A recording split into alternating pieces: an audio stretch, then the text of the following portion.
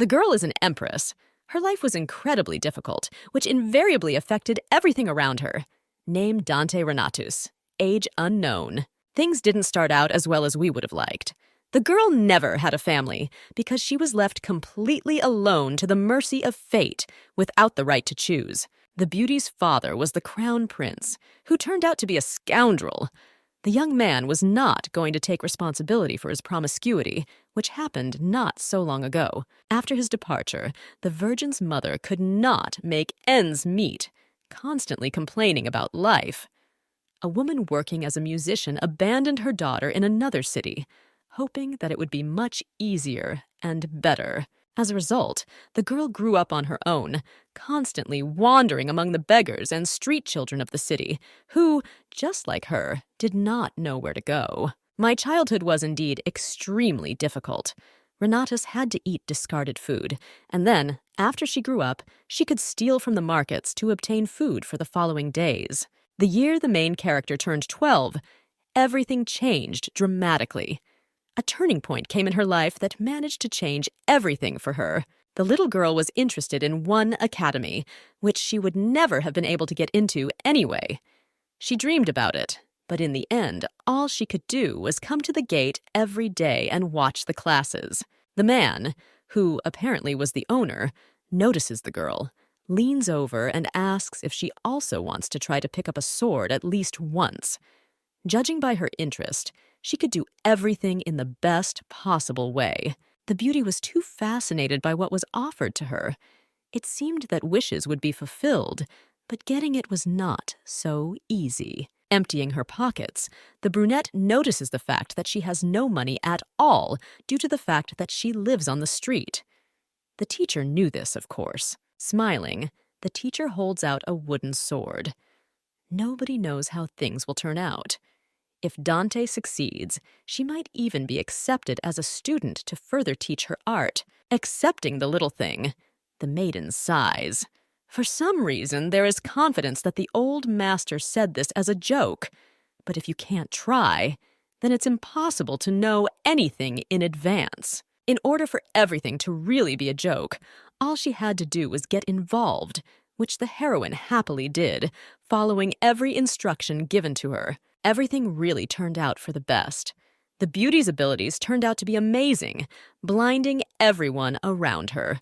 She managed to defeat everyone on the battlefield. Realizing that something is wrong, the brunette turns to the master in horror. She doesn't know how this happened because she didn't even intend to reveal her talents.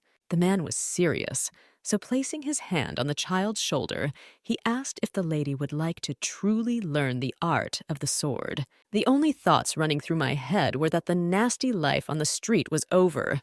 Squatting down, the teacher asks the student's name, to which he receives an answer stating that she does not have a name. This turned out to be no problem. The guy decided that from that moment on, he would call his companion Dante.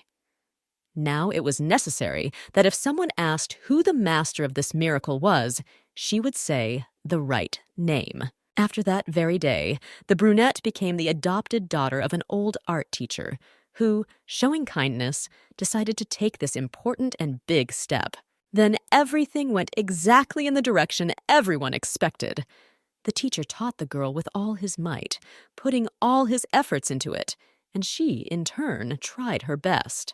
At first glance, the situation may seem sweet, but in the end, the days of grueling training were no different from the testing and bullying that had always plagued the poor fellow before. Dante thought about running away, but decided not to risk it. Overcoming all the trials was much easier than fighting every day with hunger and cold, which the ladies intended to drag into their tenacious clutches. The year the main character turned 19, the old master died from how hard he had trained all his life. This was quite expected. The entire inheritance went to his own children, but the old man did not leave a penny to his adopted daughter at all, probably considering that she did not even fully deserve it. The man really pissed off the lady by doing everything exactly in this way, hoping that he would get away with everything safely. At the end of his life, only the princess looked after him when the rest did not care. After everything that happened, money became the most important thing in the heroine's life. She researched where she could get them, and one day she came across an advertisement for participants in gladiator fights. There seemed to be just an endless stream of people wishing to come, which replaced the crowd. Everyone around who was able to fight was interested in easy money. Beauty, of course, was one of them. The very first person who was able to sign up for training, and then for a real fight with bets. The girl promised herself that she would never return to the same terrible life that she had to endure before. Money became the best thing that could replace everyone and everything around. With such an outstanding attitude, Renatus managed to accomplish many great things. One of them was participation in gladiator fights, where the maiden invariably defeated her opponents one after another. The next thing the brunette went on was a hunt for monsters, which also fell at her hands, helping the heroine get a good monetary reward. Everything continued as best as possible, because the lady also managed to join a detachment of mercenaries and take part in the war, performing many incredible feats that were certainly imprinted in the history of mankind. The most important was the last act. Dante managed to seal the golden dragon in a cave, thereby saving the inhabitants of the planet from eternal destruction from the dragon. At this rate, the girl realized that everything was getting better after she became known as more than just a heroine. The titles rained down like hail in the middle of the day. Offers really poured in, just like a mountain. Many offered to marry their sons or themselves. Some asked to work with them, even offering to pay more than their competitors. And some just wanted the lady to shake their hand. The girl did not expect gratitude because she did it all just to earn money for food and survival. However, fans followed her everywhere. At this rate, it was possible to create your own country. It seems that not only the main character, who wanted to make this her feature, thought in this way. The emperor apparently saw something in the girl who was able to achieve too much. The year the lady turned 23, the king, who was the father, invited her to the palace for important negotiations. It was clear from him that he was extremely serious, hoping to extract some benefit from this. The man promised to allow his daughter to bear the surname Renatus, as well as become a member of the Imperial family, only on one condition, which will be announced later. Initially, the beauty did not expect gratitude, but she kept the sign of the dominant family, which seemed like an ordinary trinket. After becoming popular, Dante revealed the secret of her origin. I should have thrown the pendant away from the very beginning. Nothing could be changed, so all I could do was stand there and think about what to say. The heroine wanted a reward that could somehow help her get back on her feet. The father, who clearly did not expect such a turn of events, seemed speechless. This was the first time such ignorance was shown to him, which he actually noticed. As it was known, the emperor was also a lover of different girls, so as a result, 15 children were born from different ladies. The quantity is huge, but the quality is average, which made the man remain dissatisfied. When the young man learned that one of his daughters, growing up on the street, had achieved great things by becoming a hero of the continent, he probably started dancing, lifting his spirits. The girl needed to think carefully before making any decision about the proposal, even if, according to the king, it was a great honor. The heroine still wanted to receive some kind of reward. She already had a rough list in her head, so when the man asked what she needed, everything became as simple as shelling pears. The emperor seemed mad at the moment because he thought that the ragged woman would want him to call her crown princess. The choice was already difficult, so adding another child didn't make it any easier. Smiling, the brunette notes the fact that she is not at all interested in the throne. Her other siblings have a much better chance, so it's worth leaving it for them. To begin with, the woman would like to receive separate lands and an estate, as well as a huge amount of coins. The next condition was to receive 10 horses and soldiers. His Majesty, after all, is the girl's father, so she names an extremely low price, despite how much she wants. It is necessary to calculate the profit in order to give the opportunity to borrow the name of the Imperial couple. Bringing his finger very close to the man's nose, Dante reminds him in a quiet, threatening tone that he needs to quickly choose what to do. Otherwise, the deal will be cancelled. Until now, in her dreams, the girl dreams of a face that tries to swallow curses, slowly agreeing, trying as much as possible not to stutter from indignation. Everything was decided, so the lady agreed to lend her name. This is exactly how a deal was concluded that will remain in history for a long time, where, of course, the support of the Renatus family was not indicated. It so happened that if the father had refused, the lady would still have lived a wonderful life. But the man had no choice, because over time their family began to lose popular support. No one simply could ignore such a drama, because the brunette was the best swordswoman at the peak of her popularity, who suddenly turned out to be from the Imperial family. The woman had done her job, so she hoped that everything would go much more smoothly, because she would no longer have to think about food and clothing. But everything was not that simple. It seems that the existence of a person like her was a thorn in the side of the brothers and sisters, who did absolutely nothing all day long, relaxing. The girl gave up the throne in order to live in peace, but it seems that this did not work. Every second Monday, new hired killers came for her soul. This incredibly irritated the young lady, who did not understand at all the meaning of such behavior. They simply drove Dante crazy with their pathetic attempts. The beauty got angry and, in the end, made it so that she became the empress, pushing all her relatives, who became quite angry shortly before this happened. This is how a girl who was unremarkable, being a street child, became the best, remaining in order to live a luxurious and wonderful life, which seemed to be the best choice for her. This story is like a story with a happy ending. Such a life definitely resembled a happy ballad, which remained in the hearts of readers, even if the girl died at 33, ending her reign. It was a good life given by God. Every moment of her life, the lady remained free and fierce, overcoming all difficulties, gaining a lot of experience along the way, and taking possession of everything she wanted. The beauty believed that she had reached her peak, because it seemed that no one had ever been able to live such bright moments created with their own hands. Even if Dante began to live again, she is sure that she could not be even more diligent than then, even though everything was just beginning. There was no residue left in my soul because of unpleasant things. Having done everything she wanted, the heroine decided to try to go into oblivion, realizing that she would never be forgotten. But 500 years later, an incredible thing happened. Renatus was reborn as a young girl with silver hair and beautiful blue eyes. The woman did not count on such a turn of events, hoping to finally rest properly. The blonde's new name is Helena Foresca. She changed the whole reality, completely different from her past self. The baby is the precious daughter of the Duchy of Foresque, receiving the love of the entire family and subjects. Life seemed something interesting, given the new circumstances, despite the fact that one single fact spoiled the whole existence. The beauty fully remembered all the details from her past life, trying not to go crazy, just like an adult.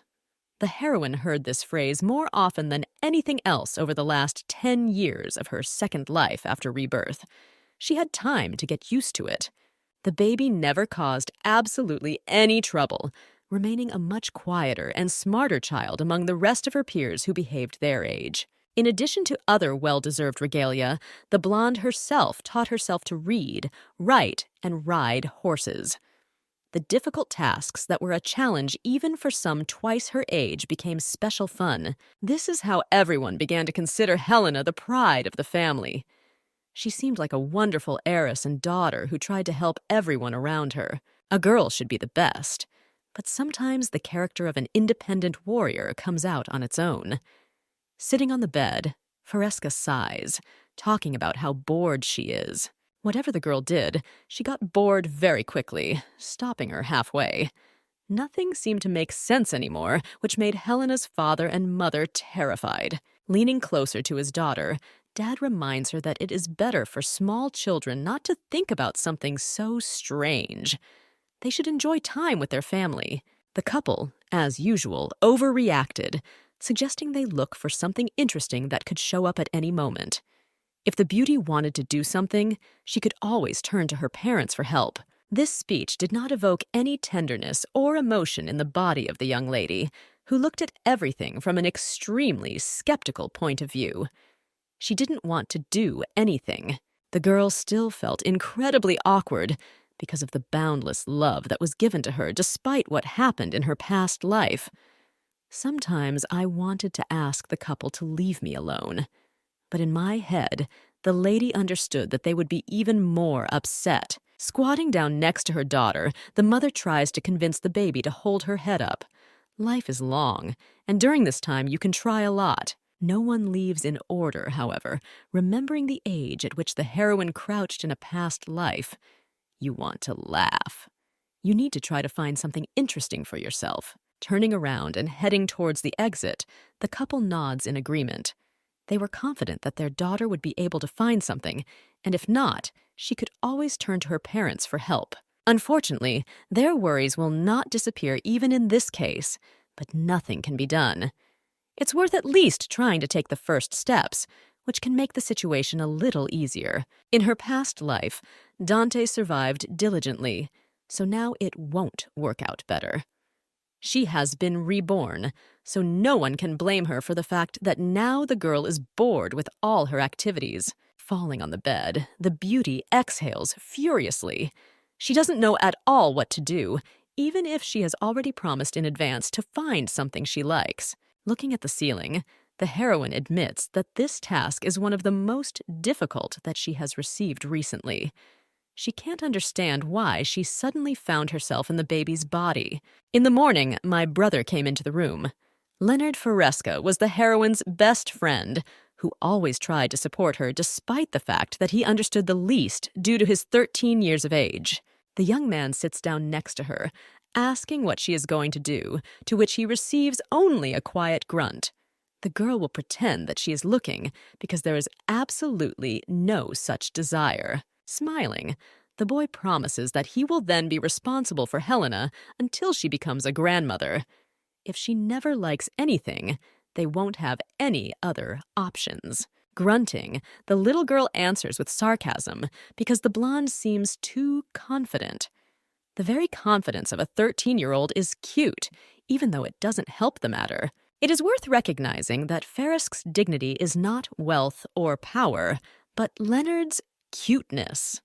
Big Brother is the sweetest creature on the planet, even if he tries to appear more serious. Stopping laughing, the heroine turns her head to the side, noticing one interesting detail in the room.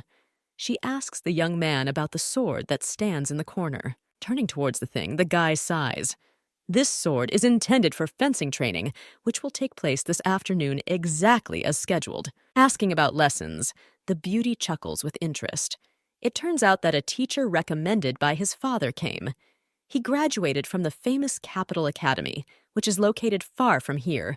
The time has come to learn how to use weapons, so the blonde is interested in asking many questions that interest her, which seem to never end. Lowering his eyes to the floor, the brother admits that he still does not quite understand the meaning of this lesson.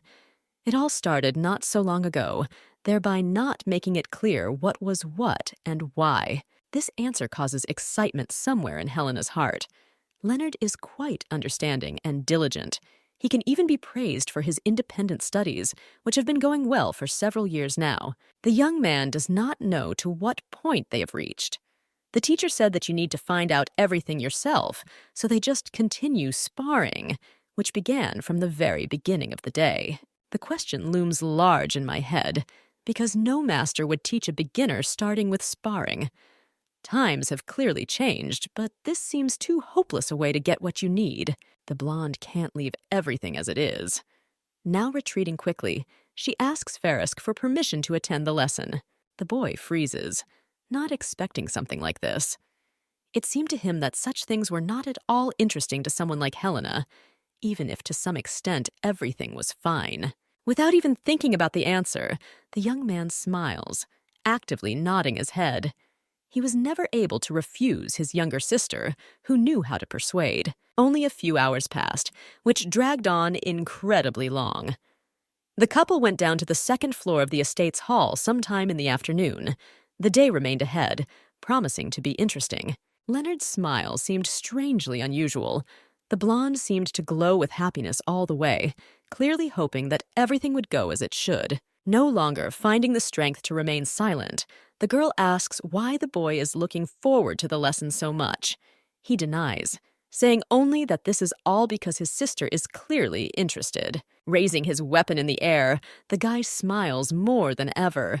If Helena becomes interested in swords, then they can train together, which will bring even more benefits to both of them. Trying not to show hidden emotions, the blonde just nods. The brother completely misunderstood what she was trying to say, despite the fact that the girl tried to explain her point of view. Swords were indeed once of interest to the heroine, who experienced pure delight when she was near them. Now they are terribly tired after all the years of handling guns. Helena came here only out of interest in the teacher, who chose a strange technique to teach lessons that should have been completely different. Hearing a voice from the door, the blonde smiles, greeting the teacher. The lady promises herself that she will punish the scoundrel who made fun of Leonard by teaching the techniques incorrectly. The man, as if straight from the cover, puts his fingers to his temple as a sign of greeting. His name is Vider. The last name was not provided because it seemed the guy didn't want to say anything. Introducing his little sister, the boy notices the fact that she will not study because she wanted to watch the training that will take place here. Remaining patient, the girl exhales slowly.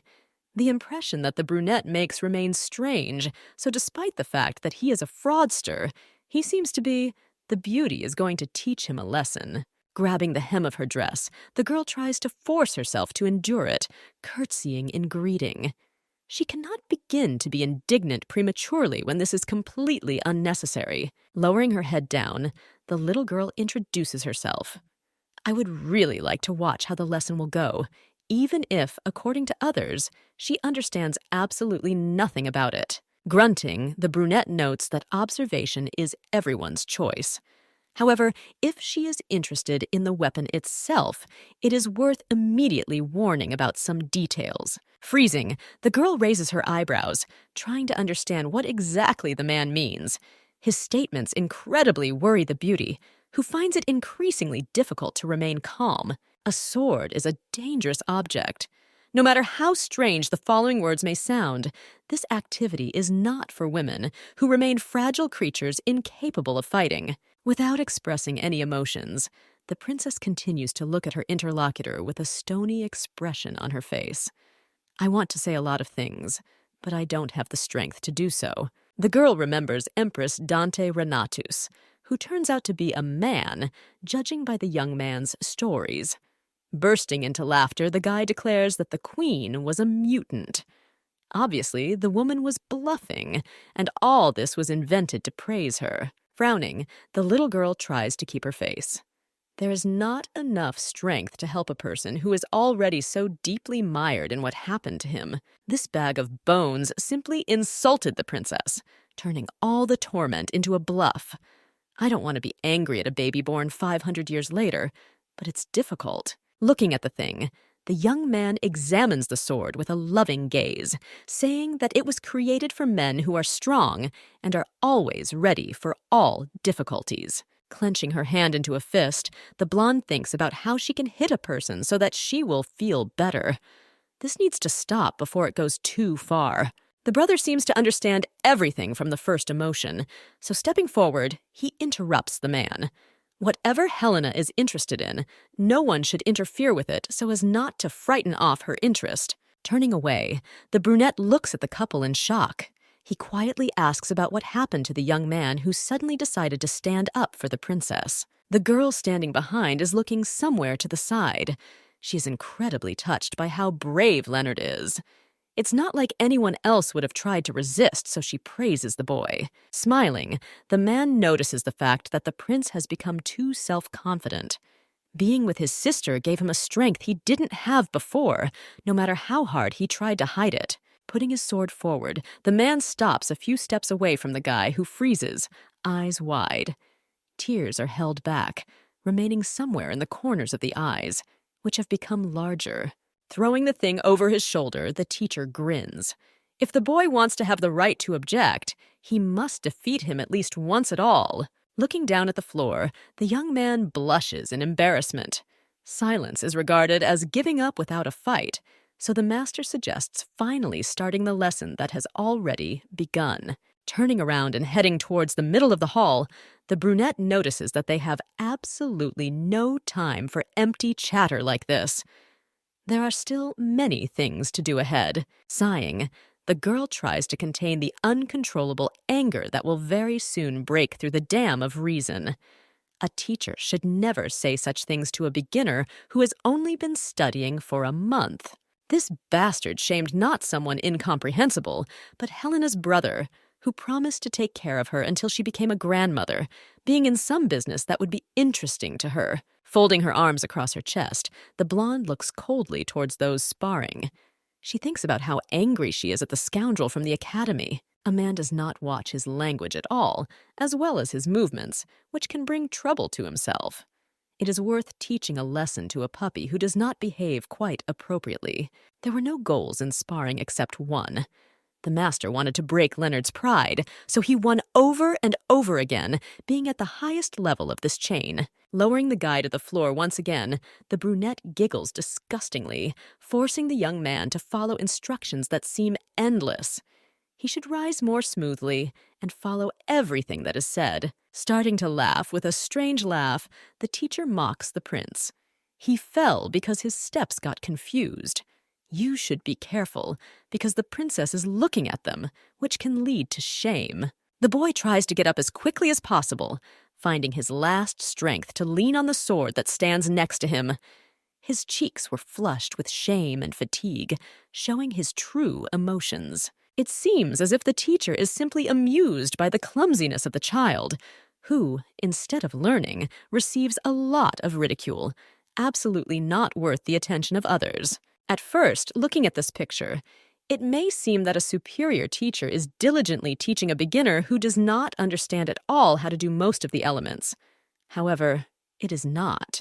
You can't fool the eyes of a trained fighter. The girl sees everything herself, each time becoming convinced that the man is simply trying to make the situation as worse as possible. Stepping aside, the guy offers to take a break. The prince must have been tired, even if the teacher himself could continue further, which, of course, is not true. He's just pretending he's not tired. This man has terrible sword skills. The man studied somewhere, but he strangely uses techniques that go haphazardly, all the while masterfully performing the easiest of them, accessible even to a child. If he had entered the battlefield, he would have died long ago because of his own problems. If he had the ability, the Duchess would scold him in a quiet place. However, this can be done even here with the help of his brother, who, most likely, also thirsts for revenge, which will be committed very soon. Moving closer to Leonard, the blonde gently places her hand on his shoulder. She quietly asks him if he believes her and the actions that will need to be taken very soon in order to teach someone a lesson. Smiling, the young man slaps his hand as a sign that, of course, he believes in everything that he is told. He would never doubt his sister, who always has only the best plans. Leaning closer to her ear, the baby begins to whisper the necessary steps of the instructions. During the next sparring, the blonde will need to look at the teacher's feet, because this is what will help him a lot. The boy looks back towards the teacher, who seems completely unaware that an assassination attempt is being prepared on him. Quietly asking again, he tries to understand what the meaning is. Dante noticed one important thing that could well serve her purpose. During a fight, a man strongly exposes his left leg in order to ensure a clear position. At the moment when the battle begins, the brother must aim exactly there. Don't be afraid to do something wrong, because in any case it won't end badly, so you should just poke him in the foot. The blonde seemed confused. Blinking his huge eyes in surprise, he looks intently at the girl, who continues to explain the rules of the game. Concluding her speech, Helena confidently says that he can do everything, which means he can try. She will always believe in her loved ones, no matter what. Still not understanding what the point is, Leonard retreats and smiles to assure that everything is fine. He will believe his sister no matter what. Interrupting them, the brunette asks if they are done with their useless chatter. The rest time was over, which meant the second round of sparring had just begun. Stretching his sword forward, the man takes a stance that, as Fresca predicted, was an advantageous position for the enemy. This time, the boy is full of determination. Mocking the student, the master notices that the sister clearly encouraged the guy because his courageous face expressed all the emotions. It would be nice if this had an effect. The young man angrily clenches his teeth until that very slight crunch. He tries not to let his emotions out, but at the same time remains determined to fight. Dante sits back down on the sofa, folding his arms across his chest. This effect will be more than great. The cheater will get what he deserves because he clearly deserves it. The battle begins. A man rushes into battle, raising a wooden sword directly above his head, only to jump back the next second, allowing the enemy to miss. Leonard tries to defend himself before doing what was originally intended. It's hard to try to keep up over and over again when the teacher drags the child down. Laughing in a voice that is not his own, the brunette lifts his head even higher. These children get into trouble by continuing to disrespect adults, so this fight will curb their ardor. Jumping back, the blonde tries to fight back, realizing that each time it becomes more and more difficult. The master swings his sword more coolly, leaving no time to look at his feet. Looking down, the guy notices what Helena told him about. The leg is put forward again, making it clear that the little sister was clearly not mistaken in her calculations. The girl carefully watches the course of events. Right now, the teacher gave much more chances than before because of how actively he jumps from side to side, putting his legs forward. Leonard must continue to advance until he achieves complete success and victory. Rushing forward, the boy strikes his left limb, which turned up just in time. Jumping up from her seat, the blonde tries to contain the inner delight that is rushing out. The boy got it the first time, hoping not to disappoint the princess looking at them. The man cannot concentrate, feeling incredible pain, screaming at the top of his lungs. He doesn't understand how this could even happen. Rushing forward, the boy looks at his master with concern. It seems that he achieved what he wanted and got exactly what he wanted. This feeling will remain irreplaceable. The guy did exactly what Renatus, who was incredibly proud, told him to do. The teacher lies injured on the floor, probably feeling ashamed. Getting up and heading towards the people in the hall, the blonde happily congratulates her brother. Today he proved himself, thereby winning the victory. Standing up and leaning on his elbows, the brunette screams furiously, claiming that these were not the methods that are so cowardly that they cannot be taken into account. This sparring was not valid. Dropping down next to her, the stone-faced blonde says that she knows nothing about swords, and her brother is a beginner. He didn't have too much choice in techniques. A man must admit defeat. Not allowing him to finish the last sentence, the brunette jumps up, shouting that the princess has no right to interfere in men's affairs, which should remain only between them. Quiet laughter fills the room from which you want to escape. It is non-recyclable garbage that has no future in this world. It seems that he has lost the battle with his mind. Without thinking twice, the girl asks her brother to lend her a sword, extending her hand to the thing in order to immediately intercept it into her possession. Now the game will be played by different rules. Not allowing the man to rise forward, the blonde points the weapon at him, ordering him to attack or defend. It will depend on him. The girl remains persistent, ordering an attack so that she can show exactly why the teacher lost. Laughing, he says that if he is wounded, he will have nothing to do with it. Getting up, the brunette takes a pose that proves that he will lose very soon. It's impossible to forgive someone so terrible. He became overexcited, hoping that he would win against the child. By attacking, he hopes that he has at least some chance, which is a pure misunderstanding. This degenerate is a complete flaw, which simply appears as an eyesore. Carefully dodging, Dante asks his brother to pay attention. By blocking an attack to the face, you can easily miss it, allowing the enemy to get tired much faster than expected. Leonard freezes, unable to say anything. He watches in amazement at the fight, which seems to only be gaining momentum with every second since it happened. Moving her sword forward, the blonde deftly makes her opponent feel weird about the whole thing. Victory is very close. The man recoils in horror, still trying to fight.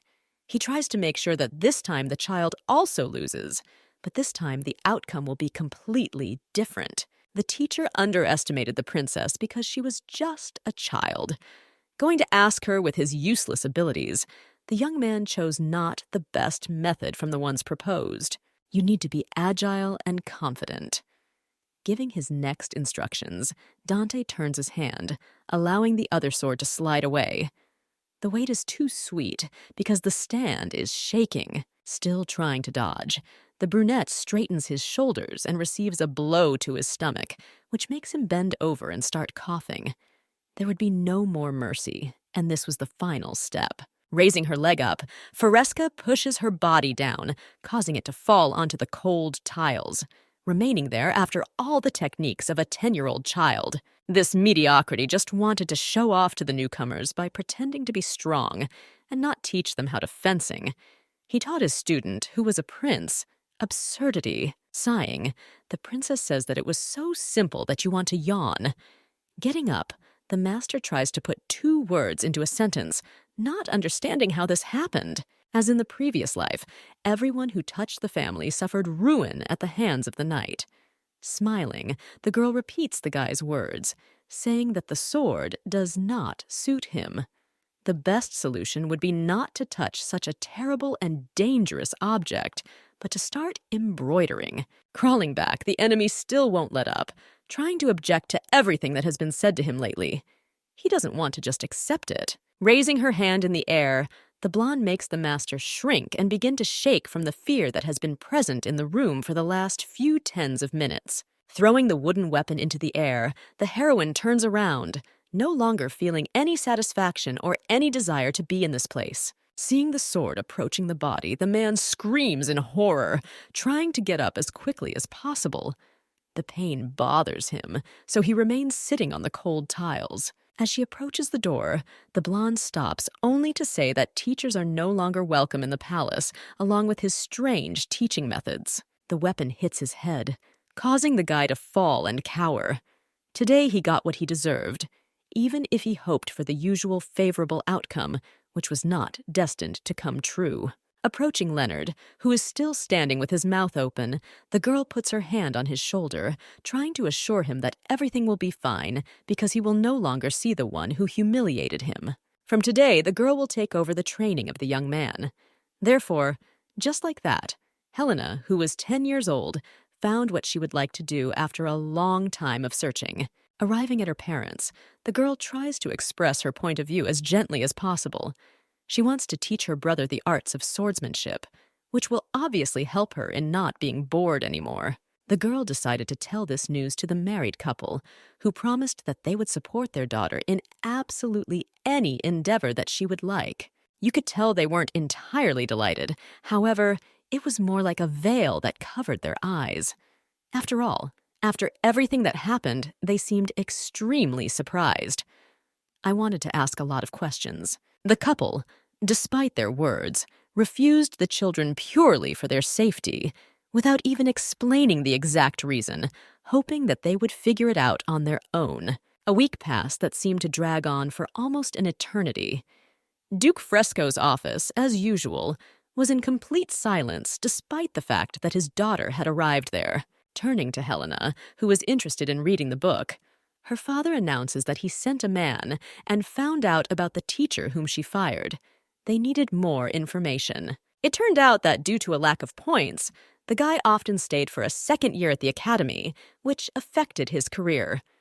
The friend who recommended him apologized for a very long time after what happened. This swindler did not even surprise the princess, because his insides were immediately visible from him. The father believed the reputation of that academy and his biography, finding himself deceived. Fresca is not a line of swordsmen who are trying to complete their task. That is why the Duke trusted his acquaintance in this matter without checking the information. The man could not even think that the teacher would be useless, that he would even be defeated by a 10-year-old girl.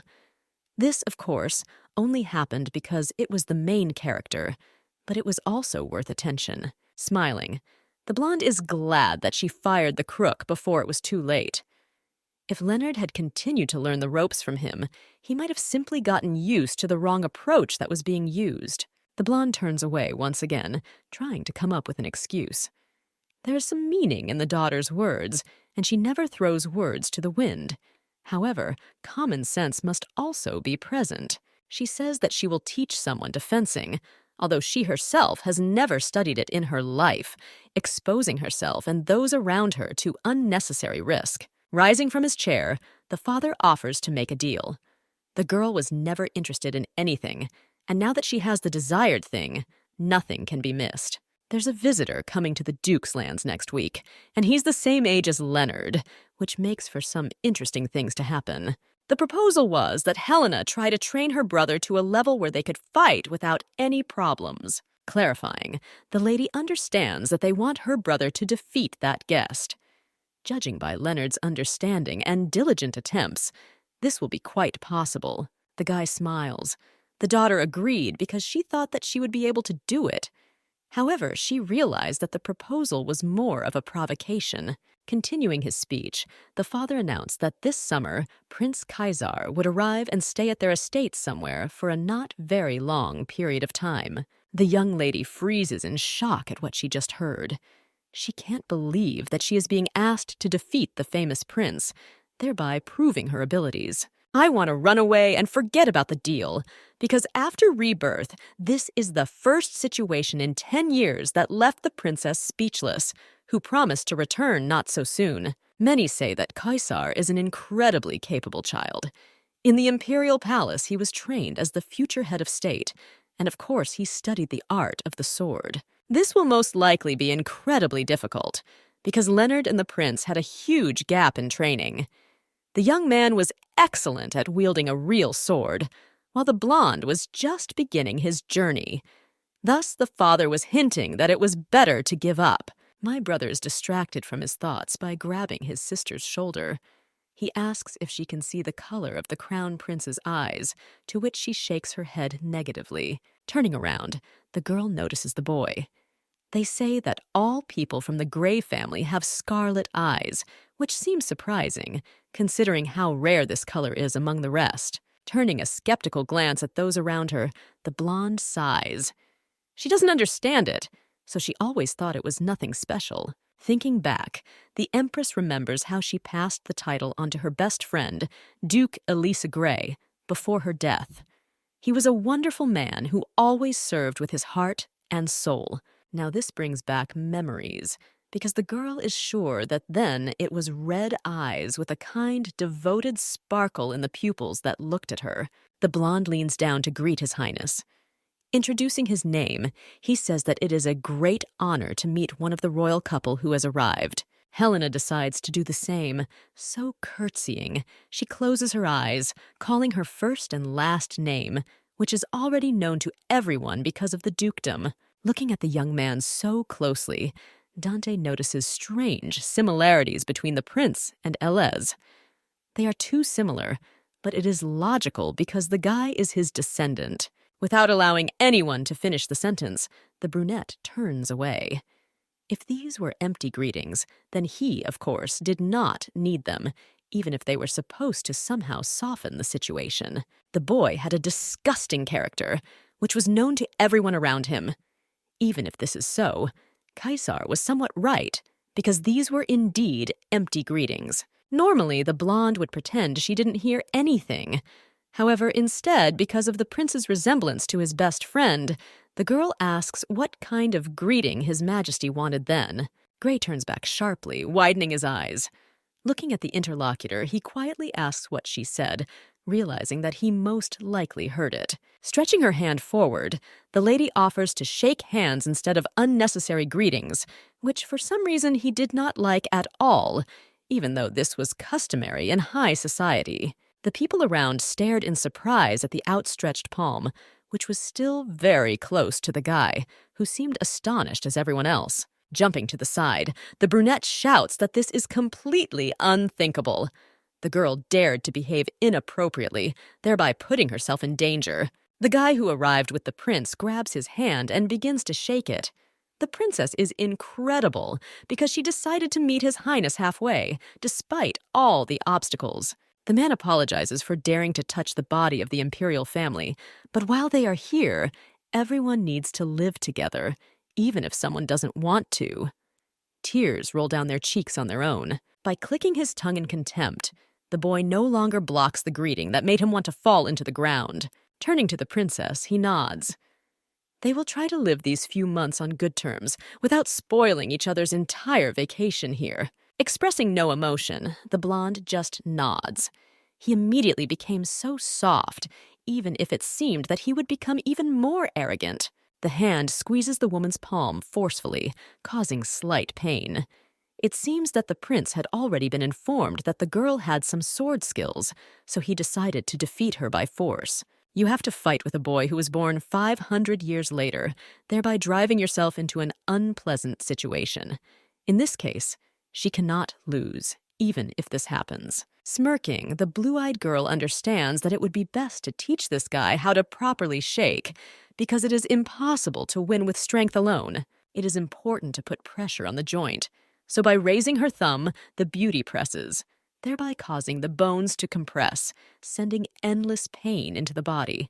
The young man jumps back, shouting to the whole hall from how much strength was invested in him, which seemed strange for a child of 10 years.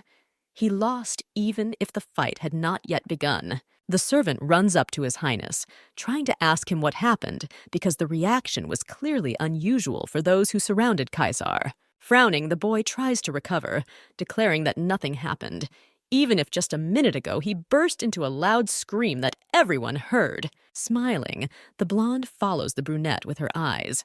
After all, this little guy is a descendant of Elez, because just like his ancestor, he's not going to snitch on anyone. Waving her hand after her, the girl promises that this summer will be unforgettable for both of them, even if you shouldn't hope for it. Now the prince realized that if he went against the enemy, he would die immediately. Smiling wryly in response, the brunette happily awaits this moment. Even if from his face one can understand that he just wants to take revenge for everything that happened as soon as possible. This couple will arrange quite a few fights among themselves, thereby making everyone else worry. This is the only way to make everyone believe in their strength. Now they are simply having a confrontation that cannot be interrupted. They glare at each other, smoldering in their gaze. Mom brought Helena into her office to talk to her about what happened. Even if the emperor is the same age as the baby, she should always try to behave appropriately. It must be difficult for the boy after the loss. In this estate, he and Leonard are the only ones of his age, so they must try to treat him with affection. Deciding not to argue so as not to waste extra energy, the blonde nods in agreement, realizing that this will be the only way out. She will remember all the instructions given.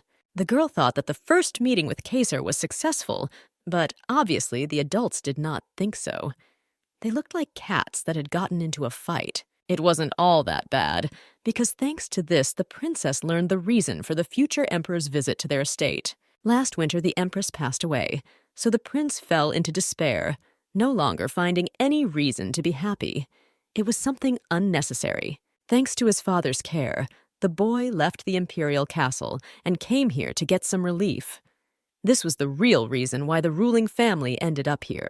The situation made it possible, at least a little, to feel sorry for the guy who had lost too much. She understood that the arrival was too sudden, but she was never interested in the reason. After the empress died, everything turned upside down. There was probably no one in the castle who could protect Kaisar, which was a direct threat. His father brought him here in order to get rid of opposition forces at this time. Now, in this situation, it seems even more annoying, because if you are in someone else's house, you should show at least a modicum of respect. Walking out into the corridor, the girl waved her arms in different directions. If this behavior continues, Helena will definitely beat him up in some quiet corner. A cough from the side makes Dante freeze. Her eyes flutter innocently because she was in an extremely funny position that could not be explained. The person who interrupted her was, of course, the prince, who asked what the girl and her mother were talking about. Many say that the blonde was scolded for what happened earlier. It's strange that the boy has been waiting here all this time. Mom lectured for more than an hour, which was recorded immediately after it was over. The words were true, so Renatus nods. Sighing, the young man says that this is the right decision. Dante's behavior was a little tactless, but it doesn't bother him, so there's nothing to worry about. Nodding, the blonde promises that she will do so. She's not too bothered by what happened, which once again proves that she doesn't care at all. The reaction remains only a quiet sigh. By putting his finger forward, the young man says that she better worry. Many problems will arise if the girl does not behave in an appropriate manner with those who are higher in status than her. He has imperial blood flowing in him. But now, if there is no dukedom, then he will be the one who will be in a difficult situation, because he was sent here for safekeeping. The victorious smile itself is displayed on Renatus's face. This young man himself ran here to save his blood, shouting in this position about his status as a prince. He cannot put himself above others. Gritting his teeth, the guy tries to restrain himself so as not to say even more nasty things, which will probably come back to bite him later. Lowering his head, the boy sighs heavily. He wants to start a conversation about something important, but he doesn't know at all what exactly to say in this situation. Gathering his strength, he announces that he wanted to wait for the princess in order to dispel the misunderstanding. Everything that happened before weighed on his psyche, so it was worth doing it even earlier. Looking contemptuously at her interlocutor, the heroine sighs. The guy pretends to be an innocent lamb, despite the fact that with that handshake, they themselves promised each other to tear the enemy into pieces. Without allowing a word to be inserted, the young man continues his speech. His person always causes a lot of problems, so even this time he is not the most welcome guest in this estate. The fact that the family accepted the boy proves that they opposed the Baller family, the family of the first empress. For Farisk, who left the front, His Highness is just ballast. With those words, when meeting, the brunette tried to say that they would not show him false hospitality. He didn't intend to spoil anyone's mood or do anything bad. Freezing, the blonde trying to understand and digest all the information that she had just been given. It turns out that she was the only person who acted inappropriately. It turns out that the girl was torturing an innocent person who really suffered because of what was happening in the castle. This was the first mistake in Helena Fareshi's life. The guy seemed like someone who was backed into a corner, but still trying to do at least something in his situation, which made it clear that everything was bad. He wanted everything to be as before. Beauty failed, thinking that the foolish prince was too arrogant, but he already felt a lot of pressure, so he reacted accordingly. Turning around to leave, the girl makes no further attempts to explain herself. It's too late to regret it, especially since it was true, because the child was not happy with visitors. In any case, there were more important problems now. You need to think about how to break the boy, which means the girl will believe that he launched a strategic psychological attack in advance. For the last time, allowing herself to turn towards the corridor, Helena realizes that she is surrounded by complete emptiness and silence. The prince had long since gone to his room. Heading to her brother, the beauty wanted to just talk, but from the threshold, she received a question about whether she had made peace with the prince. Obviously, everyone expected this to be what would happen. Perhaps the girl has already forgotten, but this incident happened in the hall a week ago. There was a bad atmosphere that hung in the air, making everyone worry. Lowering the sword to the ground, the lady notes that it was a psychological duel between two children. After this, no one has to put up with it. There's no need to worry about that boy, only if the father said something about this incident. No one said anything, but they both would like to live on friendly terms with the prince. It must have been difficult for him to make friends in the Imperial palace, considering how bad things had gotten lately. His brother would like to make friends with him. Such innocent and kind people still exist, as evidenced by Leonard, who still had to swing his sword 298 times to complete his training. After defeating that disgusting teacher, Foresca did not ask anything about training, realizing that it would be easier this way. The student's result was visible to the naked eye. The boy trains day after day, so the master should little by little learn the strength of the enemy. Nodding her head, the girl agrees to make peace with His Highness. Literally glowing with happiness, the blonde actively nods. He doesn't know that this is not true, so he can't help but rejoice. While she is away, you can complete the 295 swings that remain on the list. As a result of several days of observation, the princess learned that Hamilton and Kaisar were training swordsmanship on the second floor of the hall, which could be reached in a few minutes. Clearly, reconciliation is a cop-out. First, you need secret surveillance to understand whether the enemy has strengths and weaknesses. Dante must do everything to ensure that Leonard wins. Knocking on the door, the princess opens the oak doors, carefully looking inside. She is in no hurry to enter without permission. Hamilton, noticing the girl, lowers his weapon, examining the beauty with interest. He wonders what happened that she suddenly decided to come here. Still standing in the aisle, the blonde awkwardly scratches the back of her head, saying that she would like to watch the training that is about to begin. The teacher smiles, remembering that she is also learning fencing with Prince Leonard. She is probably interested in the techniques taught in the palace. She teaches, but it would take too long to explain now. Coming closer to the guest, the guy asks the prince if he wants to see the lady next to them. There is no way they can refuse the princess, who will not interfere. Without expressing any interest, the guy just sighs, agreeing to this proposal. Hamilton can do whatever he wants because it won't affect the training in any way. Trying to clarify whether it is definitely possible, the teacher almost bursts into tears. Kaisar really has a terrible character. If he was going to allow it, he better do it in a good mood. Sitting down on the chair that was kindly provided, the girl looks at the beginning of the battle. Either way, it gave her a chance to examine his weaknesses. This chance cannot be missed, so you can try to come to training more than once. Dante promises to study the enemy's abilities so that he knows his every move. By holding out his sword and taking a stance, the brunette announces the start of the battle.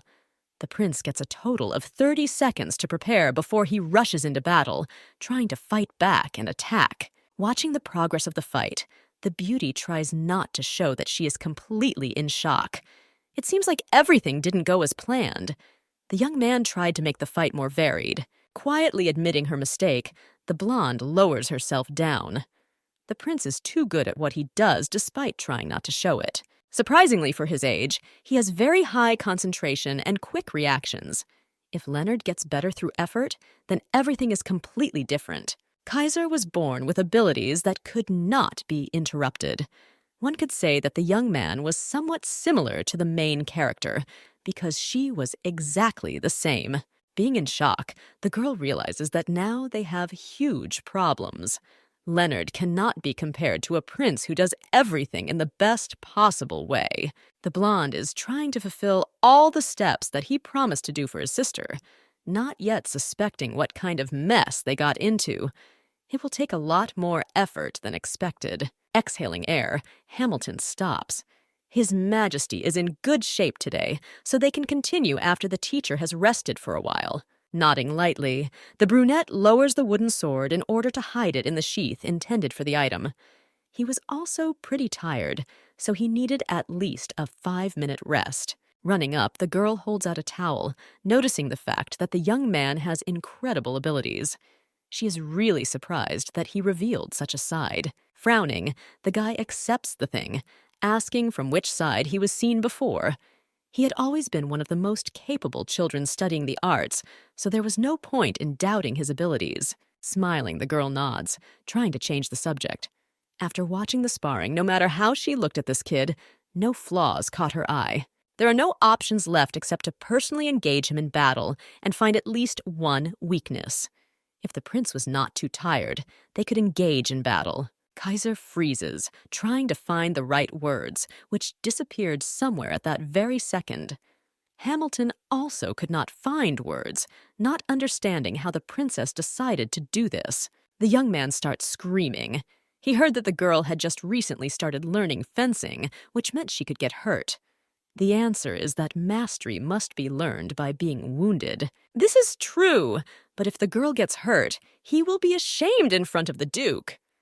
The teacher agrees, because even if the princess were to spar with someone more outstanding than her, she would still not be able to learn anything. It's cute how the couple cares about the girl, but she needs to find Kaisar's weaknesses by any means, otherwise it's all over. Assuming that he is not very interested in sparring with the young lady, the girl sighs. It's not about interest, but perhaps you can get ahead of the reward for winning. Something material would not fit the description very well, so all that remains is to come up with something like fulfilling the wish of the sparring winner. The silence lingers as Hamilton tries to get His Highness to refuse. If something goes wrong, the fees will be too high. Grabbing the handle, the brunette frowns, asking if this will be absolutely any wish that he wishes to be fulfilled. It seems the bait worked as it should. Extending her hand, the blonde nods. The winner can overcome absolutely any desire he wants, regardless of the age of the combatants, warning that later it will be impossible to back down, only accepting the terms of the game. The young man nods, because it turns out that this is the best choice that could be made. The blonde chuckles. Looking into her opponent's eyes, she anticipates how she will understand his weaknesses, which will give her the strength to train Leonard. Hamilton, who already seemed resigned to the future, announces the start of the fight, looking at the young men who stood in a stance, waiting until they could take action. Almost crying, the man begs that none of them get hurt. You need to try to do everything as carefully as possible, without any bad consequences. The young man doesn't answer, just thinking that it's all over now. He would like to win without injury, but everything will be seen very soon. When choosing a strategy, the princess reminds herself that this battle is one of weaknesses, which means she needs to try to attack the enemy in a variety of ways. The servant announces the beginning, which means that in the next second, the couple breaks into each other, starting to move to the side, fighting off with swords. The first way to get what you deserve is tactics that come on their own. The thigh side is the part that is difficult to defend, which makes it clear that it will be easier. Noticing the attempts made to hit the leg, the boy quickly dodges so as not to end up on the ground in the next second. Deciding to take a step that helped bring victory closer, the brunette counterattacks her opponent, who almost manages to jump back. It becomes clear that the fight will not end so quickly. This little guy defends himself incredibly quickly, while trying to counterattack an opponent who is unable to do at least something about him. From the scarlet eyes that glow with the fire of victory, one can understand that the young man craves victory no less than his rival, who still cannot concentrate on what she is doing. Swinging his weapon, the prince attacks from the side, forcing the princess to defend herself at the speed of light, while moving closer to deliver another blow. Moving to the sides, the couple lowers their swords, giving themselves a few seconds of truce so they have time to gather their strength and enter the second round. Grunting, the prince notices that Helena is clearly not a beginner, despite the fact that she said that she was just learning fencing. Of course, she wouldn't bet if she intended to lose. Grinning, the brunette nods. The girl is right, because then it wouldn't be so interesting if she didn't even intend to try to do what was intended. The blonde said that she was not a beginner, but still the child's body lacked the physical training that was present in the old body. She thought that things had gotten better recently while training Leonard, but that turned out to be untrue. Reflecting another attack, the girl tried to deliver another blow as quickly as possible, which was still in vain. The princess brought attacks to places that were difficult to block, but every time the guy instinctively reflected them. To resist such a genius, you need to make a lot more effort. She simply had no other choice but to apply the knowledge gained in battle, not memorized in lessons. The next attack will definitely be impossible to repel, so the young man will simply have to quietly accept the defeat that has come to him. The sword rushes with great speed straight towards the prince, who freezes for a second, obviously trying to understand what to do in such a situation. Instead of being confused, the young man covers himself with his elbow. You cannot reflect an attack by blocking it with your hand, because this can be incredibly dangerous. Still holding his elbow at the ready, not allowing the object to pass, the brunette swings his sword, which flies into the air next to the heroine. This guy is clearly crazy for trying to appear the best using techniques like this. They stand ready to finish each other, but Hamilton breaks up the fight. Taking off, the man runs to His Majesty, asking if he is okay after what just happened to him, even though he brought all the trouble upon himself. Sighing angrily, the brunette declares that he almost won, but was stopped at the most inopportune moment, which ruined everything. Intervening in the conversation, the girl notices the fact that it was a draw, to which she receives a bunch of objections. If the teacher had not intervened, the guy would definitely have won, thereby helping himself to conquer desire. If the sword had been real, the prince would have been left without an arm long ago. This fact was generally accepted despite the fact that the man tried in every possible way to deny his involvement. Instinctively grabbing his shoulder, the young man is not going to take the remark into account. Obviously, the one whose head is cut off loses. Hamilton, clearly giving in to panic, tries to force Kaisar to stop saying such terrible things, but they do not listen to him. Addressing his interlocutor, he says that he has not had such an interesting sparring for a long time. Pushing the ward towards the entrance, the master asks what he meant by this. You can't say something like that because he was asked not to get hurt, a mission that the young man successfully failed. The door slams, forcing the blonde to remain completely alone in the huge hall, skeptically looking at those leaving behind. Chuckling an abnormal laugh, the girl turns her gaze to her shaking hands, which still cannot calm down. This guy is truly something. By training Leonard, the heroine feels that it is not in vain. Even if he has not achieved success now, in the future his brother is guaranteed to become a worthy warrior. There was no doubt about it. Kaisar's whole charm was that he was incredibly unpredictable. All the time, trying to make sure that the enemy did not understand his next steps, the brunette made a monster of himself. Perhaps these were the feelings the master experienced in a past life when he first saw Dante. The girl never asked him anything, realizing that she would not be answered. There was a certain confidence in the actions that if you keep going, something will happen after training, which will last a certain time. In the evening of the same day, a dinner was held in the main hall, which was attended by the whole family and guests almost in full. The Duchess asks where His Highness is now. Hamilton, trying to somehow make amends for the earlier situation, simply says that the prince was pretty tired, so he decided to stay in his room today. The blonde sitting at the table is clearly stressed. A new friend didn't come to dinner, and that couldn't help but worry. Most likely, this happened because of what happened earlier. Still, Kaisar experienced severe pain when he tried to block the blow with his sword. He didn't show it, so she thought that maybe it would just be a bruise.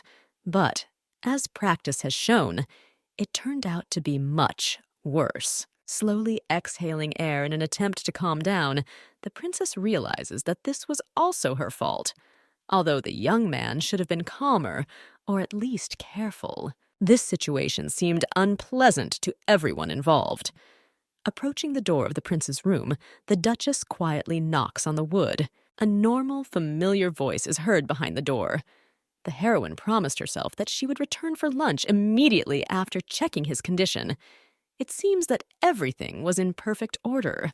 This is the second time that Helena Foresca is so worried about another person's condition, even if this was not inherent in her before. Walking inside, the girl notices a guy sitting on a chair. Dante freezes, trying to find decent words to describe what she's feeling now, or at least ask about the prince's well-being. Horror is displayed on the heroine's face. The arm was broken, so there was no question of a bruise.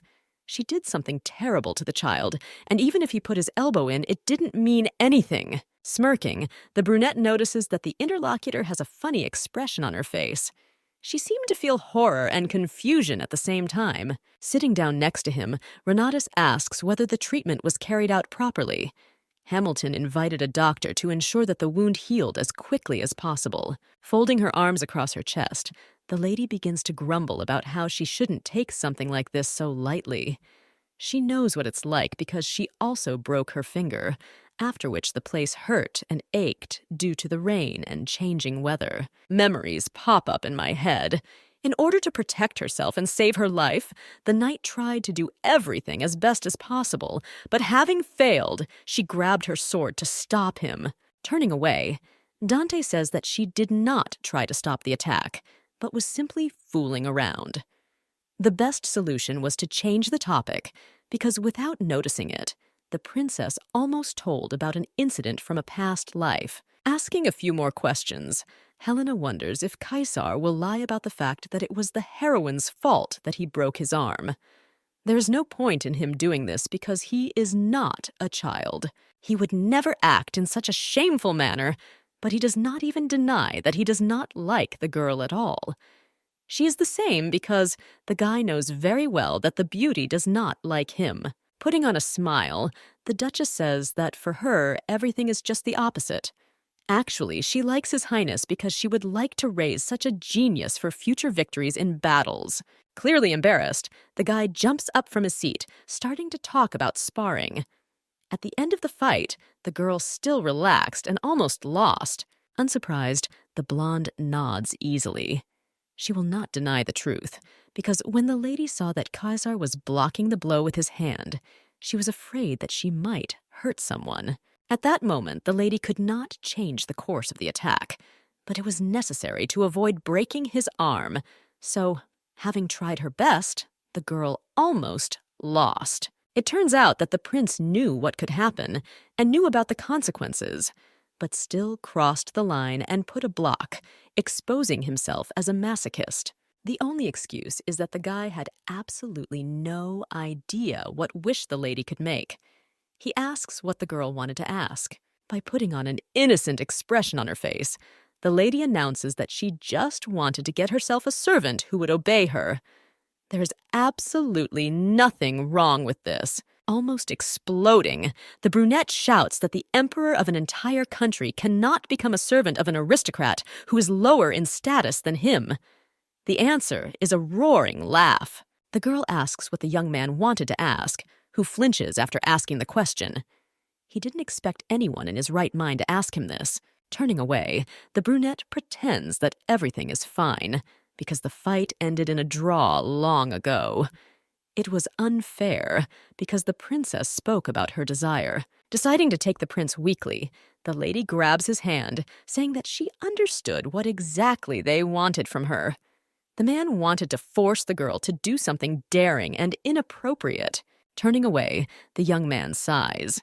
It is unclear who they take him for, although the brunette just wanted to suggest calling each other by name in order to perhaps become friends in the future. Not understanding what the problem is, the blonde asks why make a whole wish out of this? Perhaps she was not destined to understand what the whole problem was. For the guy, this is a very serious matter, because even when His Highness asks to address him informally, people become uncomfortable, which leads to misunderstandings. When the young man asked Hamilton to address him by name, he fell to the floor in a bow. He begged to forgive him if he had done something wrong, and not to do anything like that to him, continuing to sob. Looking at her interlocutor, the heroine understands what he is leading to. The same thing had happened to her before, because in her previous life, she was an empress. Now everything has continued despite the changes. In her past life, the queen also almost begged Alez to do what she asked, but in the end, she received nothing but a refusal, which turned out to be difficult to accept. Although everyone held the empress up and stood in awe, All they really wanted was the power that the princess could give them. Nobody wanted to get close to her. It was precisely because the others did not want anything to do with the queen that she simply decided to take this step, asking Elez to address her informally when they were alone. Instead of agreeing, the man told Her Highness not to say anything like that, even as a joke, thereby rejecting the proposal. Snapping herself out of her thoughts, the beauty nods, promising that she will call the prince by his name, even if it is not something that should be done. Asking in surprise, the prince cannot believe that everything will be exactly as he wants. The princess promises to speak to him as a friend in an informal setting. Smiling, the beauty nods again in agreement, as if confirming her words. She asks the prince to sometimes spar with her so that the training will help her remember forgotten things. The brunette freezes, mindlessly looking at his interlocutor, who offers nothing more, only waiting for a specific answer, which she should receive very soon. The guy's cheeks turn a little red from such drastic changes, despite the fact that he was incredibly glad that the girl so easily agreed to everything that was offered to her. If Kaisar knew that this would happen, he would definitely come up with a more difficult wish in order to win and then make it. The girl just started calling the guy by name, and he was already so happy.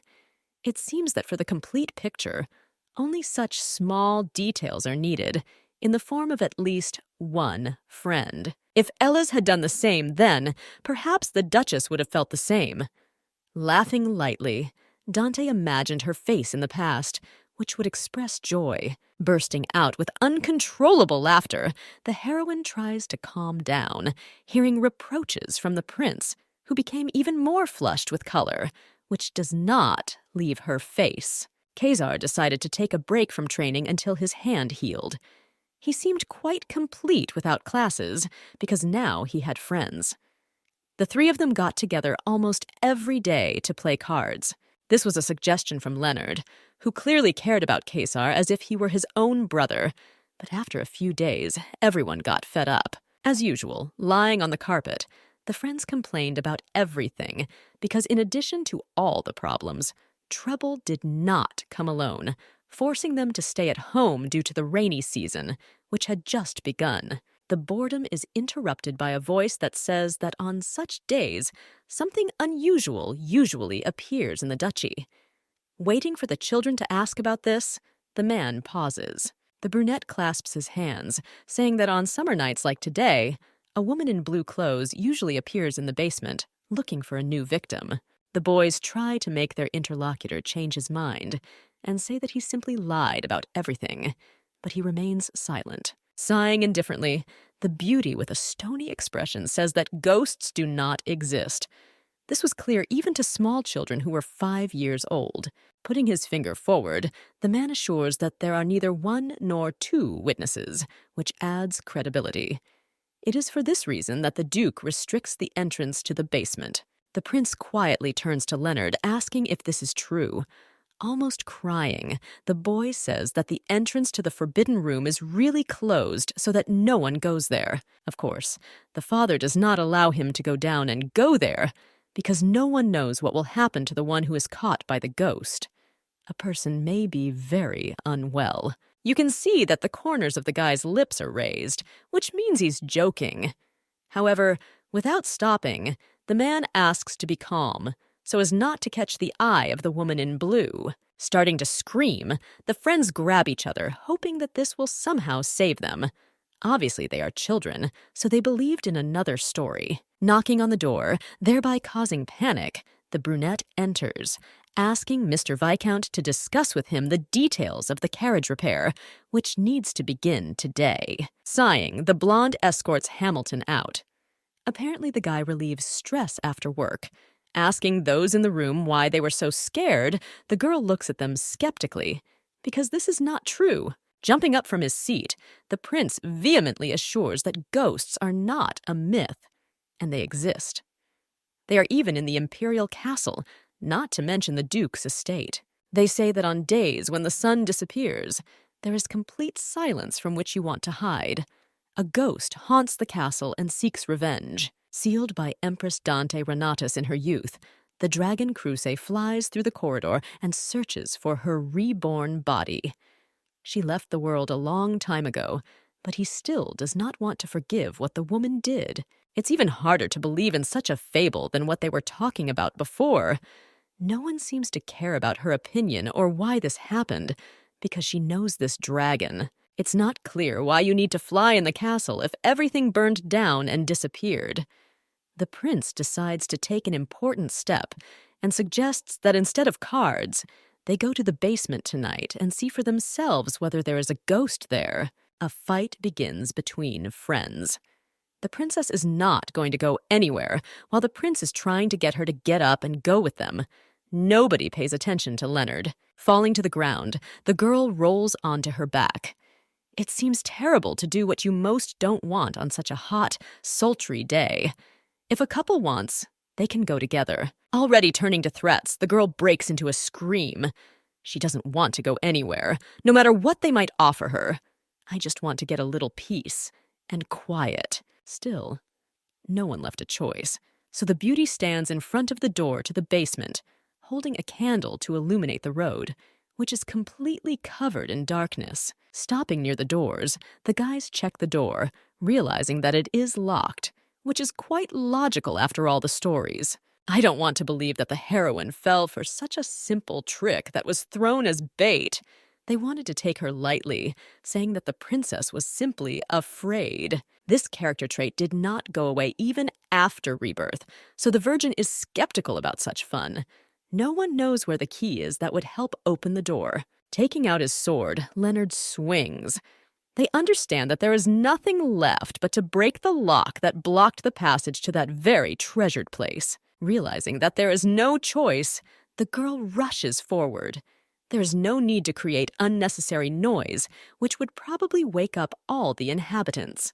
She can handle this matter herself. The girl, of course, does not have a key, but this is not even necessary, because there is always a hairpin in her hair that will help to cope with a closed room, allowing friends inside. During the times of street children, she often did this, but in order to avert suspicion, the beauty says that she just read about it in a book that talked about everything.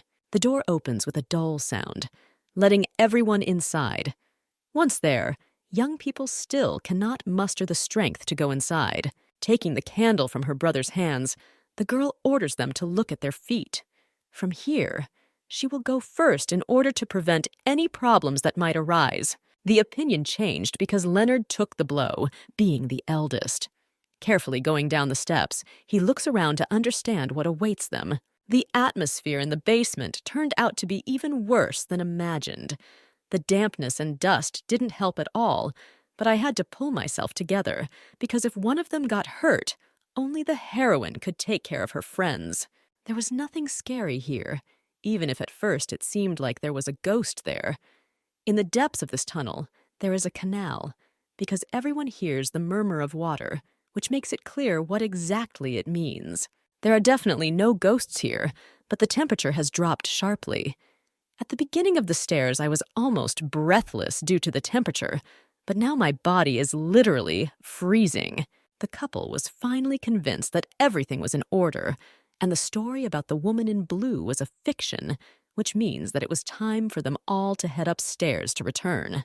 The iron door slowly rises, exposing itself, allowing the boys to see something in the distance. A little nervous, the blonde carefully examines the darkness in which something is visible. In the distance, a strange silhouette appeared in a blue dress, which was suspiciously similar to the girl whom Hamilton described before leaving the children alone, sending them to repair the carriage. Starting to scream frantically, the guys scatter in different directions. Their eyes widen in a split second, thereby making it clear that they are in shock. The blonde, who did not expect to see something like that in the basement, heading here just to prove to her friends that all this is not true, looks away with concentration. She can't believe there is a person there. Grabbing the lady by the arms, her friends drag her away from the basement, continuing to scream about the ghost they just saw. There was no point in resisting anymore. All that remains is to say thank you for the fact that the guys, despite their fear, brought the girl with them because now they could remember what happened for the rest of the time on an ongoing basis. The father, as usual, was sleeping peacefully in his bed with his wife, but screams from the corridors made him wake up. He wanted to get some sleep, but this is exactly what happened now. The servants, like all the other inhabitants of the estate, were sleeping at such a late hour, but even for them the noise seemed too annoying, which was incredibly annoying. That's how the whole house woke up right in the middle of the night. Thanks to what happened, the adults learned that the boys entered the basement to check it for ghosts. The boys sit on their knees with their hands outstretched in the air. Kaisar cannot stretch out his left hand, so he sits looking displeasedly at the floor. This punishment seemed deserved. Dante frowns. She doesn't understand why she was also assigned to them if she didn't even intend to go there, much less believed in ghosts that didn't exist. No matter how much the lady thinks about the person who seemed to them, this is just a mirage that turned out to be unreal. She didn't want to believe such nonsense. Clarifying about the mirage, the prince notices the fact that it is usually seen only in deserts, but the princess refutes this fable. They say that if there is a big difference in air temperatures in a place, you can see something like this. Hoping that this is exactly what his sister says, the blonde sighs heavily. He doesn't want to encounter something like that again. Turning to his interlocutor, the guy notices that the girl missed something, thereby forgetting about what happened. A mirage, due to the refraction of light, reflects objects in another place in the air. Most likely, it was reflecting some kind of portrait, but the brunette did not see any paintings in the basement. Everything seemed even more confusing than before. The young man smiles triumphantly, although he himself is now wildly scared. There was nothing there that could be reflected in the air, thereby creating a shadow. Smiling her characteristic mocking smile, the blonde nods.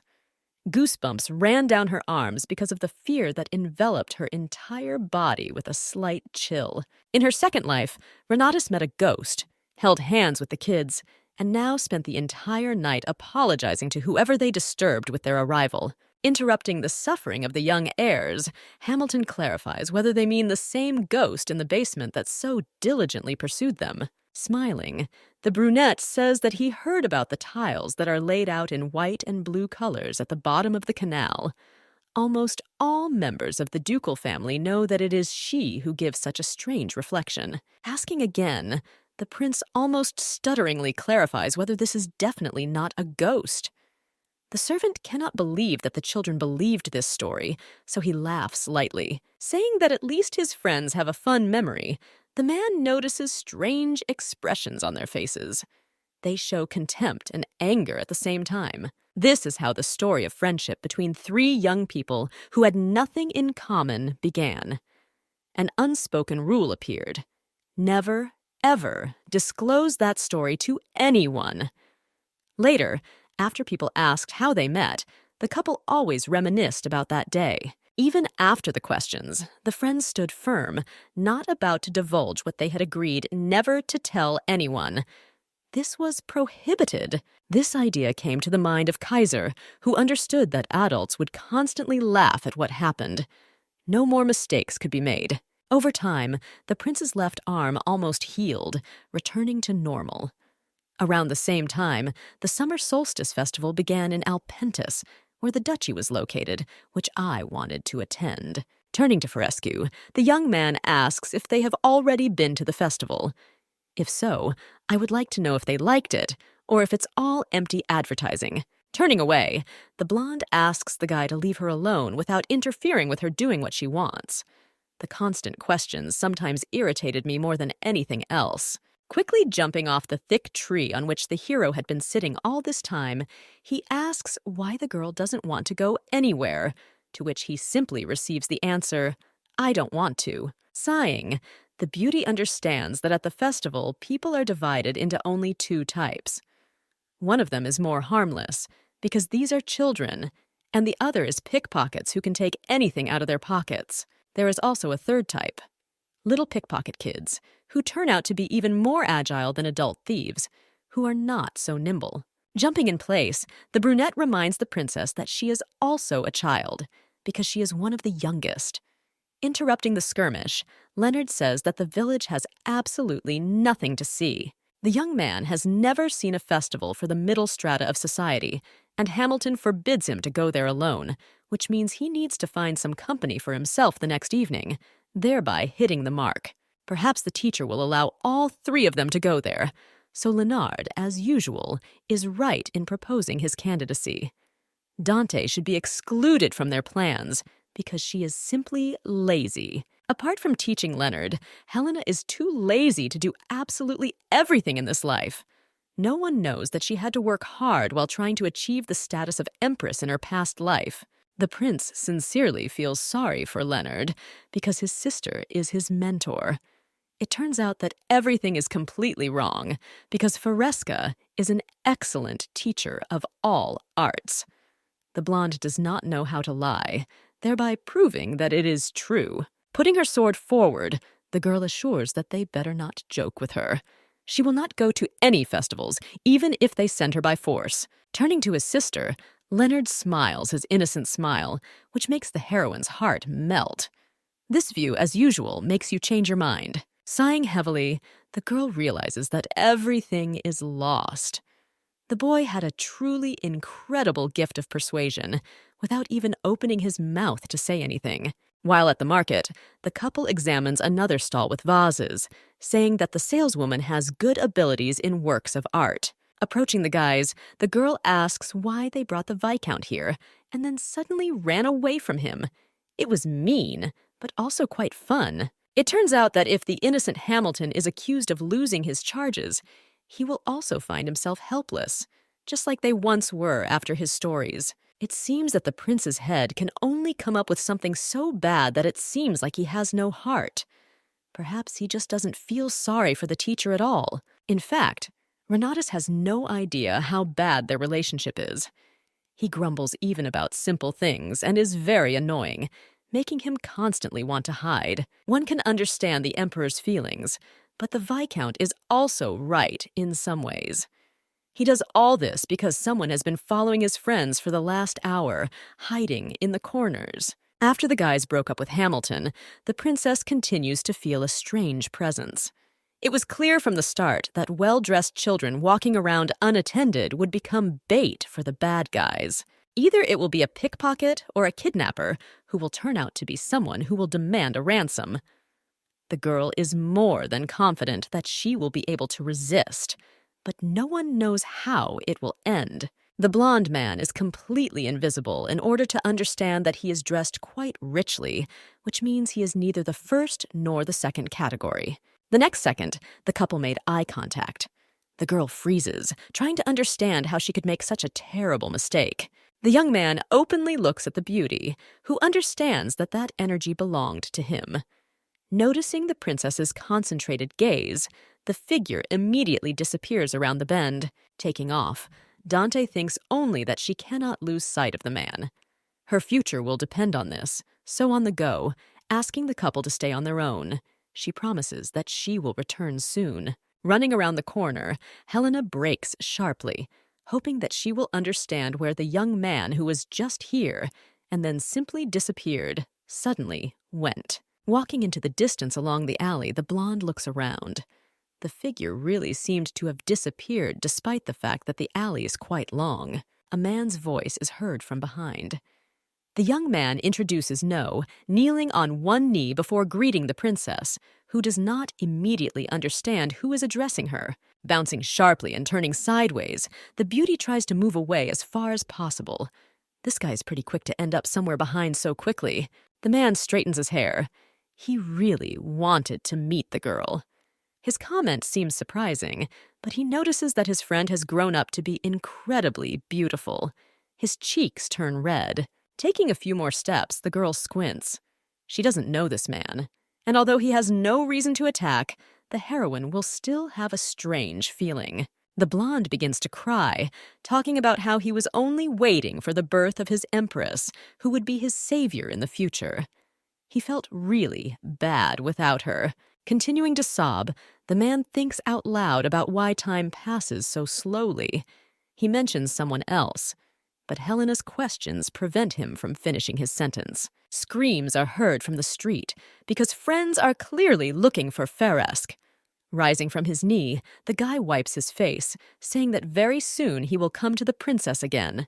Turning around, he is about to leave, once again promising that before everything is over, he will be able to visit the Empress to tell her the desired story of his life. Starting to run, the girl tries to catch up with the stranger so that he can explain more clearly without any problems. The guy called her Queen, which means he knows that in a past life, the girl was Dante. The prince, who arrived almost on time, grabs Helena's hand, trying to pull her friend back. Everything she did was incredibly dangerous, which the girl did not pay attention to at all. Breaking free, the blonde is about to run away, but they don't let her go. Kaisar seems crazy at the moment because he is frustrating the plans of the girl, who doesn't seem to understand why it is impossible to talk to that person. Looking around, Renatus realizes that the man has disappeared into the air again, as if in 1 second, leaving behind only dust that slowly settles to the ground. The beauty looks at one point, unable to find the strength to believe what is happening. It seems that something is threatening her existence, without making it clear what exactly is wrong. Asking what the man did, the brunette starts screaming because the answer, nothing, did not suit him. The atmosphere was completely different, making it clear that the guy was going to cause harm. Grabbing the princess's wrist, the young man pulls her closer to him, stopping absolutely any attempts to escape. Trying to justify herself, Renata says that she was only asked for directions, and she showed it. The beauty understands that they are worried about her, but there is no need to be angry. Frowning, Kaisar nods. What has been said still does not seem convincing, but there is simply no strength left to argue any further. It looks like they didn't believe the girl. Even the heroine herself understands that such an excuse seems ridiculous, but there was no time to find a plausible legend. Asking to let go of her hand, Helena realizes that it will leave a bruise. After instructions, the young man can do whatever he wants. Grabbing her wrist, the blonde pretends to stroke the place where she was being held, continuing to assure that the stranger did not tell her anything. Leonard offers to go further to the fair, to which the prince asks to find Hamilton because the time has come to unite. The boy himself recently ran away from him, and now he offers to look for the Viscount without even knowing where he is. Sighing, the young man talks about the carriage. Every time Kaisar does this, the teacher is waiting for him near the carriage, exactly where they separated. This means that the boy ran away more than once. The brother offers to go call the man, but the brunette interrupts him. If he is left alone with the princess, they will definitely quarrel. Offering them to go together, the girl tries to ignore the questions looming on Leonard's face. If No is still around, you can't miss your chance. Twitching with anger, the young man sighs. She's going to wait completely alone, and obviously, when the stranger offered her candy, she is going to immediately follow him to her certain death. Reminding again that the man was just asking for directions, the heroine realizes that they are not listening to her. The guy promises that he will quickly run there and back, because the carriage is very close from here. Losing sight, His Highness leaves his brother and sister completely alone. It turned out as if they were simply using it for their own purposes. Turning to Helena, the blonde clarifies for the last time whether everything is all right. Stroking her head, the young man realizes that nothing threatened her health or life. Hugging his sister, Leonard agrees, because words always have meaning, but this does not change the fact that he is incredibly worried. He thought that the girl was injured because she did not come here of her own free will. Sighing quietly, the girl admits that her brother is the best in the world. He is sweet and calm, unlike the one who, although he is the same age, gets angry when things don't go according to his plan. Snuggling up to the guy, the beauty thanks him for the care that he tirelessly gives, while never asking for anything in return. Empress or not, it doesn't matter. Surely yesterday's man was just another crazy person who couldn't control himself. You can simply forget about what happened in order to continue living a calm life. Still in the embrace, the girl relaxes. Now, even the energy that followed the girl has disappeared. She was here from the very beginning, and only now it seemed to have disappeared somewhere. If the young man was hanging around, intending to get closer, now would be the time to do it. But if he disappeared from the moment Kaisar separated, then this is a bad sign. Tearing herself away from her brother, the blonde looks into his eyes with horror. The realization came too late, despite everything that had happened recently. She should have known. The prince found himself in danger without knowing it, heading towards certain death, which most likely awaits him if someone does not dare to save him. The girl was too frivolous. People had a choice. Either a princess who is nothing, or a prince who, although he had lost his power, was still in line for the throne and who, of course, would be attacked. They don't see his highness, but the girl is more than sure that he was dragged into the brothel. There is no one there during the day, so you can easily hide someone. Breaking into a run, the beauty heads towards the very house we were talking about. The virgin was not just confident, because she knew for sure that the guy would be there. Giving instructions, the girl asks her brother to go find the Viscount, while Helena heads to the brothel.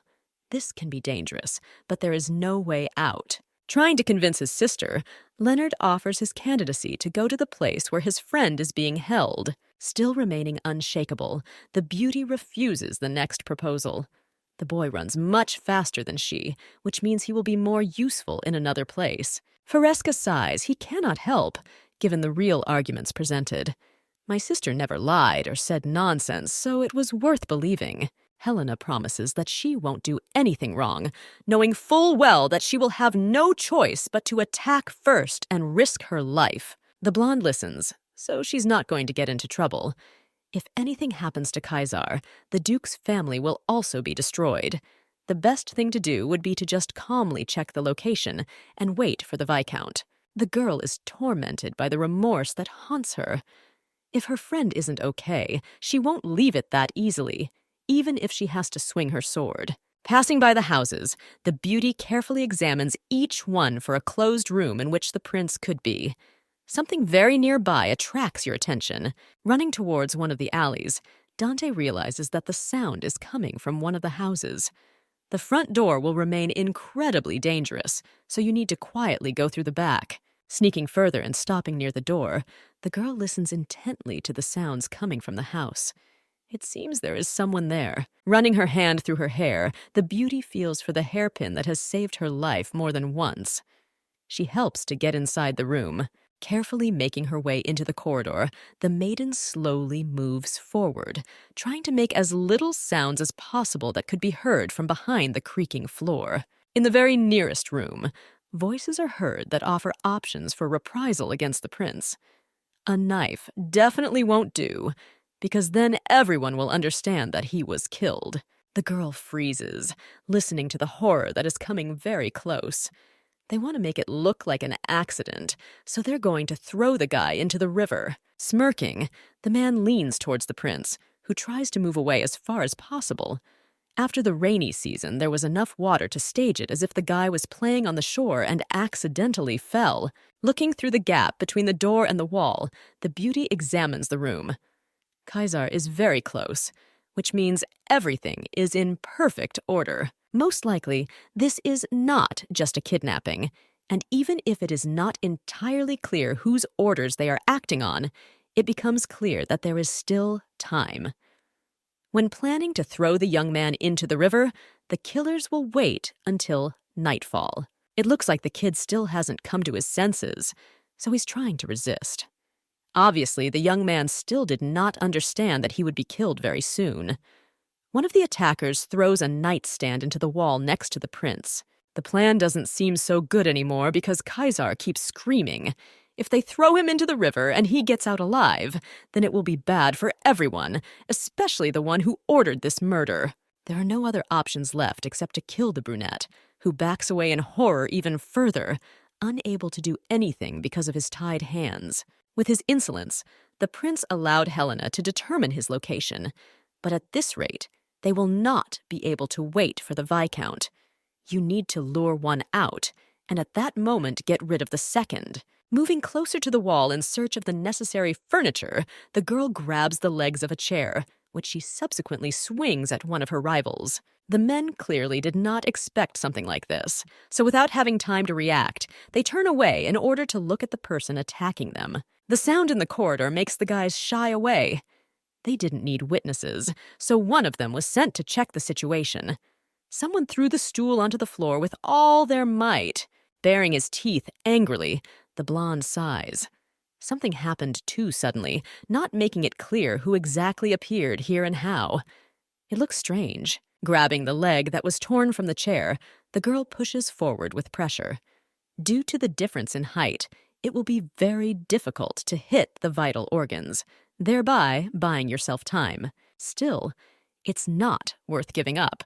So Helena hits the knees from the other side, which causes incredible pain to the enemy, which breaks out along with screams. Turning around, the blonde tries to find the one who dealt the striking blow, forcing him to fall to his knees, knocking off all his knuckles and skin. The prince moves to the side, freezing because he already understood that the end had come for him, but the stranger saved him, giving him another chance.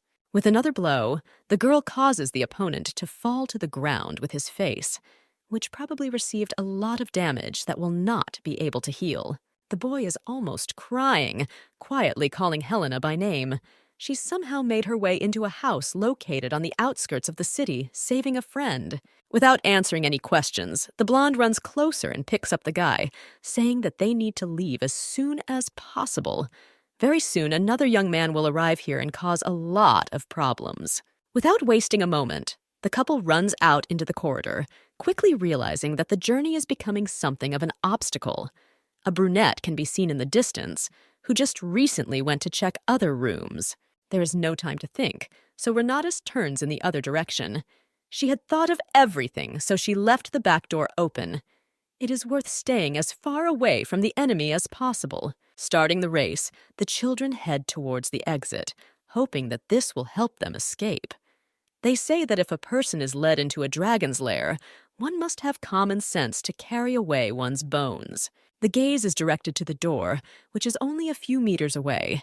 If they can just get out of there, it will be the biggest victory. Just about to let go of the stick in order to speed up, the maiden abruptly changes her mind on this matter. A strange stomp is heard behind the door. Freezing for a split second, the blonde sighs quietly. It could be Leonard and the Viscount, or they could face a misfortune that would ruin everything. The doors swing open, and a huge, big man appears who is not going to enter. His head does not fit into the doorway, precisely because of his height, which once again proves his strength.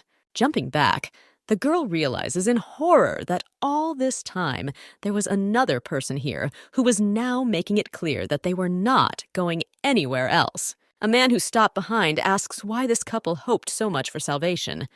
The servant must stop them at all costs. Smirking, the big man overloads the exit.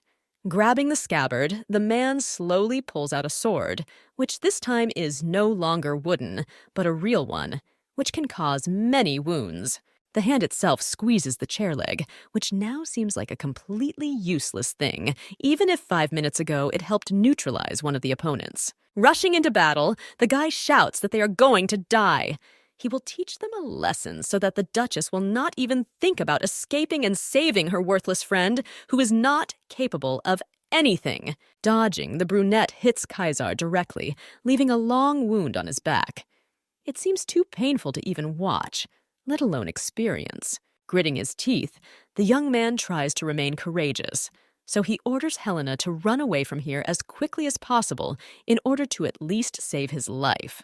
The girl doesn't have time to answer anything because the guy's body bends over and falls on her, forcing her to back away. The prince falls to his knees and then into the Duchess's arms. There is noise all around due to a squabble that is just beginning.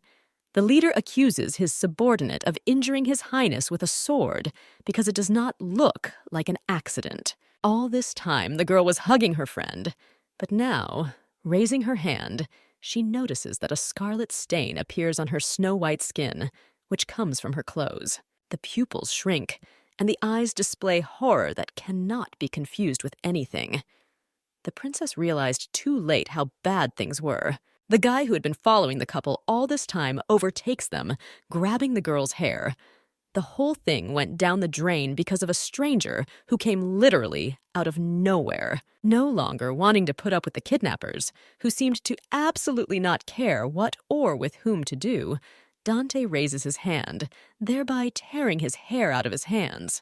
Throwing the man away with the sharp corner of a stick, the girl only hears his cries about how much pain he is in. He can no longer withstand such bullying. The brunette, who has almost lost consciousness, tries to look directly at his girlfriend, who seems to be furious. She, as expected, was not going to put up with such an attitude. At least in this life, the blonde wanted to be peaceful. But even here, some strange people ruined everything, forcing her to change her mind. Grabbing her weapon, the girl looks menacingly at those who dare to touch one of her relatives. Now they must prepare for the worst possible outcome. Leonard really did his best. He ran as quickly as possible to find the Viscount, but everything ended very unfavorably. Hamilton hoped that they would make it in time, but the girl turned out to be much faster. There was no choice left, so she got rid of the garbage, which carried out the assassination attempt much faster. The man clutches his head, terrified. The girl confronted all these people alone, considering that one of them was 3 times her size, carrying a real sword. Looking around to once again make sure that his eyes do not deceive him, the Viscount looks into the princess's eyes, asking who she even is. Helena silently wipes her face from the blood that runs down her cheek. She can no longer make out which of the dead left their imprint, but that doesn't matter. Renatus did it all without any effort. After the incident, the beauty was sick for more than 3 days. The load was too much, but it was worth it. Luckily, the kidnappers survived, but they were sent to the capital, so it doesn't bode well for them. Those people will pay a price for daring to touch a member of the Imperial family. The king was not going to leave the matter just like that. That day was still incredibly grueling, forcing the girl to forget about everything around her. However, most importantly, Kaisar survived.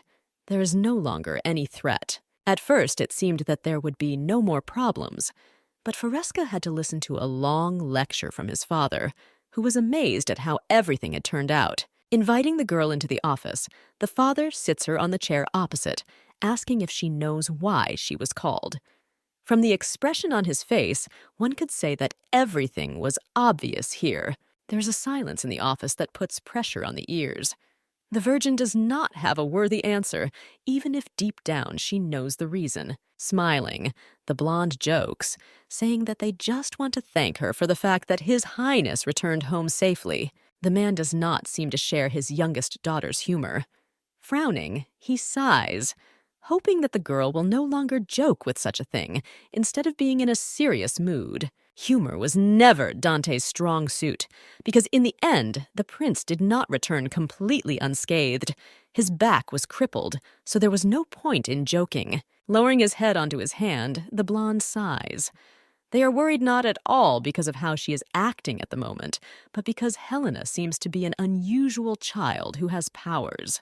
Humming, the blonde says that she understands all the experiences. Perhaps the Duke is afraid that because of her unusualness, the princess will suppress her brother and seize the dukedom, to which she has answered with only no. This man knows his child too well. In fact, Helena just stands out too much. As soon as more people find out about this, the Virgin may get involved in very dangerous matters, which will then come back to haunt her. Even if a smart girl is heading towards something, hoping that she will be able to save her friend, her parents still cannot be delighted that the beauty herself ran to the kidnappers who wanted to kill her. Unfortunately, my father's words were true. He just, like his mother, worried about his daughter, protecting her in every possible way from misfortunes and adversity.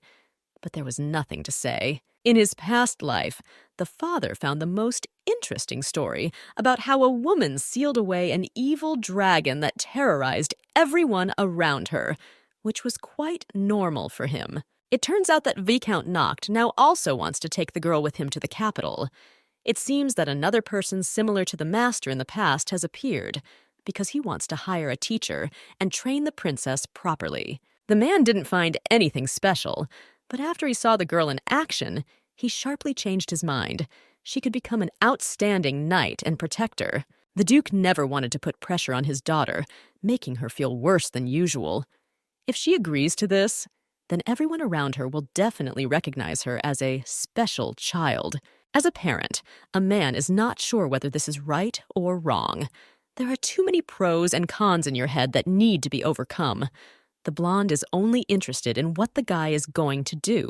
The beauty is sure that the life of the special child that the interlocutor is talking about will be far from the quiet life that the princess has been dreaming about for many years. She had had enough experiences in the past. Everything would be simpler, but the Virgin has not been able to find anything interesting for a long time. A quiet life still remains a dream, but this does not affect it in any way. Whatever the beauty did over the years, it did not give her any fun at all. Only the way Leonard began to swing his sword after their lessons became exactly that pearl of joy in his second life. Thinking a little about how she could respond to the proposal, the main character asks to be allowed to teach her brother how to wield a sword, which will become her outlet. Nodding, the Duke agrees. He understood what exactly his daughter wanted, even if he was not immediately going to give her something like that. Freezing in anticipation, the girl almost jumps out of her chair. You can see lights of joy in your eyes, splashing next to each other. Now, after a long time, the woman will be able to do what she wants. In her past life, such a choice was not given, because in order to survive, she had to overcome a lot. Battles became her outlet, but now life promised to be much more comfortable and quiet while using a sword, which was her best friend. The father gave permission, so any reason to defeat Kaisar was gone. Previously, everything was much more complicated, but it's worth forgetting about it. It's time to visit the prince after what happened. Virgo still feels a lump of guilt that still won't go away, even if she would like to. The boy was injured because the knight doubted. The girl does not understand where the boy with his hands tied got the courage to cover his girlfriend with his body, thereby saving her from being wounded in the stomach. Sighing heavily, the girl leans on the door with her hands. Nothing will come of what she has in mind, so she should just go back and not bother her friend. She didn't notice the prince next to her at all. Announcing his presence, the boy asks where she's going to go. He doesn't quite understand what happened and why his friend is so upset. Without letting her anger out, the blonde asks why Kaisar wanders the corridors so late instead of sleeping. He just couldn't sleep, but ended up catching his girlfriend doing some important nightly things. Walking into the room, the guy sits down on the sofa. Smirking, he assumes that the girl was going to do something daring with him while he sleeps, thereby giving himself a chance, which is delusion. Leaning back on the bed, the young man turns over. His wound is almost fine, despite the heavy loss of blood. The place seems to be burning, but he can move freely, helping himself in his actions. Sighing, the girl says that the young man now probably won't be able to get married. There has long been a legend that the groom must have an easygoing character and smooth skin. Getting out of bed, the blonde walks from side to side, pretending to lament that now the young man will not be able to get married. She could say that she was very sorry, but that was not the case at all. Trying to resist, the prince assures that his friend will also not be able to get married, to which she nods her head. She doesn't have to choose, because her brother promised to take care of her until she is old. Turning away, the boy almost screams in horror, because he does not want to accept such rules of the game. If everything turns out this way, the heroine will have to take full responsibility for what happened. The refusal is not long in coming, because the girl would have a headache, even though she gets a headache from everything she does. Smiling, the blonde sighs. Still, bullying the emperor is a lot of fun, so you need to quickly come up with something else to cheer yourself up. Sitting back down on the bed, the girl calls out to Kaisar. She's been worried about something lately, and it's because the patient's face is too exhausted and looks too bad. Approaching the boy, the heroine asks how he sleeps. It seems that the old problem has returned, bringing with it many troubles. So the young man cannot sleep. Nodding quietly, the guy mutters something under his breath, hoping that he will eventually be heard. Things really were worse than ever, even if the hero tried to sleep. The real problem was that the prince was afraid. Every night he was tormented by nightmares that did not allow him to think about anything. He was afraid to return to the Imperial palace. Curling into a ball, Kaisar hugs himself with his arms, saying that all people intend to kill him.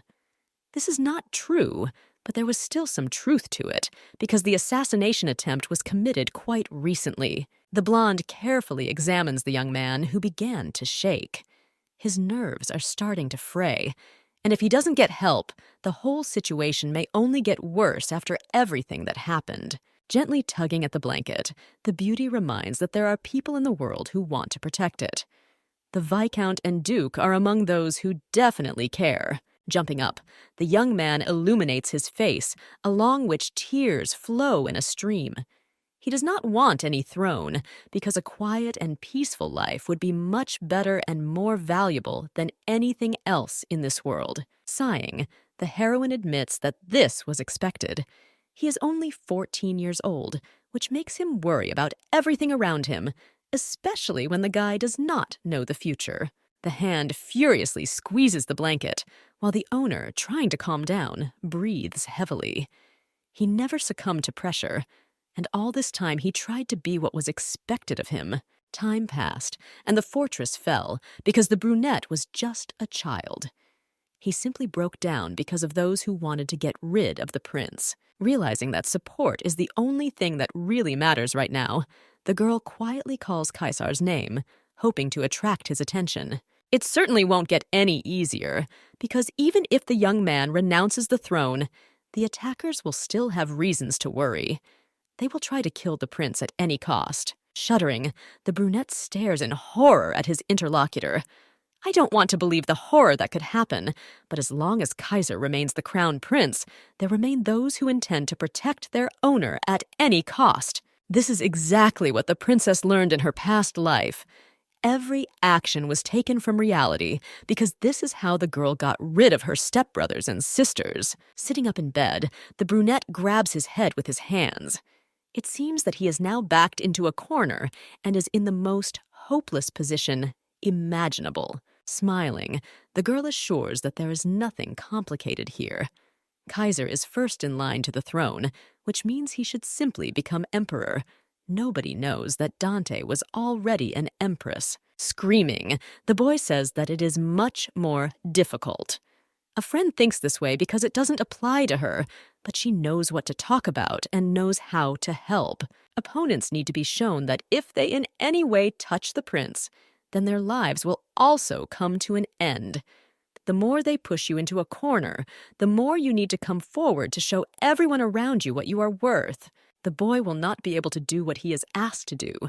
He is not as strong as a master, so he has no idea how to face others. One has only to object, because the future emperor is much stronger. He saved his girlfriend, risking his life, even knowing that this could not end well. Reaching out her hand, Helena intertwines her fingers. Boys are really much stronger, so they simply have to become emperor without running away to hide away from the others.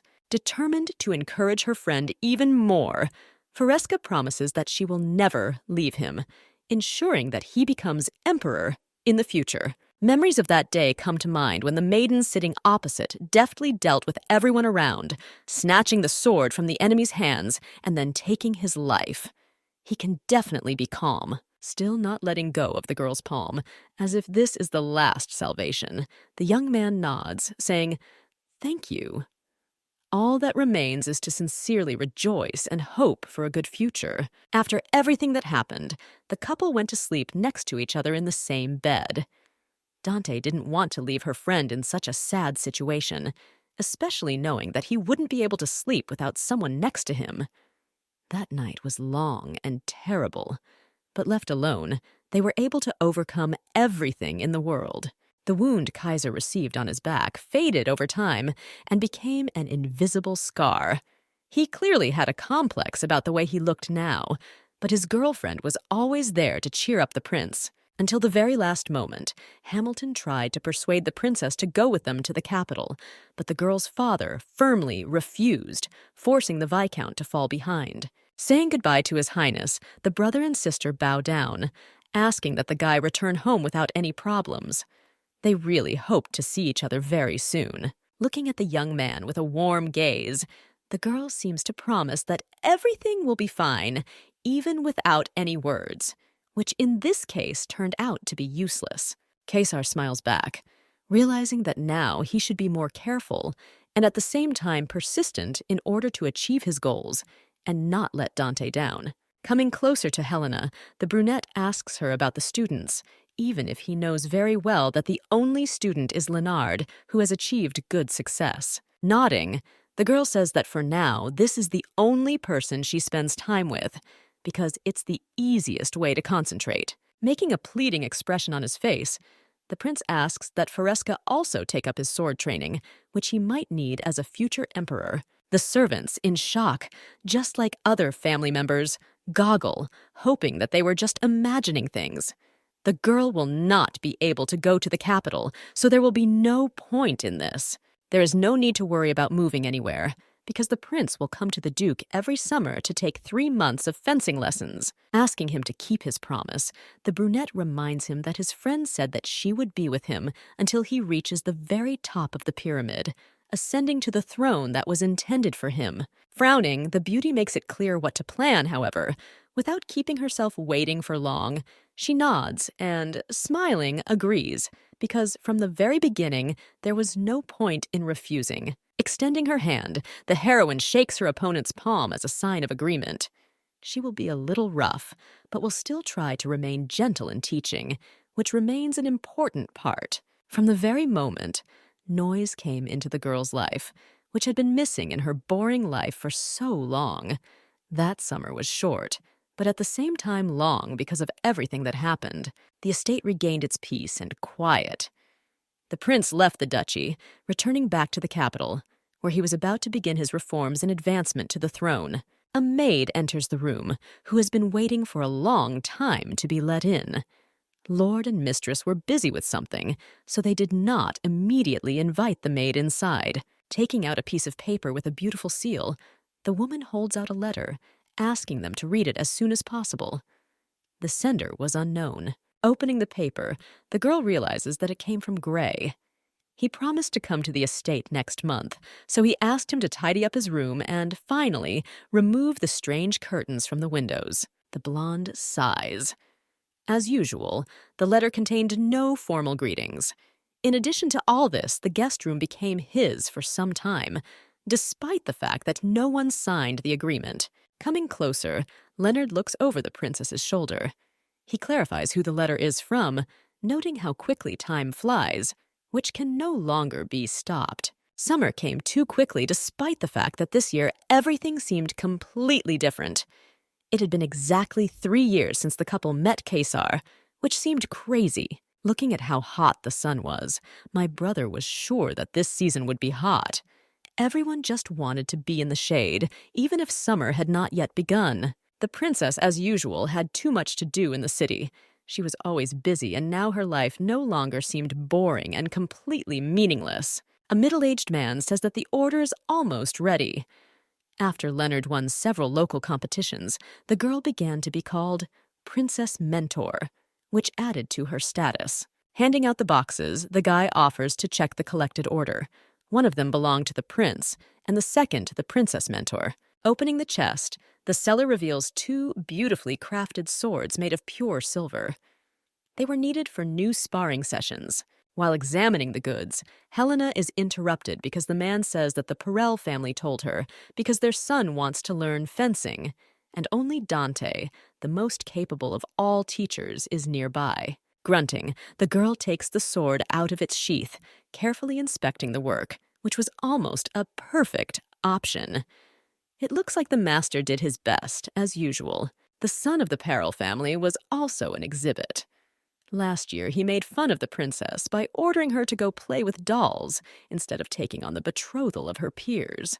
The thing was made even better than expected. The sword turned out to be short and light, thereby adapting to the fight, which promised to be more comfortable. It is impossible not to admit that the weapon is as beautiful as an accessory. Unfortunately, the girl did not have much time, so she could forget about the hopeless students whom she did not want to take. The master also asked to tell the boy to go play with dolls. Turning to leave the room, the woman says goodbye, stopping and waiting for the maid to hand over a large bag of gold for excellent work. The beauty had a beautiful sword and the best mood, which immediately evaporated. Going out into the street, the blonde freezes, looking at how the child snatches her wallet. Recoiling, the mistress almost falls due to how difficult it becomes to maintain her balance, which is completely absent. The shoe slips on the cold stones. The maid who is nearby runs closer to the mistress in horror, swaying from side to side. She seems to be even closer to nervous than the princess, who silently looks into the distance. She felt it was a pickpocket. Turning out her pockets, the girl says that she was robbed. Screaming in horror, the woman suggests immediately reporting to the security detachment, which will immediately go on a search. There were only a few coins that don't have that much value. Helena did similar things in her past life, but still, when it comes to her, it's a little annoying. The girl carefully unties the bandage that was used to hold the beautiful hat on her head. It provided cover from the sun, but it would obviously get in the way when running. The heroine takes off because she decides to find the pickpocket herself. Such children can be incredibly large, but you should worry more about them, because a girl in a fit of anger can kill someone. The servants freeze in complete shock, just like the seller. It seems that everyone took this as reality, which means that jokes are still not what the Duchess should do. Using logic, the girl finds the place where the street children are hiding, which becomes easier than ever. The guys are trying to figure out if Rose really hid something from the aristocrat's wallet, which she denies. Laughing, the guy says that she, of course, steals, even if she denies it in every possible way. The fact that the maiden is from the Bonds family does not mean anything at all, because she could not beg for money. Putting her hands forward, the girl declares that she borrowed money, because the nobility have plenty of it, while she really needed it. The brunette is saying some nonsense. The blonde, as she knew that the pickpocket would come here to give money to the older street children, because the princess herself also had the same things at times in her past life. It seems that the thief is talking about the Duchy of Bonds, which has been heard about for many years. They were distinguished by their wealth. The family had an impeccable reputation, but the Duchess was sure that they did not have a little daughter. It remained a mystery how this happened, because the Count also had blue hair. This girl is most likely illegitimate, like Dante herself, who had a very bad time in her past life due to the fact that her own father abandoned her as a child. These people make the girl remember only bad things, and this is a problem because older guys beat the girl to establish discipline. Going down and hitting the leader, the beauty pulls out her wallet. Today is exactly the day to use the sword that is intended for fighting. Grabbing the hand, which has turned red, the brunette jumps to the side, asking who it is. The guys standing behind stop and look at the princess in surprise. Smiling, the blonde assures them that she is the owner of the wallet that was stolen from her. She is not going to return the purse, which rightfully belongs only to her. It seems that the people around him do not understand normal language, so, hoping to use forbidden means, the girl suddenly steps on the guy's foot with her heel. The head falls to the floor, clutching his foot. The princess does not convey any message, just asking to be treated with respect because she is older than all of them here combined. Grabbing each other, the street children evaporate at the speed of light. According to them, the lady was clearly crazy, so the best idea was to just do her feat as quickly as possible, walking off into the sunset. Children today are too cowardly. They didn't even try to fight for what they managed to get, so there was nothing more to talk about with them. All but one person were truly missing. There remained only a girl from the Bonds clan, who, clutching a stone, looked angrily at the enemy. Most likely the child is going to attack, which later happens. Picking up another stone, the brunette rushes into the fray, ordering her wallet back. Carefully jumping to the side, the blonde asks what the problem is, because she purchased the little thing, to which she is answered in an extremely rude manner. The girl stole the wallet herself, thereby earning her living. Stopping her rival, the lady offers a deal. If the girl can hit the princess at least once, she will give all her money from her purse. Not believing her happiness and the words spoken by her interlocutor, Bonds hesitantly asks again, hoping that this is true because she really needed the money. The condition is not so simple, because if the maiden surrenders, she will become a servant who will be obliged to serve the Duchess on the estate. Laughing lightly and breathing heavily, the brunette nods in agreement. Such conditions more than suit her, because she still doesn't know who exactly she's dealing with. Noticing the enlargement of her pupils, the blonde notices the fact that her rival's gaze has become more piercing.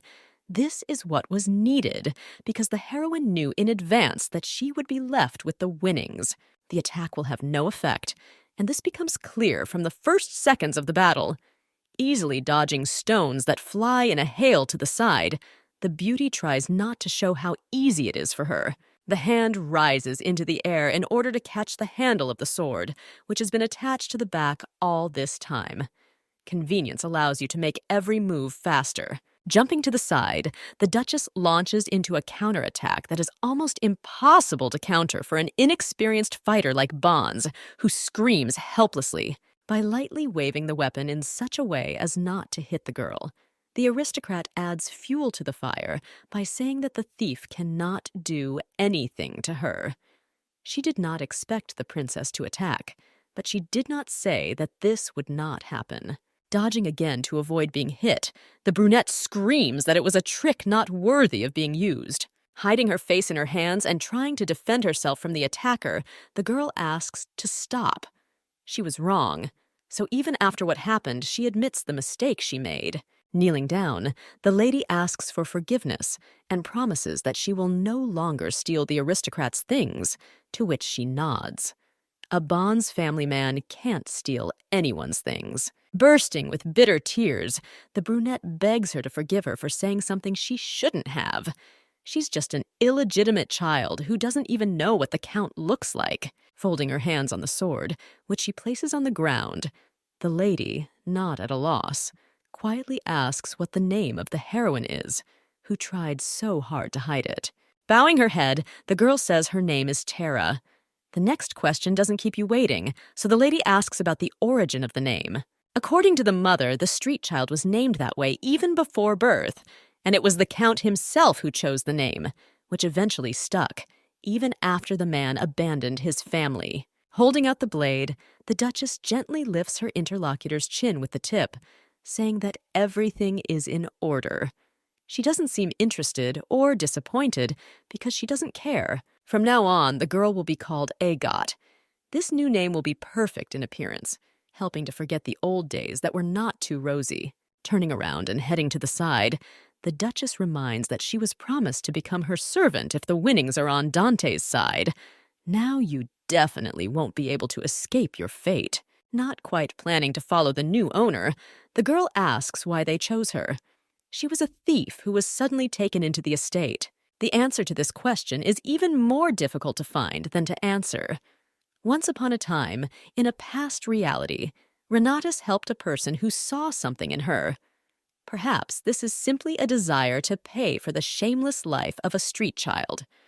Deciding not to reveal the secret, the girl only says that she likes to pick up people on the streets. From that day on, a new family member appeared in the castle. Agoth was a smart child who, in addition to all this, turned out to be not much younger than everyone else on the estate because the girl was 12 years old. The baby quickly learned everything, thanks to which she earned a good reputation among the servants, and even quickly got used to the dukedom, thereby showing how capable she was. There was only one but left, because the girl always followed her mistress. She was helping, so one day she simply asked her to tie her shoes, because the Duchess should not do something like that. Otherwise, Agate noticed dust on her mistress's shoes, so kneeling down, she offered herself and her dress as a rag for her feet. Going beyond all limits, the maid even tried to feed the princess, saying that she did not have to hold the fork at all. The maid obviously couldn't believe her luck, so she wanted to pay back. The only place where they were not allowed was the training field. The princess asked not to follow her, leaving the girl to wait, like a dog sitting in one place. Leonard, who has been observing this phenomenon for several days, once again asks if everything will be okay. According to Dante, the maid will soon calm down and will no longer feel guilty. It wasn't that this was a problem at all, but that Kaisar was arriving soon and would probably have a terrible relationship with Agathe, which could be predicted in advance. At that moment, the lady still had to accept that ominous premonition that did not leave her body. That very day came, without foreshadowing any misfortune that happened later. The carriage, which stopped very close to the main entrance, releases His Highness, who greets Helena and Leonard, who, for sure, missed him. The couple freezes with surprised expressions on their faces.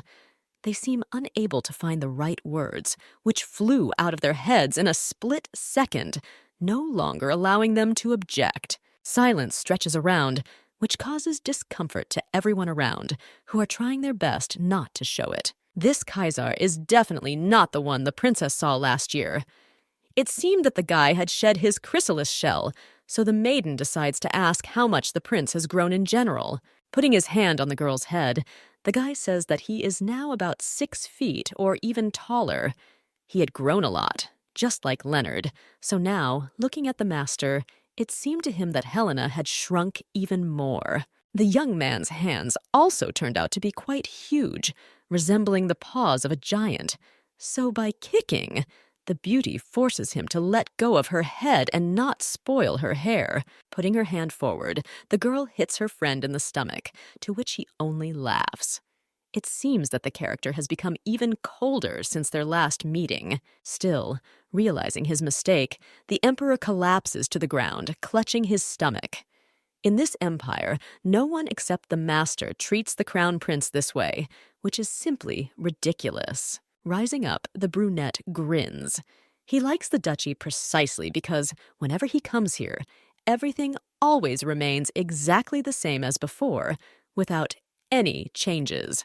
The words don't seem to have the same clear effect as before, because the maid comes into view and grabs the princess's arm, glaring angrily at the guy. Sitting in the living room, the couple had been discussing for the second hour that no one could be trusted. The prince could not understand why his friend brought a beggar woman into the house who could steal a lot of things. Humming, the girl says that she does not cause any problems, thereby greatly liking the princess.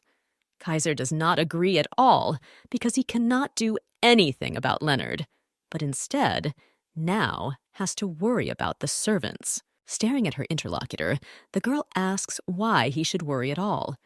He will only be here for a few months, which is not that long of a number of days. Already starting to scream again, the young man is no longer able to restrain himself. The girl seems too kind to other people who don't deserve it. Interrupting, the brunette asks with interest where the princess is looking all the time during the conversation, who seems not to be taking her eyes off something special. Still not looking up from her contemplation, the blonde says without any embarrassment that she was looking at her interlocutor's thighs. The young man freezes, trying to digest the information he has just received. The pupils shrink while the guy tries not to scream. Jumping up, the prince grabs his knees, pressing them closer to himself. The girl has completely gone crazy, although she finds a reasonable explanation for this. Over the course of a year, a friend has gained a lot of muscles, which may be growing due to some kind of sport. The beauty begs to touch her leg just once, completely not noticing Agathe, who opens the doors to bring in a cart with tea. Setting the cups down on the table, the brunette also offers sweets that should have been a nice addition. Receiving gratitude, she looks contentedly at the object of her adoration. Not intending to step aside, Agathe only comes closer, almost touching his shoulder with the opposite one. Leaning even closer, the girl does not want to go further than a few centimeters from the princess, who does not seem to feel the same delight. Pointing his finger at the door, the young man orders the maid to leave because he and Helena had an important conversation, which in the end did not take place, because the guy refused to show his thighs. Stepping forward, the maiden reminds that she must protect her mistress from willful people trying to seduce the princess with their pumped-up thighs. Pulling his legs under him again, the prince shouts that this is complete nonsense, to which Agoth bursts into tears and falls into Dante's lap, telling her that the man is shouting at her. Kaisar has grown big, but still behaves like a 10-year-old child who can't grow up. Rising from the chair, the mistress invites the girl to go to another room and calm down. Smiling, the brunette turns towards the losing man, who now definitely won't be able to do anything as soon as the couple leaves the room. A man, being embarrassed, is no longer able to control his impulses of anger, which are ready to break out and injure everyone around him right now. Realizing that the situation urgently needs to be saved, the young man calls out to Helena, hoping that the girl will give him at least another 10 minutes of her attention. Sitting down on the sofa in the appropriate position, the guy spreads his legs on the floor, pointing at one of them. Dante wanted to touch the muscles so badly, and now she will be given the opportunity. Clarifying her intentions, the beauty receives another consent. They are on very good friendly terms, which allow such manifestations of love. Now the victory remains on the side of Kaisar, who looks incredibly proud. He never remains in the red, even if it means sacrificing his honor. The look on Agoth's face makes your insides clench. She is ready to cry just because she will now spend less time with her mistress, who has just been distracted. The blonde doesn't remember them being so close, but she certainly won't miss the opportunity that was so easily provided. Sitting down next to him, the girl carefully runs her hand along her leg, feeling the pile of muscles right under her palm. Sports was still something special in His Highness's routine. Blushing, the princess sighs contentedly. The leg seems hard, like a stone, which gives incredible pleasure mixed with admiration. The muscles have already differentiated, even if the prince is only 17 years old. This man is incredible, because even when Renatus was in her prime, she could not boast of such wealth. Smiling, the beauty cannot stop doing what she started doing. The prince grew up unnoticed by everyone, allowing others to doubt their abilities. Approaching the guy's ear, the girl asks what Kaisar is going to use. Of course, she was talking about techniques, because with his training set, he could use even high-level techniques without straining his body. Realizing the whole situation too late, the lady moves even closer to the young man. The cheeks turn scarlet, showing embarrassment that reaches right to the ears. Realizing that for the heroine, this is a huge awkwardness. Like an abyss, the young man asks what is wrong, to which he receives only a crumpled answer, saying that the princess will leave first. After everything the maiden has done, she simply abandons everyone with whom she was here, even rejecting Agoth, who wanted to go with the beauty, but was refused. The scream, which was higher than usual in decibels, made the couple cower and remain in the guest room with surprised expressions on their faces, hoping that everything would end well for them. Running down the corridor, Helena tries to escape not only from the room, but also from her mind. The way she reacted to a simple situation doesn't suit her. The girl simply became embarrassed after she had sufficiently crushed the prince's leg, who himself agreed to this. Dante did not expect that after everything she would feel so bad. The ominous premonition that remained before the carriage arrived turned out to be all too accurate. Kaisar grew up despite the fact that this was normal for a boy of his age. Freezing in the middle of the room, the blonde screams at the top of her voice, trying to release all the accumulated evil that was languishing in her chest as soon as possible. It all seemed like a cruel joke. It takes time to get used to a student who has matured a lot. After that incident, the lady began to avoid Kaisar by hook or by crook. Coming to training, the young man, as usual, greeted the princess, to which he received nothing in response. Each time, Leonard was the only one who greeted the guy not coldly, but with a smile on his face. He was more friendly, especially since nothing happened between them. It was impossible to believe that everything the maiden feared happened. She was hiding behind her brother, who, not understanding what was happening, simply helped his sister. She could not look His Highness in the eye. During training, the brunette almost begged Helena to look at his stance, which required attention and adjustments. He looked helpless, despite his age and strength. The answer was either ignore or a cold answer. Without even turning to the student, the master said that you need to put your left leg forward and better hold your right one to achieve the result. Now, after what happened, the girl was even embarrassed to touch her friend. This applied to the lessons too, which made them suffer, and Leonardo was confused. Everything that happened was not on purpose. The girl would never have thought that an ordinary desire would turn into a complete disaster that would be impossible to improve. Once again, making attempts to talk about everything that happened, the maiden refused to listen. The guy again did not understand what his fault was, so he silently watched as the master moved away into the distance. Now, not only was the princess a sword master, she was also an adult who had done everything in her past life, except for that most important moment. She felt ashamed to look at her friend, with whom she had been friends for a long time. Such moments remained the most pitiful thing that happened in my entire second life, which had already lasted 15 years. The woman just wanted to forget herself and erase her mistake from her memory. Another day passed by, causing tired Helena to fall onto her bed.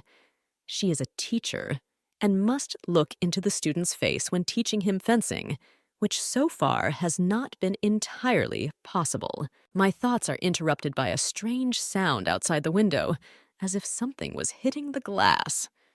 Getting up, the maiden opens the doors, hoping that this is not the hired killer they sent her in a past life. Directly below the windows was the prince, who smilingly greets Dante, who does not seem delighted with such an unexpected meeting. A handful of stones that he threw remain in his hand. Turning away, the blonde thinks with annoyance that it would be better if it were a mercenary who would not influence her so much. Just about to go back in, the beauty again hears a man's voice asking them to talk about something incredibly important. Smiling again, the young man tries to win over the teacher for a conversation that obviously, as usual, will not go well. After all the days that have passed in attempts to avoid this, it is worth admitting that everything was in vain. The guy again has an overly mature expression on his face that makes the lady melt. Allowing her friend to crawl through the window, the girl moves towards the bed. Loudly to express her displeasure, the blonde turns in the other direction. Next time, you will just need to use a regular front door. As it turned out, Agoth, who still remained overly devoted, remained standing outside the door, intending to guard the princess's chambers to the last, despite the fact that she had sent her to bed. Asking why the young man came at night, the lady tries to avoid conversation or simply throw the young man out of the room. The lady does not admit her mistake, because during the day she avoids him. Quietly asking what is wrong, the young man tries to get the answer he needs. Helena suddenly became so cold towards her friend, with whom they had communicated much better before. It seems that Fresca began to hate the one she knew, because now she stopped even looking him in the eyes. The reason is completely different, because the young man simply grew up too much, becoming like another person. Laughing like a madman, the interlocutor exclaims, "It's not his fault, and it's clear even without confirmation, because the guy can't do anything with his body or mind. In fact, the girl just needs a little more time. She is not going to reject an old acquaintance who has become too dear to her, but it may take time." Kaisar looks worried, confirming his worries by saying that he will only be here for 3 months. They spend less time being apart, so it puts pressure on the mind. The prince never wants to admit his weaknesses, but now he is absolutely serious about the fact that he and Leonard can someday forget about their friend. Coming closer, the heroine carefully sits down next to Kaisar, quietly asking for forgiveness. She has no right to abandon her student who needs her so much. Looking down at the floor, the interlocutor asks you to swear. He doesn't always use it as something worthwhile, but now the only option left is to save everything. Extending her hand, the beauty interlaces her fingers with the guy's palm. She will never again avoid the one she loves and appreciates so much, no matter what. Helena swears on her heart and admits that she was too insensitive. It doesn't matter what Kaisar looks like now, because he is still a student of his master, who remains the same deep down in his soul. Smiling, the young man nods. Now the situation will only get better because they talked. This should have been done a little earlier, but in that case, they would not have realized how much they needed each other. Inviting the guy to have a good sleep in his room, the girl listens to how tired he is, while he was in tension all the previous days, which made themselves felt. Instead of listening to advice, the young man crawls under the covers, leaning back on the pillows. Saying good night, he turns in the other direction to begin to fall asleep, not understanding what the prince is reminding, that the princess used to also sleep in his room with the argument that she was too lazy to go somewhere. They used to be children, so everything was allowed, different from what it was now. Grabbing a half-shelf, the blonde heads out of the room to lie down on the sofa. Throwing his hands behind his head, the brunette says that the girl has vowed not to avoid him, despite the fact that this is completely different. This man is clearly acting like a child. A friend thought that only his height had increased, but it turned out that his infantilism had also become many times stronger. Not wanting to listen to anything anymore, Kaisar slams his hand on the bed next to him. He wants to sleep, so the Duchess just keeps him very busy. Sighing, the girl doubts the correctness of her decision for a few more seconds. She wouldn't really want to sleep in the same bed with someone after everything that happened, but there was obviously no choice left.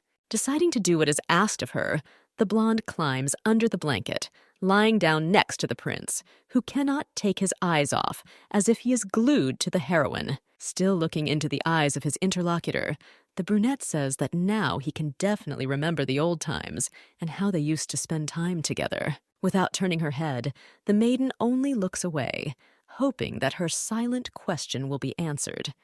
Back then, a long time ago, they also slept all night in Kaisar's room after an incident that strengthened their friendship. Almost falling asleep, the man mutters something under his breath. If only he had known that his girlfriend wouldn't like him, he would never have grown up to not embarrass her. Turning away, the girl asks why the guy started talking about this. Words don't seem like anything real or valid. The hands intertwine again, allowing the couple to fall asleep. Kaisar, who surprised everyone with his strong growth, reassured the girl with his unchanging childish character, which still remained with him. Children grow really fast, and it becomes noticeable when you don't spend much time with them. They began to rely on each other again to feel more at ease. The next day, the lesson began as usual, with shouting and giving instructions to practice the technique. The brother was ordered to use not only the techniques familiar to him. Previously, embarrassment made it impossible to focus on training, so now my efficiency has greatly increased. Every time the friends got together for dinner or for a walk, they did nothing but discuss swords. The two of them improved their skills very quickly, which really only got better and better each time. However, Kaisar, who seemed to not care at all, was no longer willing to pay so much attention to detail. The boy studied much faster than the heroine would have liked, which means she had a lot of paperwork awaiting her in order to redo the entire lesson plan that had already been drawn up, which had already failed. Perhaps the master from a past life felt the same way, but as a teacher, the girl could not skip classes just because of laziness. She was obliged to create new plans, at least a week in advance. The papers became the second curse, which is interrupted by a male voice heard from the side. Greeting the princess, the guy notices the fact that she, as usual, is unusually busy. Smiling, the Viscount asks how the improvement of His Majesty's abilities is going. More than a year has already passed since the start of preparation, so it would be worth asking. It is precisely because of how well Kaisar is developing that the maiden has additional work to do. He is progressing well, but this is due to a good teacher, as well as a training plan for 9 months in the palace. It seems that the girl compiled that list for herself during the absence of training quite well, taking into account all the pros and cons that were in the same plan. Changing the subject, Hamilton thanks the maiden for becoming such a close friend to His Highness, who had absolutely no idea who to hang out with or who to vent to about his experiences. The brunette is incredibly glad that at least in this place, His Majesty, like his peers, chats and even laughs, not paying attention to the pressing problems that surround him. Not understanding what this means, the blonde quietly asks again. The fact that Kaisar laughs and makes noise is not something unusual, because it seemed to his brother and sister that the guy was always like this. In the Imperial Palace, Gray is known as a completely different person who finds it difficult to be surrounded by people he hates. Because of his behavior, a nickname spread throughout the castle. The man is called a Gray Wolf, who will tear into pieces and kill anyone who comes even an inch closer to him. He doesn't want to see anyone within a few meters or be disturbed. The words remain a mystery that has never been solved, even after everything that has happened. Memories of that same whiner who almost cried in bed pop up in my head. It turns out that His Highness does not trust anyone, considering everyone around him to be enemies, so he does not want to bring friends or acquaintances who could get to know him more. After the incident when a hired killer was sent to the prince, he became even more cruel. Previously, it was just a child who tried not to contact anyone, but recently, everything has changed dramatically. Freezing, the blonde tries not to break down in order to ask a million more questions. The man never mentioned the assassin, always saying that everything was fine. In fact, it turned out that the castle did not have the best conditions. It would be better to keep the conversation a secret, because the prince simply does not want to bother anyone with his unnecessary problems. Now the puzzle has fallen into place. It was very difficult for the guy to be in the palace, no matter how hard he tried to hide it. Even after what happened, the young man did not change his decision to become an emperor, showing his reliable side. This all happened thanks to the princess, who once made her contribution by helping the prince realize that giving up is not the best choice, which should simply be abandoned. Hamilton had heard that the girl had made a promise that she would make her friend an emperor who would reign in peace for a long time. At first, the Viscount was worried that Helena was acting purely like a teacher, trying to support the student, but over time the man realized that everything was much better. Bowing, the guy thanks Farisk again, asking that in the future she will continue to take care of His Highness, as the most important person in her life and as part of her family. Jumping up from her seat, the blonde hurries to stop what is happening. The servant bows to the girl, despite the fact that she is still very small and does not quite deserve something like that. Leaving the table, Dante also bows in order to at least somehow balance the forces that no longer coincide. Virgo couldn't let this happen. Memories flash through my head of how the blonde begged Kaisar to become emperor, no matter what. He had to take care of his future and the empire. Now recalling what happened and adding it to what was said quite recently, the girl thinks that this promise was too thoughtless. It is incredibly difficult for the prince, but in this life the lady did not want to get involved with the Imperial family again, because what was happening in the palace was far from a quiet life. There was a knock on the door only to enter without an invitation. Kaisar was called to an important conversation, being in a good mood. Looking at the swords in the hands of his girlfriend, the guy asks why she needs this. From that day forward, they would conduct special classes at night to further improve their blade skills. Looking at the hand clutching the weapon, the man quietly asks about the conditions of the training. For some reason, he did not see Leonard, who was usually somewhere nearby, trying to complete his next task. Putting her foot forward, the girl promises that now everything will change. She will teach her friend dirty, sneaky techniques that she cannot show her brother due to her principles. Without having time to say anything, the young man notices how the girl begins to move, starting to attack from the side with 2 blades, which still remained against one sword. Almost piercing her opponent's shoulder, Helena gives him time to jump to the side and have time to recover.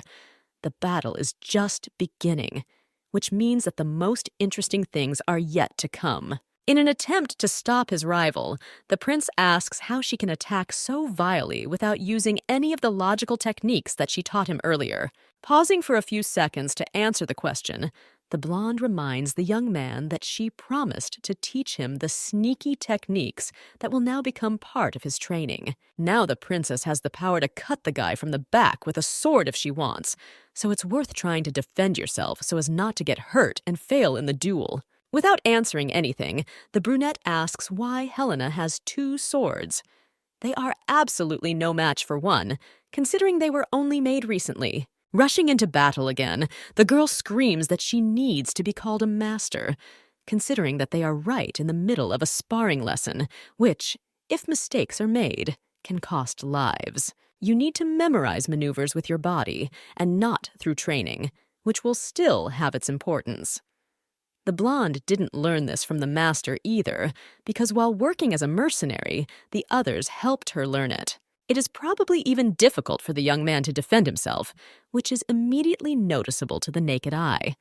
He tries his best, but without knowing the enemy's next move, he simply loses before his eyes. A frantic scream escapes from the mouth, which makes you want to cover your ears, which cannot bear to listen to something like that. Faresca did not injure her friend in any way, but she did her job.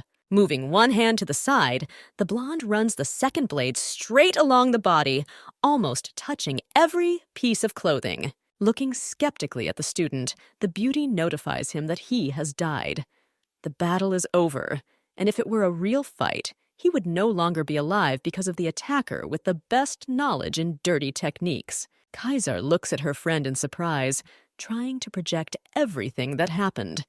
Obviously, the guy has never before encountered the murderous lust that will one day overtake him. Lowering the blades, the lady offers to do the job again.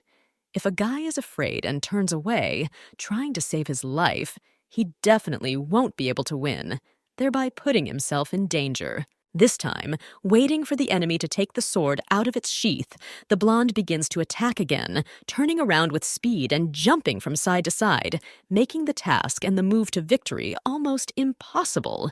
The guy puts the weapon forward, thereby blocking the path of the blades towards his face, which definitely should not have been damaged. As the girl thought, the enemy defeats her by force, because after all he has abilities, which of course cannot be denied in any case. Everything would be much simpler if the princess was going to teach the guy techniques, but since combat remains forbidden, she turns the sword in the other direction to make the next attack. One of the blades is with the handle facing the young man, and the second is still moving forward with its sharp side.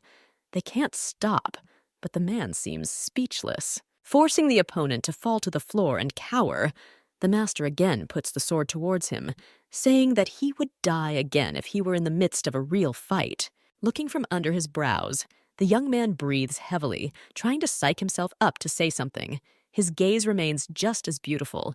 It contains hostility and fortitude that cannot be broken. Such a picture is something special, but it is definitely impossible to kill a person with just the strength of your spirit when you are attacked from all sides. Until now, only Helena was capable of killing the enemy, despite the fact that everything should have been completely the opposite. The young man should be the one who will kill his girlfriend if necessary to do this. Crawling back a few steps in horror, the brunette asks why he should kill his master. It doesn't have any logical ending, despite the fact that she is trying to convey something. Leaning over, the girl reminds her of the promise to make this boy an emperor. In her past life, Dante was able to survive and become an empress only because she destroyed her brothers and sisters who were thinking about murder. This is the only correct way. Virgo cannot abandon her student, so she is going to take responsibility for her words. Standing up again and picking up his sword, the man suggests starting again. Smirking, the opponent stands opposite. This is exactly the approach everyone who wants to achieve something should have, going over the heads of their rivals and enemies. All summer, the couple engaged in prohibited training, which took place at different times of the day. Beauty began to notice progress, but also regression in the relationship between the prince and Agate. As usual, leaving the training room, the master promises that he will add something more to the training plan that she will draw up today. He handles everything well, so this will be a good start. The maid standing outside glares angrily at Kaisar, as if he stole something that belonged to her without asking permission. There's a certain anger in the gaze. The man also doesn't lag behind, glaring at his opponent. It shows that it would be a joy to get rid of the maiden who was getting in the way. The battle with glances became something ordinary, but as usual, it was interrupted only by the mistress leaving for another room, calling Agat after her, who tried to keep up with the blonde as quickly as possible. Turning around, the girl, as if in the end, sticks out her tongue, making it clear that she is truly better than everyone else the guy could ever meet, because she is close to Helena. Agoth was even able to stand up to the Emperor's son, which was not even surprising because Fareska saw the potential of this lady from the very beginning. While in the living room to relax, the princess again listens to complaints from the maid, who, while pouring tea, continues to shout about how much she does not like Kaisar, who is behaving strangely. The brunette clearly sees the prince's intentions to monopolize the mistress, who remains unable to defend herself. Unfortunately, lines can be drawn, because these two say about the same thing. The young man also spoke for several days about the fact that he did not like Agat at all, who wanted to monopolize her. Helena hurries to calm her worries, because with her character she can get anyone, but she will never belong to anyone not of her own free will.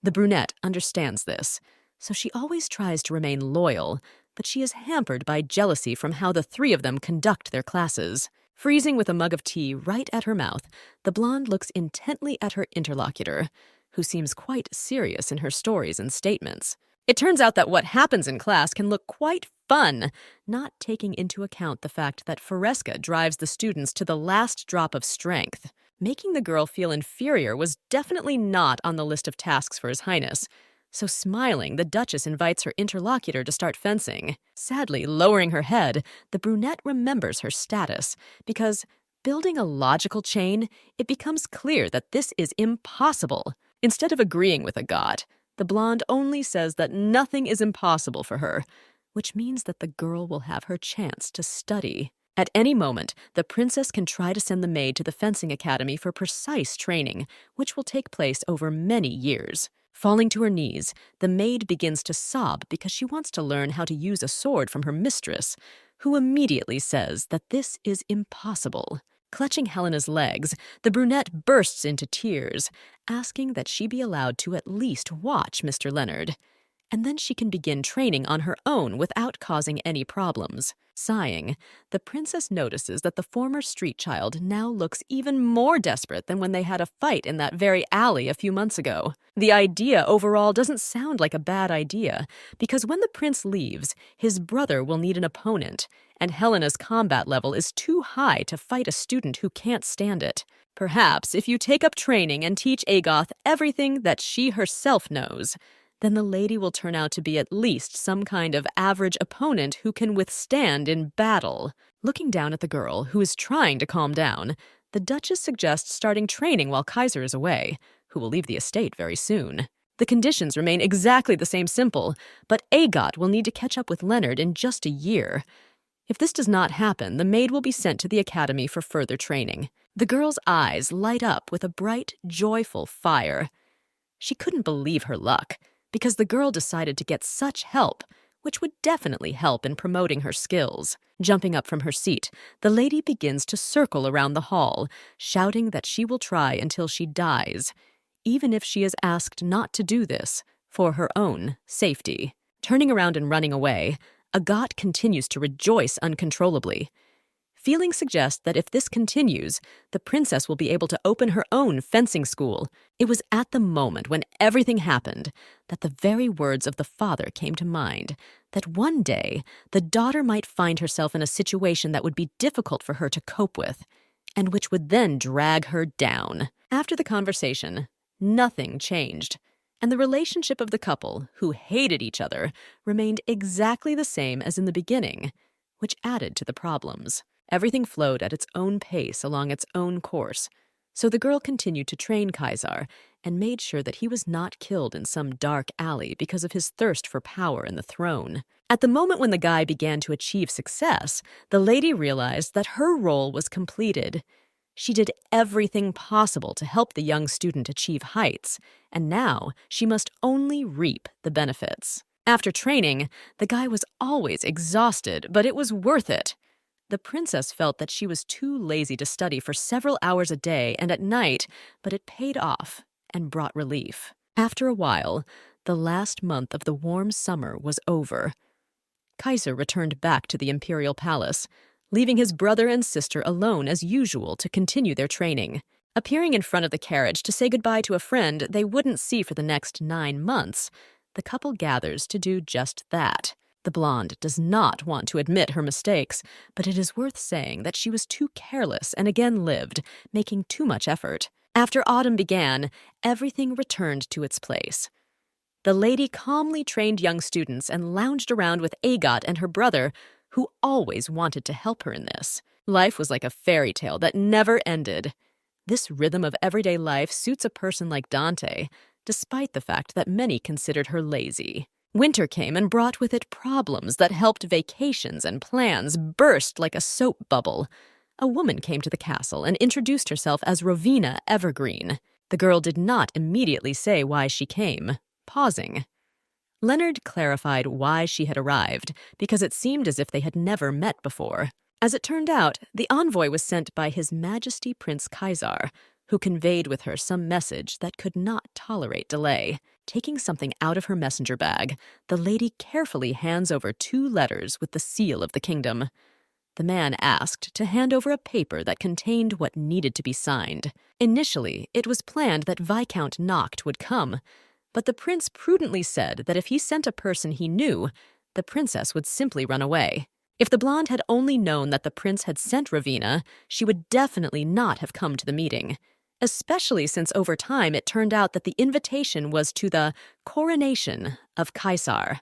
A few days ago, as usual, there was a booth in the duchy due to the fact that friends were actively discussing the coronation, which this year they are holding together in the winter at the beginning of the year. As it turns out, the castle is planning to hold the transfer of the title and the birthday at the same time, which coincides.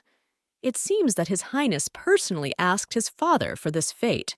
Turning her head from side to side, the lady pretends that, of course, she knew when her friend's birthday was. The prince's middle name is Winter, which adds even more meaning. If Kaisar had heard this, he would have cried. In any case, it did not matter because they were still too young, which means they could not attend such events, which were prohibited. This was, of course, not because the girl was lazy. The lady was going to spend the whole day in the absence of adults, doing whatever she wanted without any worries. So going to the capital because of the crown prince seemed like a bad idea. Putting the letter back into the envelope, the lady hands it to Evergreen. She's really sorry, but now is not the best time to make her debut in high society so early. The brunette nods, saying that the prince foresaw even this. He conveyed that if the girl said this, it would be better to read the invitation more carefully. Not understanding what exactly they want from her, the blonde only lifts her eyebrow sarcastically, hoping that very soon she will be able to solve the riddle. Grabbing the sheet of paper again, the lady begins to actively run along the lines of the neatly written invitation. The first time she didn't find anything unusual. One note was added at the end of the paper. If the master does not show up, then at this event Winter will inform everyone about Helena, who likes to touch other people's thighs. The paper immediately turns into a lump. Jumping up from the sofa and running to the fireplace, the young lady throws a piece of the letter into the fire as best she can, looking at how only ashes remain. Leonard was the only one who completely did not understand what had happened. Looking angrily at her interlocutors, the blonde reminds them that she cannot go anywhere without an invitation, even if she really wants to. The couple silently watching the madness does not find the right words to say anything or somehow comment on what is happening. Not intending to wait any longer, Rowena pulls out several more letters, which contain the same text, supplemented by an invitation. His Highness foresaw everything that would happen, so he ordered many copies to be made. Those in the room freeze in shock at how cunning the guy was, even with ordinary invitations that didn't mean that much. Clenching her hand into a fist with all her might, the blonde talks in a killer voice about how she is looking forward to meeting His Highness at this wonderful event. The princess intends to go to the coronation and meet Kaisar in person in order to kill him and reprimand him for his resourcefulness, which ruined her day off. Ravina seems calm, however. Adjusting her glasses, she talks about how the prince is waiting for their arrival. According to him, they are among the most important guests. Giving some command, the girl calls several more maids into the room. It so happened that Evergreen would prepare the prince and princess for their debut in the capital, because she was tasked with it as the one in charge. There is very little time left, so instead of sewing, the woman brought and prepared several necessary dresses in advance. The couple can look at the catalog as well as the titles of everyone invited to the event to memorize each one. For the ideal debut of his friends, His Highness ordered to help financially and spiritually too. The Duke's permission is also already in place, so there are just a few finishing touches left. With the appearance of the lady, the plans were really destroyed, making it clear that this would not end well. The girl and Leonard were taken to the hall to take measurements. While the princess did not understand anything and blindly followed Ravina's instructions, the day of the coronation arrived.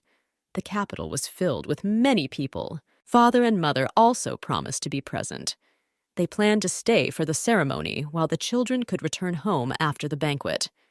This will be the first public appearance from the Duchess and Duke, so it is worth talking less and listening as much as possible. Nodding, each of the young people agrees to the conditions set. The only disturbing detail remains the holiday itself. The couple thought their parents would be there for them. As it turned out, the family needed to visit a lot of important places during the day, so, promising to meet them a little later at a country house, they left their children right in front of the palace. The Foresca family is not personally involved in politics, but they are still a ducal family, so aristocrats definitely need to appear in all places at the same time. It seems that such meetings are something empty, but this is not so. Nobles do not just meet briefly and engage in idle talk, but exchange information and create factions. Although the couple are close friends with His Highness, their parents did not force them to attend the coronation, knowing how long such a matter would drag on. Leonard wonders whether they will meet with him today or not, because it seems that his friend is busy greeting members of the political world. The Virgin only nods, because when her coronation took place, no one even came close to her. Perhaps the reason was completely different. The ceremony took place immediately after the repression of relatives, so some of the nobility were most likely simply afraid of the Empress. The lady sat on the throne in an unusual way, so she influenced the outcome of events. There was only one person left, Elas Gray, who invited Dante to dance with him because he knew that she was a good person. When the princess was embarrassed by the too uncomfortable atmosphere, the guy extended his helping hand, which made Renatus incredibly happy. In those days, what happened even made the lady's heart beat faster. Of course, now we could forget about all the exciting moments. The blonde promises herself to meet Kaisar before they go back home. Apparently, Helena really wants to meet His Highness too much. She had to travel too far in order not to get anything new, realizing that the prince simply wouldn't even talk to them now. Most importantly, the girl set herself the goal of taking revenge on the scoundrel, who decided to use forbidden methods to lure her friend to the coronation. She was no longer interested. Smiling as if nothing had happened, the princess says that there can be no other reason for this. She just wanted to talk without assault. Extending his hand towards his sister, Leonard asks if she really likes him more than anyone else in the world. This kind of beginning of a conversation cannot bode well. Looking into the eyes of her interlocutor, Helena nods without hesitation, saying that he is truly the best in the world. She never considered him an ordinary person because of the kindness that lay hidden in his soul. This time what was said was true.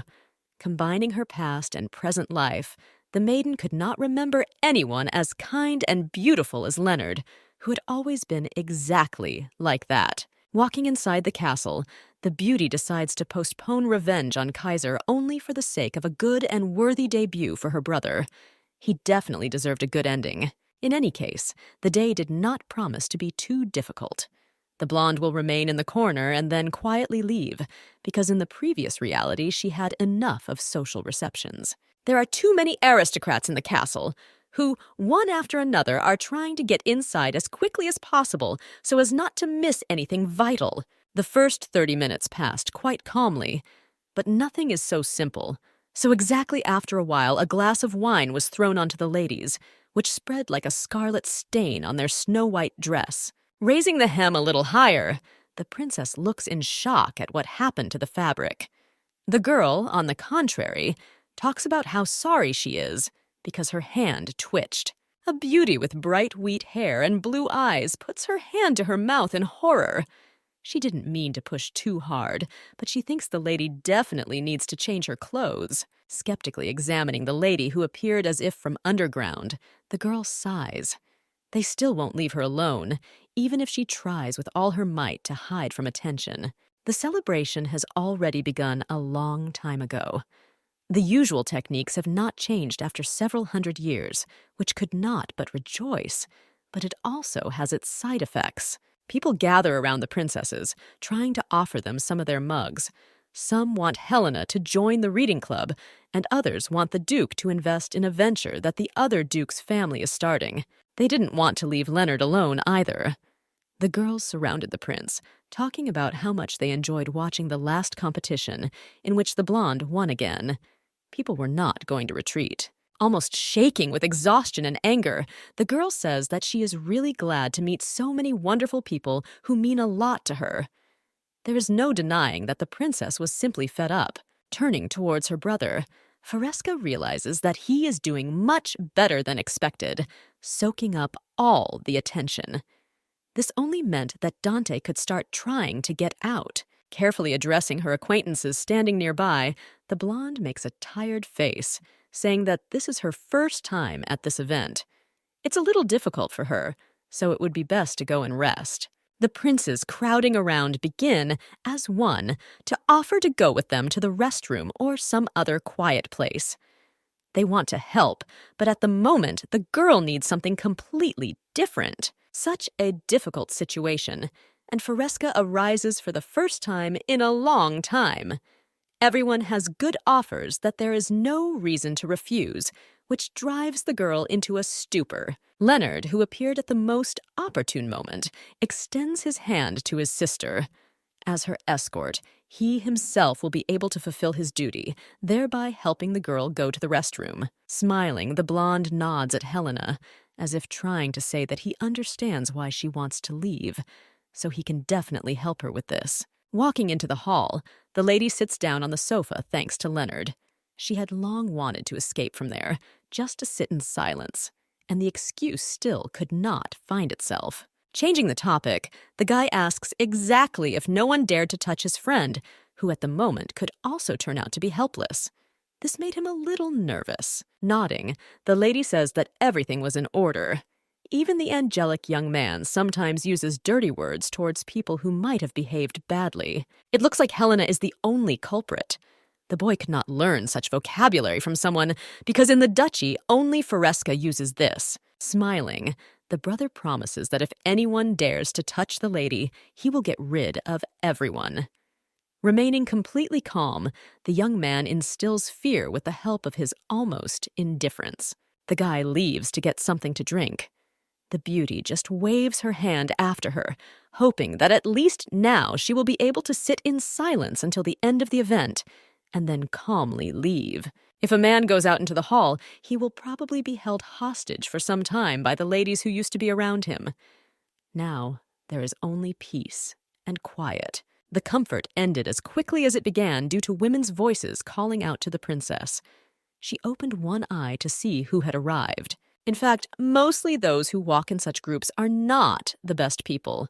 They have their downsides to what they do, so you should be wary of them. The blonde looks searchingly into the eyes of her interlocutor. She was looking for the princess, so now, without wasting the opportunity, she introduces herself as Lady Ulrica Bronte. The gears are quickly spinning in her head, forcing the beauty to think about what family Ulrica belongs to. Obviously, this is a relative of the Duchy of Balor, which is the family of the favorite. The woman had been in conflict with Prince Kaisar for a long time. The man prevented his favorite from receiving the title of empress, and she, in turn, continued to be against his becoming crown prince. Both possessed unimaginable power, which was constantly compared. But just recently they made some kind of deal, and this year the prince became heir to the throne. There is no way these girls can be on good terms with Kaisar, but then the question remains why they came to the coronation. The lady clearly has some business that they don't want to reveal. There are rumors that the lady is friends with Winter, who considers her his best friend and mentor, which is true. Bursting into sparkling laughter, Bronte cannot stop. It seems as if someone told her a funny joke that made her want to laugh non-stop. Asking for forgiveness, Yulika says that she did not expect to hear about the rumor that came from the character. Usually, aristocrats can exchange a few words with the prince, but no one has ever boasted of friendship. It turns out that there are such people. These babies are very annoying to the princess, who still cannot find the strength to turn around and leave without leaving a scandal behind her. The princess cannot be one of the close people, because usually such people from the village are simple-minded. Laughter and snatches of words reach the ears for only a few minutes, but this can be considered self-indulgence, because none of them carry a sword or add poison. Yulika looks worriedly into the lady's eyes. She says this is all just because she is very worried about Helena, who most likely is not able to make a decision herself. Leaning closer to the heroine, the blonde asks her to realize her place. All stories remain empty because Fresca has nothing to do with the prince. The girl spread similar rumors, but came in a country dress.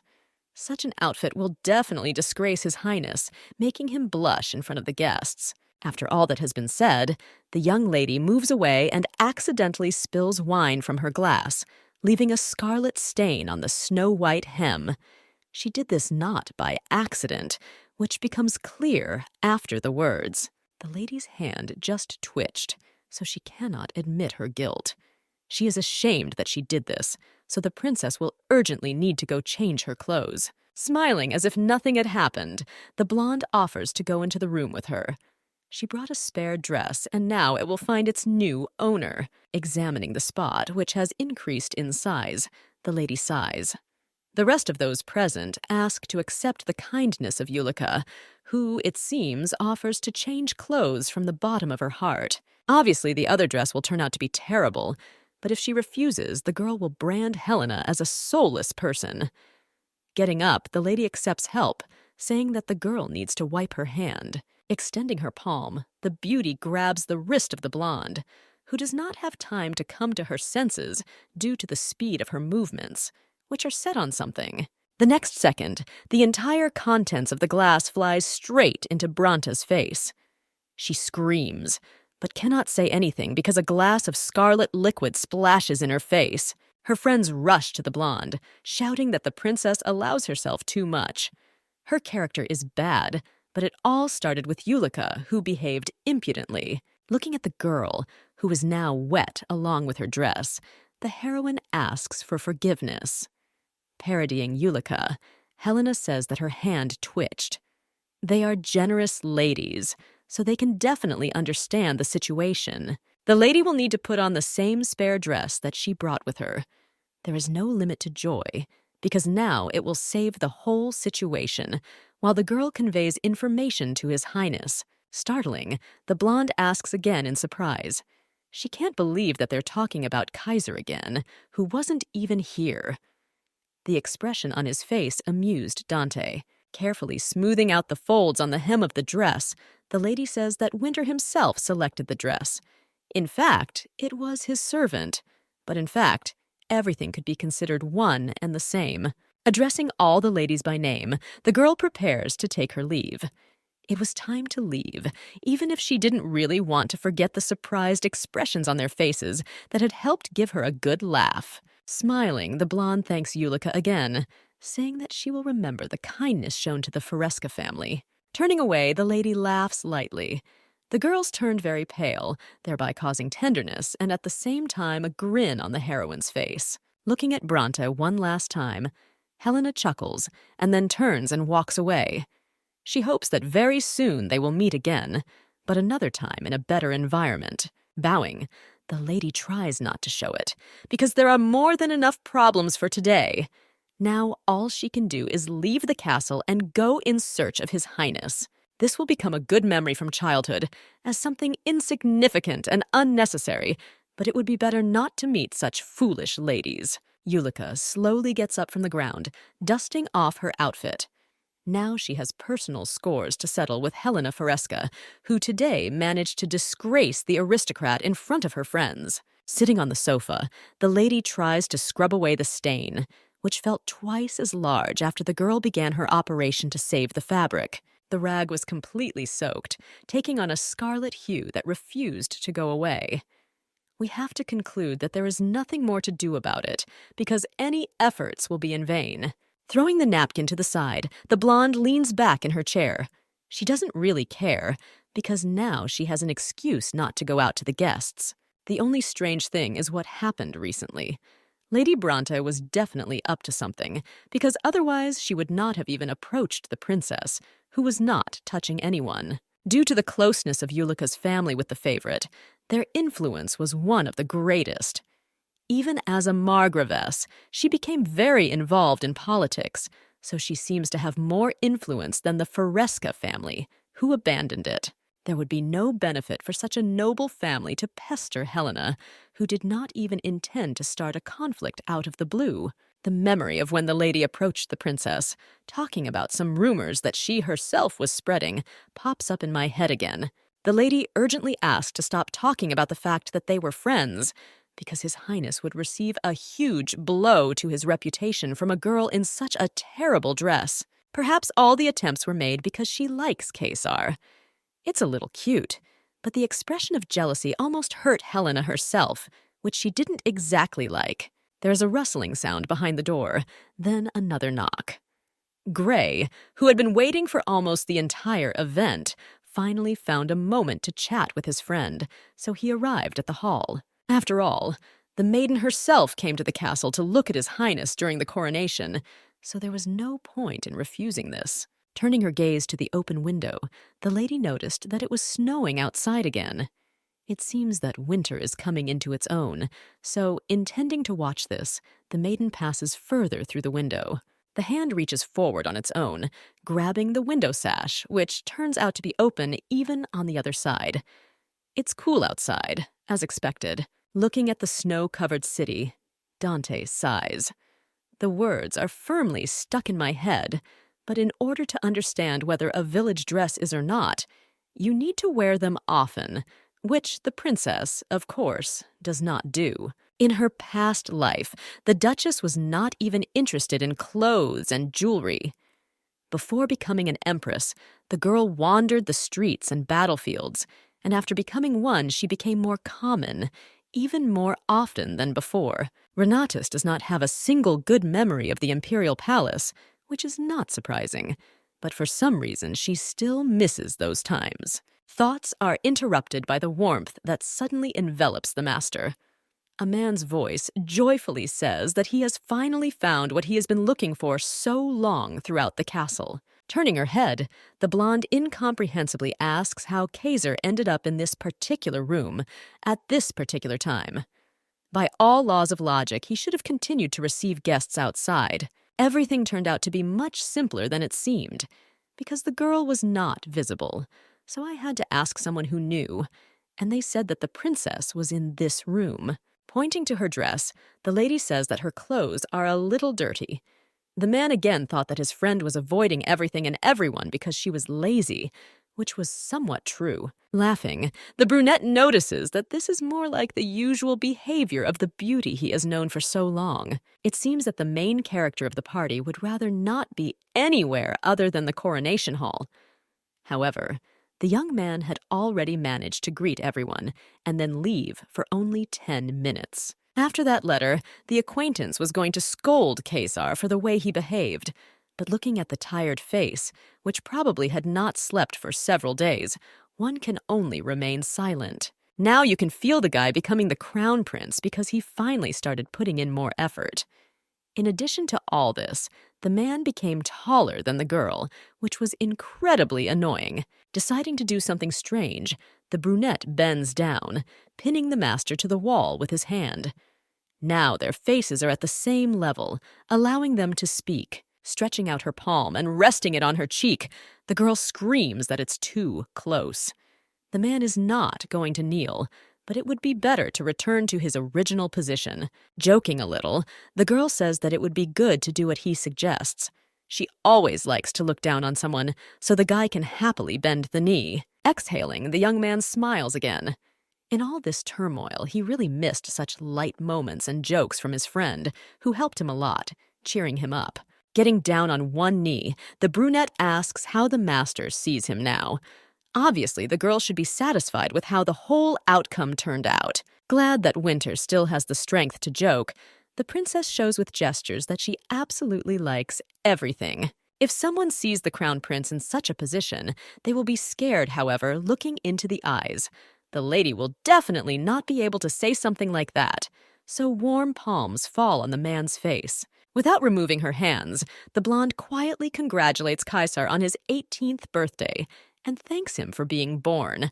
This time, the congratulations turn out to be more than sincere. Falling silent, the maiden expects at least some reaction from her ward, but instead, silence lingers in the room. The man was covered with scarlet paint, which was almost unnoticeable because of his palms, which still did not let go of the young man's face, not allowing him to get any overview of what was happening.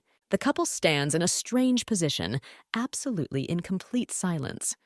No one is able to say anything or move because such a congratulation was unexpected. Asking her friend to say something so that the maiden does not die of embarrassment, she blushes.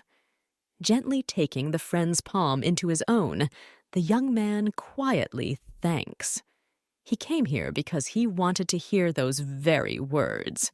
Exhaling, the princess reminds the prince that as soon as he enters the hall, he can hear a million more such congratulations. Bowing his head closer to the master, the guy says that these words are meaningful only when they come from the lips of a princess who wanted to congratulate him so much that she forgot about her rule of not expressing emotions. Taking the girl's hand again, the man comes even closer, looking somewhere down. He was born only for Helena, who has now become the closest person to him. The cheeks become filled with color again, making the young man a little embarrassed. In the voice of the future emperor, one can hear the desire to burst into tears, which will very soon take over. Snuggling close to her friend, the blonde inhales his scent. The girl could only hug that very close person, without whom she could no longer imagine her life. The stubborn and lonely student recognized his teacher as someone so important that it made him feel much better. Words spoken a moment ago will not be forgotten even after years.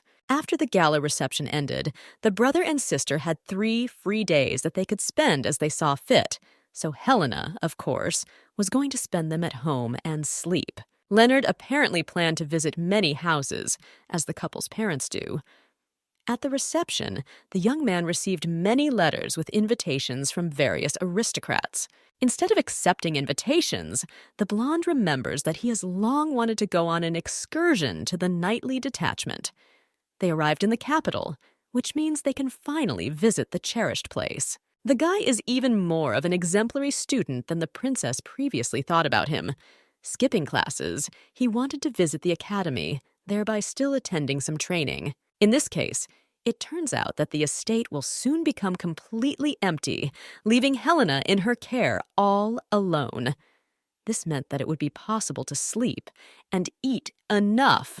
The plans were again destroyed literally in the second half of the same day because Kaisar appeared at the castle, who, greeting the master, announced that he had arrived to visit. Getting out of bed, the blonde sighs heavily. I want this to all turn out to be a bad dream from which I can wake up. Shouting at the prince, the girl asks why the future emperor is so free. However, it is rude to say such a thing to a person who has not even slept properly in recent days. In fact, the young man heard that Leonard had gone to look at the nightly detachment, so it immediately became clear to him that his acquaintance would simply be lying around and fiddling. This bastard turns a deaf ear to everything they tell him. The guy was so kind that he decided to take the time to come and have a lot of fun with his girlfriend. He was bored alone, so company would definitely be nice. Pushing the prince out of the room, the blonde promises that she will feel good, even alone. It seems the lady is going to end her congratulations with just words. No longer wanting to listen to anything, the young man diligently resists so that he is not thrown out of the room. This will be in lieu of a birthday gift, so no refusals will be accepted. Looking menacingly at her interlocutor, the lady remembers that her acquaintance never saw the gift. It seemed that he didn't even really need it, but it still wasn't good to refuse. Asking what exactly Kaisar wants, the girl promises that very soon she can give him a gift so that he can finally calm down. Speaking about what he needs, the brunette begins to list that the lady could build him a country estate in the city and near the seashore, which would be quite enough. In the end, the lady agreed anyway, because the same bait, as usual, worked like a charm. Sending the servants to rest, His Highness assures them that everything will be in perfect order. The Crown Prince decided that he was now omnipotent, so he sent his guards and servants home. The master raised the boy too strong and now fearless. Grabbing his friend's hand, the young man invites Helena to move forward to choose what they would like to do together on the estate. Resisting, the lady tries to find out why she was grabbed by the hand. All this is necessary so that your friend does not run away during a walk, but stays nearby all the time.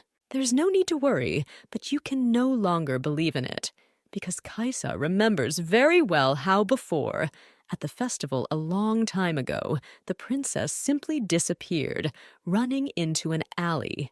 The discussion is over because the blonde has nothing more to say.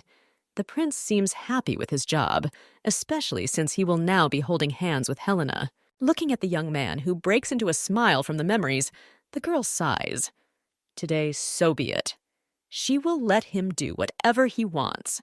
But next time, he won't get away with it so easily. Pointing to a bakery, the guy suggests heading there.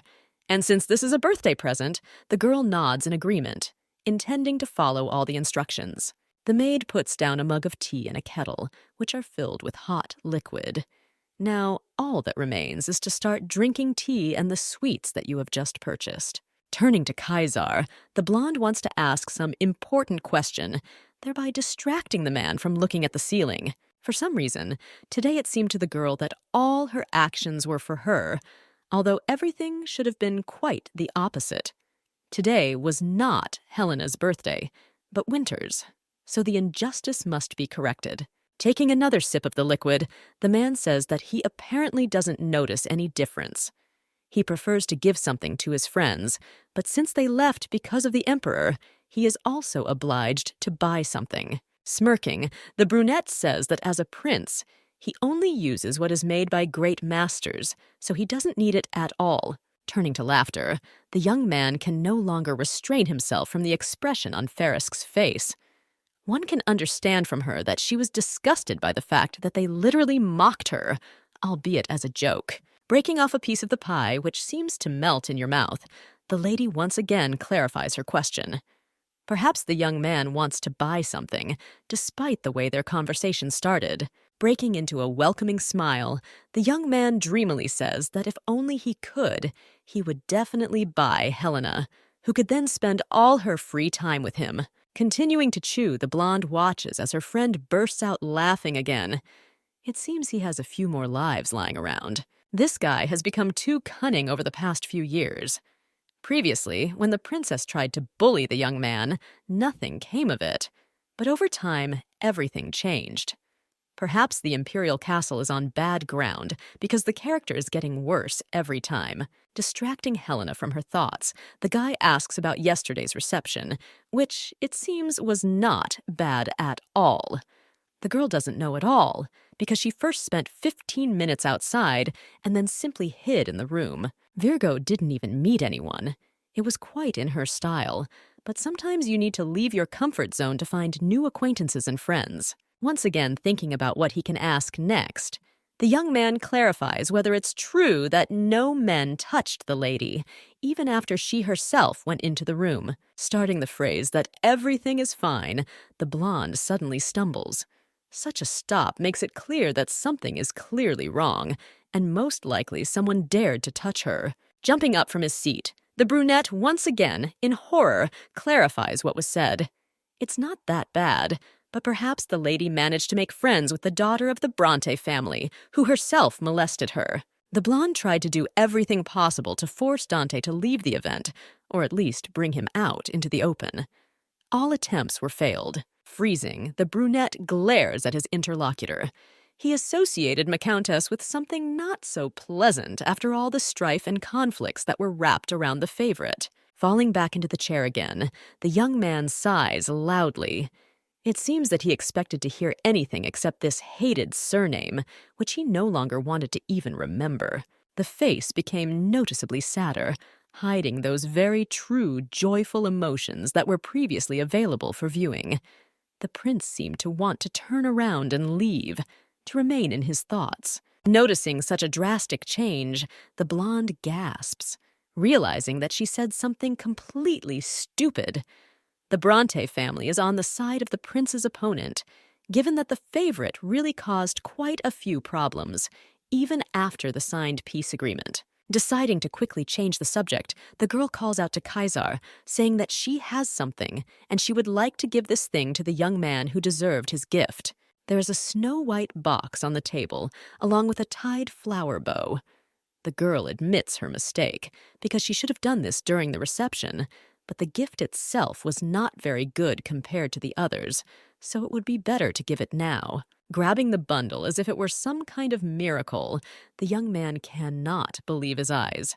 Asking a million questions, he constantly clarifies whether it is really his, and whether it can definitely be revealed to him. Nodding, the Virgin warns that the present is extremely modest, so you shouldn't hope for some expensive clothes or jewelry that you definitely won't have.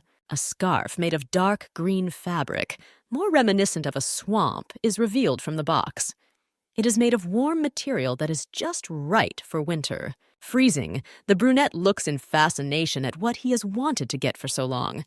There seems to be pure delight on his face, which makes him move on. Looking at the thing, the guy comments on Helena's knitting abilities, because this piece of material looks like a rag of rags, which might even be a shame to wear anywhere. Stretching her hand forward and swearing at the same time, the beauty asks to return the rightful thing to the owner, because this is how it should be.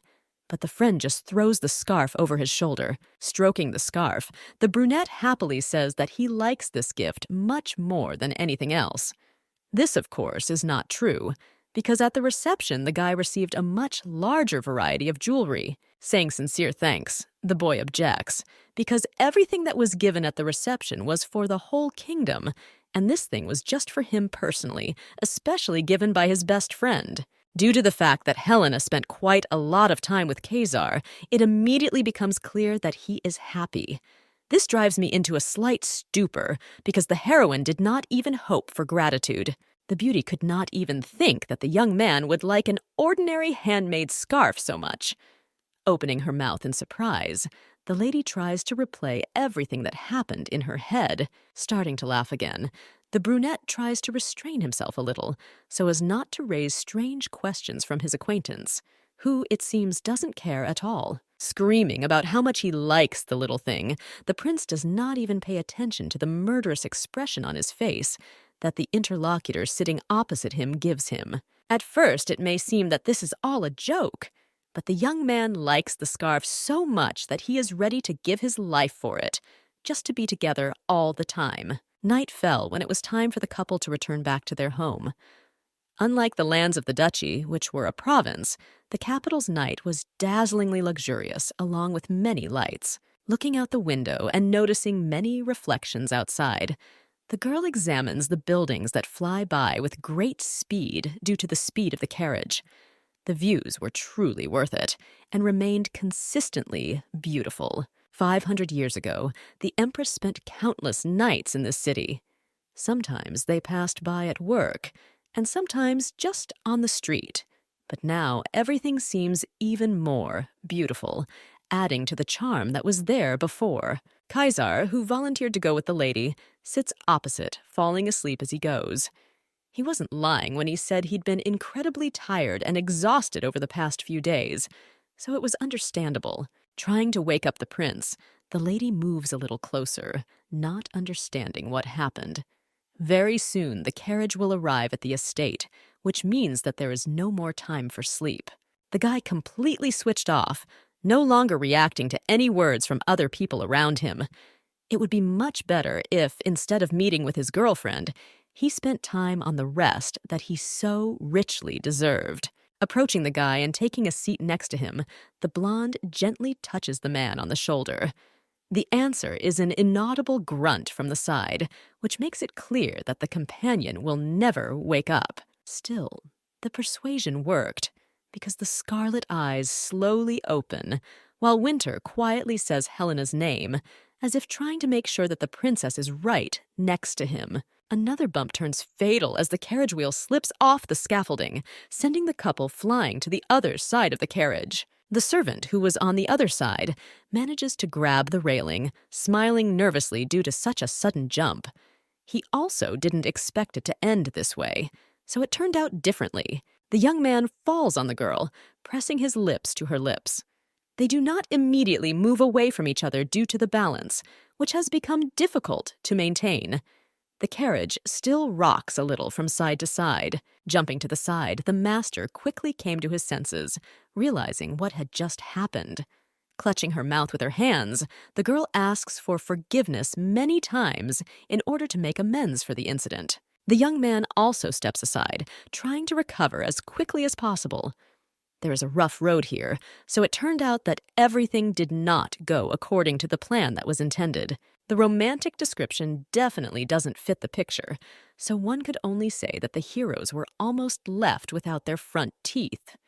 Because of the impact, they were too close to each other, so now they feel pain and embarrassment. Almost starting to cry, the guy backs away, shouting that this doesn't count. He does not give any precise explanation, only continuing to insist that this does not suit him, because no one expected such an ending. Without ever taking her hands away from her face, the girl quietly asks her companion what he is trying to tell her, because such a vague description is clearly not suitable under any circumstances. The prince seemed to dislike the collision very much, which happened very unexpectedly. Until the end of the road, he still could not connect two words into one sentence, continuing to say the same thing. Swinging open the door of the carriage, Helena jumps out of the carriage, not intending to listen to the other excuses of the young man who did not even try to stop her. She will go first so as not to make everyone feel even more awkward. Goosebumps run through your body, making you want to hide somewhere. The incident, it seems, will now remain in the memories for not a very long time, as if reminding of what happened. The servants greet the mistress, who does not react to them in any way, only running at the speed of light into the interior of the estate in order to disappear from view as quickly as possible. Gray, who remains in the carriage, looks into the distance in fascination. What happened no longer seems real, causing the young man to doubt how things will turn out in the future. Right at the entrance, the girl is met by Leonard, who has long since arrived back at the castle. After watching the knights nearby in the academy, he did not linger in the capital, so he immediately returned. Looking at the lady's face in surprise, the boy asks what happened to the young lady's lips. They seem to be swollen, but the justification finds itself. Because the carriage she was riding in was shaking, the maiden fell and bit her lip. Looking down thoughtfully, the blonde also notices how red the girl's face is. It seems she has a cold, so if necessary, the prince can call a doctor. Jumping to the side, the girl tries to hide her embarrassment. I don't want to believe that she is embarrassed because she and Kaisar had a collision that meant absolutely nothing. Turning around and leaving the room, the blonde asks her not to bother her because she needs to rest and recover as quickly as possible in order to feel better. On his way out, Dante looks at his brother for the last time. She is ashamed that she was able to deceive a loved one, but it is impossible to say that today she and the prince touched lips. Gray's facial expressions resurface in his mind. He seemed confused and upset that the incident had dented his face, making him look less like an emperor. Walking into the room, the girl falls onto the bed with a heavy exhalation. She would like to quickly return to the Count's estate, where she would not have to meet with Winter on an ongoing basis. It was necessary to get at least a few days of rest in complete solitude. 2 days later, one of the heaviest snowfalls began in the capital, which made it clear that the plan to return home had failed. The Virgin did not want to believe that she would now have to stay in this estate for a few more days or a week. The servant, who, as usual, came to complain to the princess, says that he explained to His Highness that it was necessary to conduct a rehearsal for the speech to the throne in the afternoon. But in the first half of the day, Gray practiced fencing and came all sweaty. Not understanding what the problem is, the brunette leans back on his chair, expressing his dissatisfaction. It was just a rehearsal, which doesn't mean anything, but you have to wear a costume that can get dirty. Sipping tea, the blonde tries to remain neutral. Because of the snowfall in the morning, the couple was locked in the estate, so everyone kept throwing all their problems onto the princess. As luck would have it, Hamilton arrived precisely at the moment when Leonard, who was always assenting, was not there. The young man again received an invitation from the main knightly detachment, so he promised to return not so soon. Normally, the girl would not even hesitate because of the Viscount's complaints, because for him it was a common thing. But today, everything changed. Looking menacingly at Kaisar, the beauty skeptically repeats that he is to blame, so Noct has every right to complain about the prince who does not respect the work of others. Virgo does not know all the details, but the fact that the Viscount is right becomes obvious. Focusing on the person sitting next to him infuriates the Emperor, despite the fact that he always tries to remain indifferent and calm. Starting to cry, Hamilton takes out a handkerchief that was already prepared for tears. As expected, the princess understood and supported him because she is a generous person. Trying to support the Viscount, the girl continues to assent, while the guy talks about how difficult it is for him. Sometimes I just wanted to give up everything, to which the brunette reminds me that no one ever stopped him. Remembering an incident that happened a few days ago, Noct says that the prince rushed him and then simply disappeared. Perhaps someone beat him, judging by how swollen his lips were. This time, the couple unanimously shouted at the servant, who froze without the right to say anything. He is asked to be quiet and not talk about what happened. Asking why they both scream so much, the man thinks for a second, because if you think like that, then there is also a wound on the princess's lip, which looks extremely strange and similar. Silencing the Viscount again, the couple does not allow the poor guy to even get a word in edgewise. He hadn't said anything yet, but he got what he deserved in advance, just hoping that next time no one would touch him, even if necessary. This day was a complete failure because Dante felt discomfort, which is why she overreacted. You can't get caught by a chatty man like Noct, so the maiden tells him that there are monastery councils in this estate. The brunette jumps in place. Such a valuable book is worth a lot of money, especially since these are related records of the monastery, transcribed in elegant handwriting. The man always dreamed of seeing something like this. Inviting the guy to come with her in order to show everything, the blonde points to the door. This would be a great honor for the teacher's family, because he had never been able to see such a scripture with his own eyes before. Helena turns around sharply. She's trying to imply that she needs to try her best to distract the Viscount from the lip strike that he doesn't know about. The brunette seemed to be interested himself, so he assures His Highness that if a lot of people make noise, the expensive book will be ruined. Kaisar silently looks at the couple, who expressed themselves, it seems, very clearly. He has nothing to say. The princess continues to glare at the prince, hoping that another brilliant idea will certainly not come to his mind.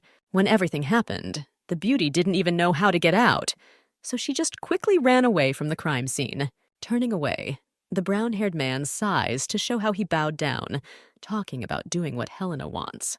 The couple turns to leave the room, where the future emperor remains turned away. Turning back for just a second, the maiden carefully examines with her gaze the one who almost called everything into question.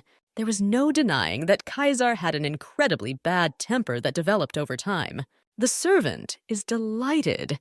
He cannot believe that he was able to hold such valuable books, because it will be an honor for him. The beauty is watching the man.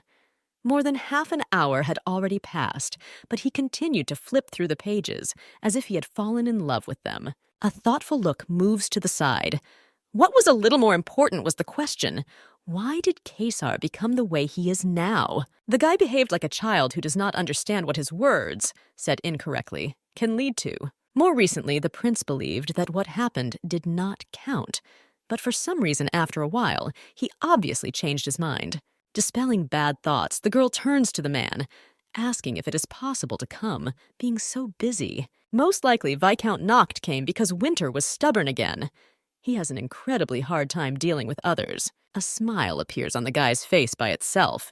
In fact, they came under the pretext of complaining to Helena. The blonde freezes. Her eyes widen, and she asks in surprise why the young man had to take such measures. Due to the coronation, His Highness has become incredibly sensitive, so he cannot sleep. So the servant wanted the king to be in a place that was comfortable for him. The princess is asked if she knows the reason for the coronation before herself, to which she remembers her birthday. To make the plan accurate, the coronation was held in the castle not in the new year, but in the winter. The real reason was different. The Viscount did not want to drag the master into all the new affairs in the castle, but he still told the whole story. There was some reason why there was such a big hurry. Of course, she didn't open up much. The girl herself guessed what would happen. Very soon, the favorite will become the new empress. Noct looks at Helena, who is surprised at her own guess. He nods in agreement to confirm. If a woman does this, then the Bullock family will become more powerful, and she will want to install not Kaisar in the place of crown prince, but her little son. Now the puzzle is complete. The father tried not to spend time with the nobility because Fresca decided to fully side with Grey. The Duke's estate is too far away, so it was extremely difficult for the beauty to learn about such rumors not from the first person. The guy offers to become Helena's informant. It was for her, and not for her father or brother who could stand up for themselves. Noct, as usual, remains a mysterious person, which irritates Fresca incredibly. Still, the girl cannot help but admit the fact that Hamilton always treated the girl as an adult, an equal person. The guy still tells the reason. This can be regarded as a return gift because the lady showed precious books. Having heard the reason for the coronation, one can pretend that nothing is clear, but not in the case when it is a student of the master. The blonde nods and then leaves the room, heading to the room in the separate hallway where Kaisar sleeps. Coming closer, the girl sits down on her knees looking at the guy. Living in the palace, he can still only sleep in the estate. No longer holding back, the girl reaches out and runs her fingers through the silky hair that is too alluring. The girl remembers how she told the prince to become emperor, although she herself knew what the treasured place was like. The lady did not want to believe that she had sent a curse on the student that was too terrible, which would be difficult to put up with. If something bad ever happens, the guy is obliged to tell everything so as not to bear the burden alone. It will be easier. The beauty understands the guy's feelings, but it doesn't mean anything. The voice makes him open his eyes and try to turn around. Carefully rising from the sofa, the brunette grabs his head. He asks Helena when she came to understand. Jokingly, the lady says that she wanted to paint her friend's face. Now he cannot sleep peacefully in the presence of the heroine. Noticing a strange reaction, the lady tries to make the young man relax. She was just joking. Grey looks at his interlocutor, trying to understand if this is true. Just waking up, he did not have time to turn on his brain. No longer trying to concentrate, the guy nods his head, not intending to stir up a quarrel. Examining the heroine's face, Kaisar once again stops at her lips. It is obvious that the wound is not healing. Looking into the master's eyes, the young man bends down and the next second gently kisses the girl on the lips. Stepping back, the heroine cannot help but admit that what happened was wonderful. The kiss was natural and fleeting. Turning again to Fresca, the prince quietly asks if he can kiss her, as if he did not have time to do so. It was necessary to ask before doing it, but finding a way out of the situation, Winter asks about the second time. The couple joins in a kiss again. The girl is pleased, even if she is not sure whether it is right to do this with her student. The beauty lowers herself a little, throwing her hand over Kaisar's shoulder. They stand as if only a couple of them exists in this world. At a young and ignorant age, this can only be done once, purely out of interest. The first kiss is always so tender. It can be given to any person in whom there is even a slight interest. What happened in the hall is not at all serious for either the boy or the girl. After a few days, the snow finally stopped falling. As planned, Leonard and Helena were able to leave the capital. Hamilton and Ravenna came to see off the guests, who, according to their hopes, would arrive again very soon. Unfortunately for the beauty, the young man never came. Most likely the prince had some more important things to do than something like that. Attention is drawn to a voice from the outside that forces the girl to return to reality. They ask her if she is bored. Brother talks about Agot. She couldn't go because the headmaid left her at the estate. The blonde quickly understands what's what, so she nods actively. Everything happened exactly for this reason, so there is no point in denying it. Of course, the girl misses her devoted friend, who is left all alone in the castle. Looking out the window, the girl looks at the estate for the last time. She would like Kaisar to be with her today. This is the third summer since the guy became crown prince. Last year, on an excursion in the night squad, the captain of the Scarlet Knights clearly became interested in Leonard. The man called the young man a great master, so of course he forced him to attend the military academy. Because of everything that had happened, the blonde could only see her brother once a month at best. The prince visited the duchy in the summer, as promised, but no longer found time to stay much longer. The power gained and the freedom lost were equal to each other, despite the fact that he was not happy. Agot, on the contrary, has changed. She became so obsessed with the sword that her hands developed permanent calluses. It was a little sad that the girl moved away, but at the same time, she showed that patience and work would grind everything down. After all the events that had happened, the fourth summer had finally arrived, which foreshadowed becoming just as ordinary. As always, Kaisar visited the duchy, but with annoying news. It said that the Imperial family was organizing fencing competitions. The event was held once every 4 years, so it was planned to take place in the coming year. Only aristocrats usually participated in such competitions, and they were more like children's games. It turned out that since the new year, the selection of participants has been tightened. Now not only aristocrats can participate in the competition, the organizer is the Imperial family, but there are no restrictions. There will be a huge number of capable people coming, so it will be fun. Helena was incredibly interested in what was said. She couldn't deny that Leonard would benefit from practicing real combat. Agot brought a chocolate tart, which, of course, His Highness does not like. Only the heroine, who was worried about her brother, did not pay attention to the altercation. The girl smiles, promising that she will prepare an egg tart, which, of course, will be ready when the prince leaves. The blonde had no intention of interfering. The couple continued to quarrel, but now it seemed that they were suitable for each other. The decision was made spontaneously.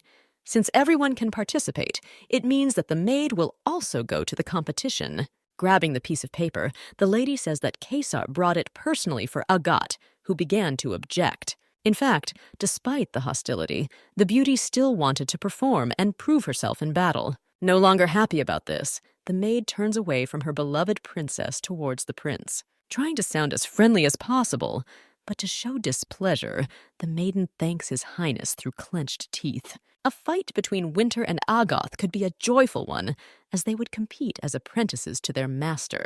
It was said as if the brunette was being forced to participate, to which he confirmed that the prince was obliged to do this. The blonde carefully eats the chocolate, asking in surprise, since when did this become a tradition that she had never heard of?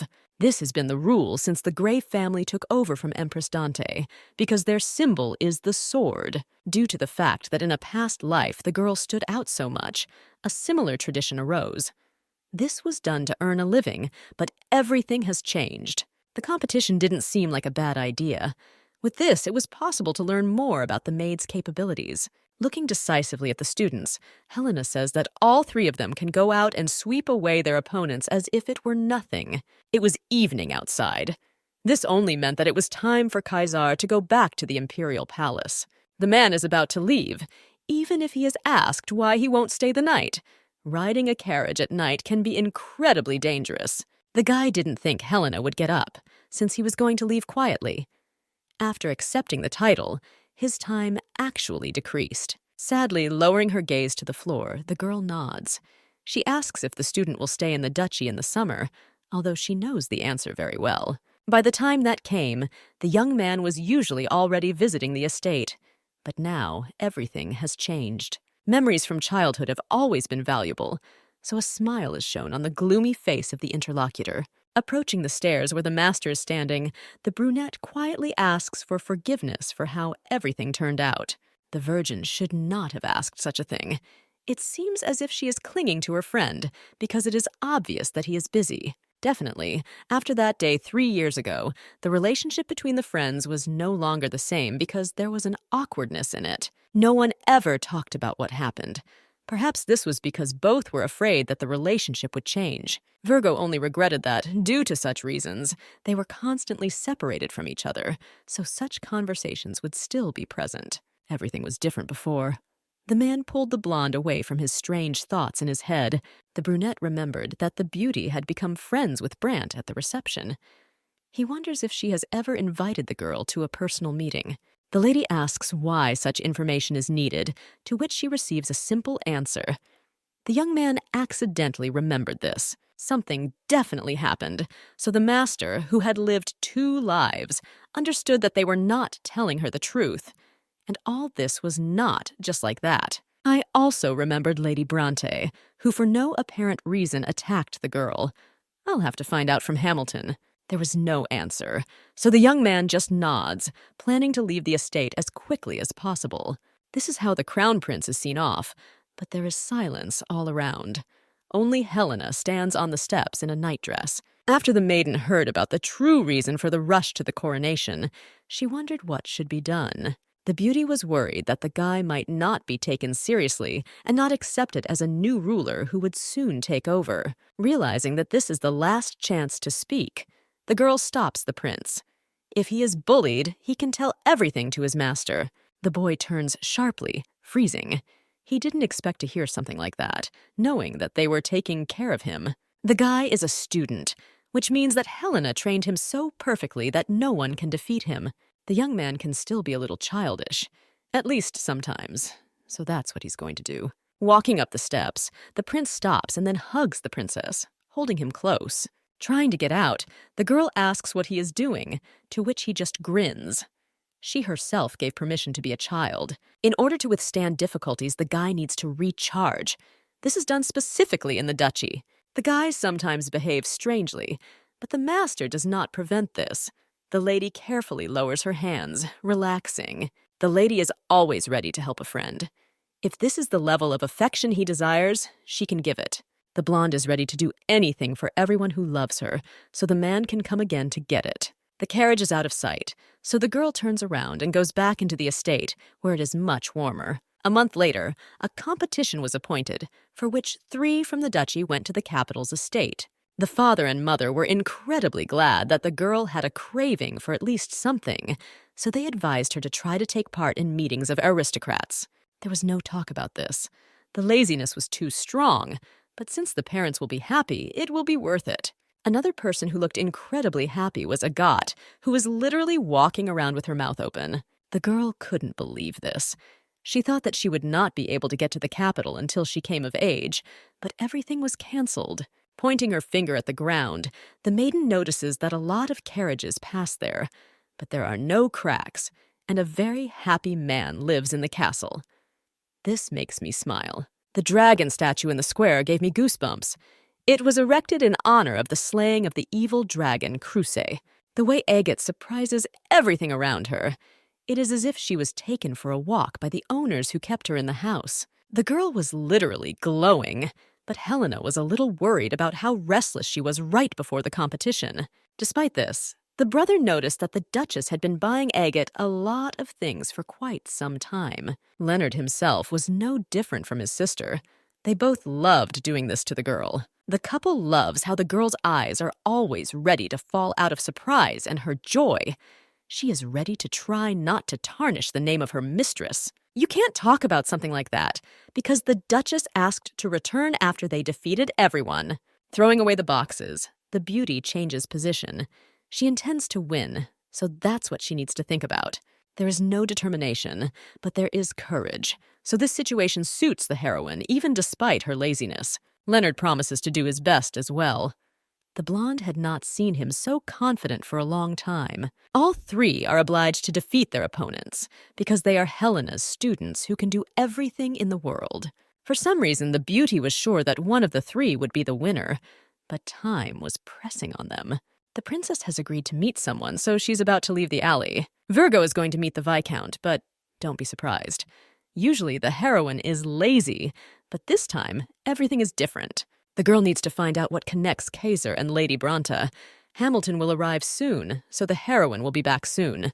A meeting was to take place in one of the rooms, which promised to be interesting. Noct smiles and says hello, even if he is surprised that the lady herself proposed to meet and no one forced her. The lady wanted to ask something, which made the man light up. He would like to serve as an informant. The blonde sighs. She is not at all interested in politics, no matter what the question or answer is. The man wanted to lure the beauty into a political faction. He doesn't understand what the problem is, so he needs to be careful. Calming down, the guy asks what interests the princess. I would like to know more about the Bronte family. The brunette freezes because he didn't know that the lady from that family managed to do something terrible. The blonde is silent because she is thinking about what to say first. She needs to think a little longer before saying anything. The man doesn't say what happened, but asks in advance what the lady did, which seems suspicious. The brown-haired man apologizes. He phrased it incorrectly, which makes me wonder what's wrong. It's worth starting with the fact that the current empress is going to make her own son, Fran, heir to the throne. Virgo freezes because she didn't know this. She guessed, but wasn't exactly sure. Kaisar became the crown prince, so until he is killed, Fran will not be in line. In this case, the empress will make the prince heir after the guy becomes emperor.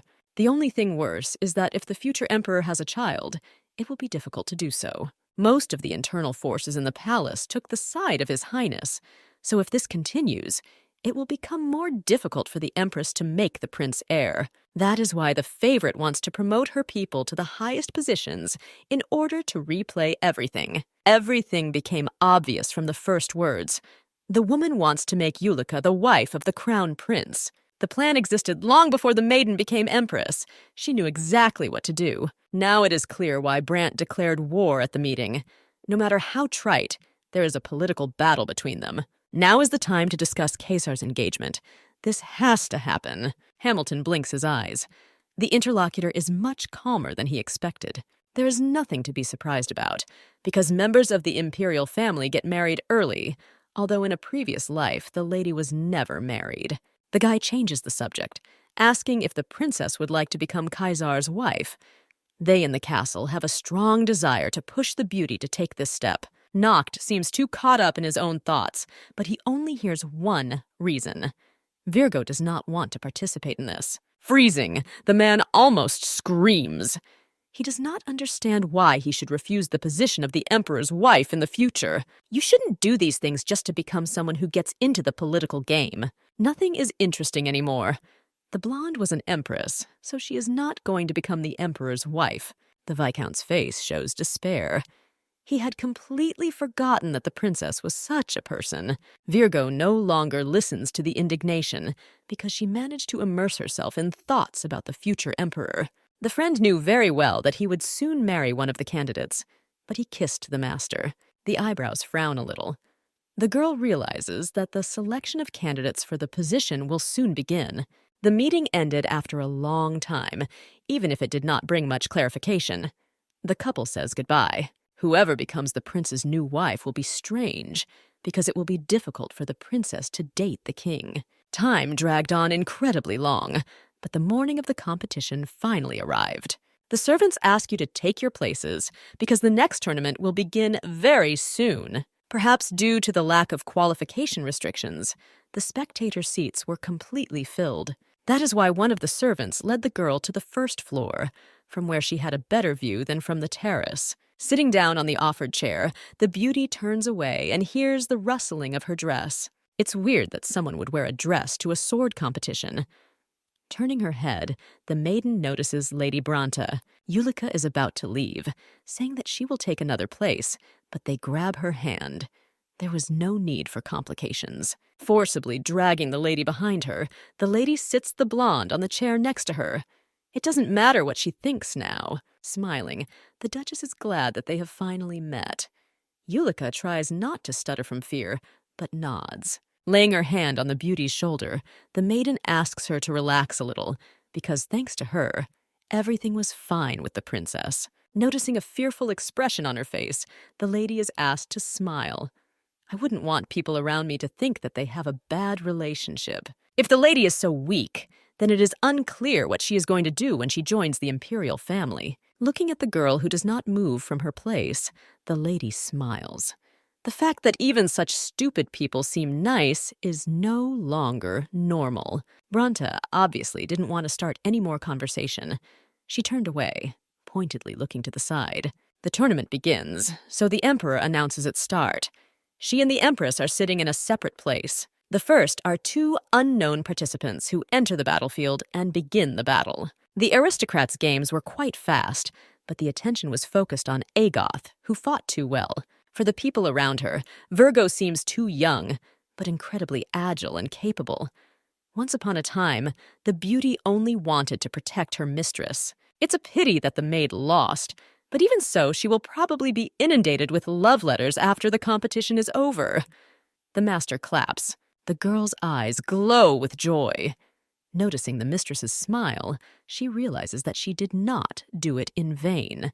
The next one is the blonde one, who is the son of Duke Foresci. People are aware that the brother has won many other competitions. Now the young man is attending a military school, but for some reason I want to know how he will grow up in the future. The techniques that the man uses when attacking his opponent are exactly the same as Helena's. In just 2 attacks, a miracle happened.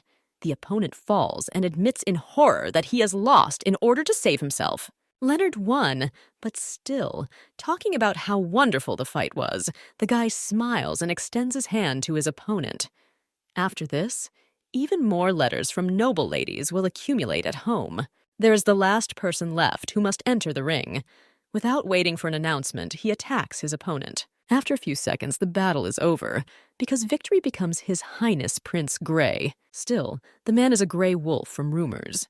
He didn't even use his other hand, causing everyone around him to whisper. The guy learned such ugly sword skills, but did not understand what to do to seem friendly. It's a shame that others don't understand the true premise, but it was a wonderful victory for the heroine. A sword is an object made for killing, so it is clear why such energy emanates from it. The victory of Leonard Foresci, like Kaisar, brought many points, so now the final battle had to begin. These two were the ones who would go head-to-head in what was sure to be an epic battle. Now, whoever wins, Helena's student will be the winner.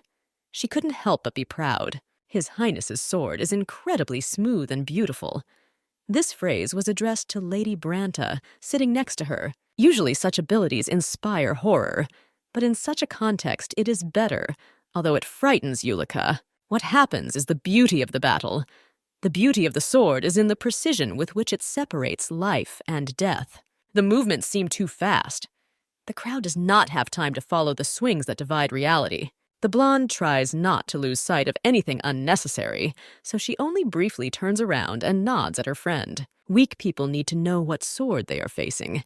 The statement makes the nobles freeze in horror. The lady fought with Yulika with energies, but she did not understand anything that was said, only talking about how beautiful Kaisar was. Someone like her would not become the crown prince's wife, although Helena was still not so bored as to worry about the daughter of someone else's family. Distracted, the lady does not notice how Branta jumps from his place, shouting something about what is happening in the ring. The blonde steps back, falling under the sword, which lands on his shoulder. This means only one thing. The battle is over, so the victory is awarded to His Highness Kaisar Winter. He deserved it. This was the first time a prince had won such a tournament, having never attempted this before.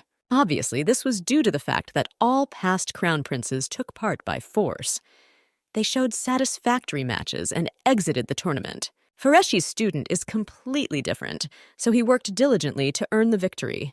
A wreath is placed on the head. His Highness accepts the congratulations, but for some reason all the ladies around perked up, which makes Helena surprised. The prince is about to head into the crowd towards the stands, so he steps down from the ring. Branta explains that there is a tradition in which the winner gives a victory wreath to the girl he likes. All this means that the maiden hit very hard. Kaisar finds himself in front of Yulika, who has gotten up from her seat. Obviously, the lady chose an uncomfortable place, so now she is obliged to be the center of attention instead of running away. The blonde addresses His Highness. She joyfully congratulates him on the victory, which she managed to earn on her own. The brunette smiles back. He's glad that he can pay for faith in him no matter what. The Empress looks straight at the prince. Her businesslike smile makes you want to laugh because of her self-confidence. What is happening is the very politics that it is best not to enter into under any pretext, even if you want to do everything as quickly as possible. The young man raises his hands and carefully removes the wreath. The very special moment has come that is worth attention. Lady Branta's face lights up with scarlet color and joy, which can no longer be hidden under any pretext. Only a few seconds pass, but the thing ends up on the head of the main character, who blinks her eyes in surprise. The man enlightens all the honors that he managed to receive today to his beloved master, who was with him from the very beginning. People around them blink their eyes in surprise, and the Empress's face lights up with misunderstanding. The girl's face lights up redder than before, but now not because of embarrassment, but because of shame from what happened. Hopes for a quiet life ended exactly at the moment when Kaisar allowed himself to do this. Rumors spread around almost like lightning, no matter what, even if there was nothing like that. Everyone thought that Fureska might become the crown prince's wife. But at the end of such conversations, they always wondered what would happen to Lady Yulika. After everything that happened, the blonde made the guy apologize 1,000,000 times on his knees. Accepting the sword, the maiden quietly asks what she hates most. She should get the obvious answer. The boy looks up, which seems intimidated, indicating that the girl hates the disturbance of her silence. The blonde nods in agreement, but immediately after that asks him what he did. Looking away guiltily to the side, the brunette quietly says that he has created a situation that will bring a headache. Nodding again, the heroine almost bursts into flames with anger, which seem to have subsided a little. The man is trying to justify himself. It was Helena who ordered everyone to win, so it was not bad for the student who achieved victory to thank the teacher. The girl cannot deny the truth of the words, but she is incredibly angry, so you shouldn't laugh. Without even noticing it, the handsome man involved the blonde in a political battle that was incredibly tiring. Turning away, the lady does not listen to the fact that the young man did not mean it. Due to the current situation, the heroine and Lady Branta are obliged to compete for the wife's place. If a man wants to restrain the Empress, it is better for him to use other methods rather than drag the beauty along with him. Kaisar doesn't try to say anything anymore. He accepts his mistakes, so he sadly looks away. If Agoth or Leonard had won, they would probably have given the wreath to their master just like Winter did. Turning to the student, the lady asks why he is saying this out of the blue. As students, the two showed their abilities to the teacher, which should have already been enough for this. Looking into the girl's eyes, the guy begins to cry. He is also a student of the master, so it is not clear what is wrong. I can't believe that the heroine dislikes the wreath so much and hates being associated with a boy. Obviously, the maiden despises every item given by Kaisar, so she behaves like this. The girl does not believe that her friend is crying. She tries to calm him down because she really liked the attention, and the wreath too. Shouting about what is a lie and what is not, the guy asks if they are proud of him, to which they tell him that the lady did those trainings to feel joy and pride. Virgo no longer knows what to say. She hates when little children cry. It's very difficult to resist. In this case, the master is obliged to praise her student and fully reward him for the trophy received. Trying not to start screaming again, the lady just agrees. She can't miss this opportunity, so she's going to do what she needs to do. A smile appears on the brunette's face. That is why he strived to win, but now his feelings are not hurt as before. The blonde freezes. She did not hope that the situation would be resolved so quickly, literally, before her eyes. Kneeling down, the guy kisses the girl's hand. Now you can calmly wait for praise and reward. Turning around, the man walks away into the distance, leaving the woman standing with her mouth open in surprise. The door opens and the prince comes out, who assures the servants that everything is fine and the screams were not real. Nobody died, so they can go about their business. The girl no longer knew what to do. She wanted to say something but couldn't find the words. The shame now overtook even Helena, because in the end she was involved in everything that happened. I didn't even want to believe it. As the sister said, from the middle of the conversation, everything went wrong. After the conversation, the young man left, but then unexpectedly returned.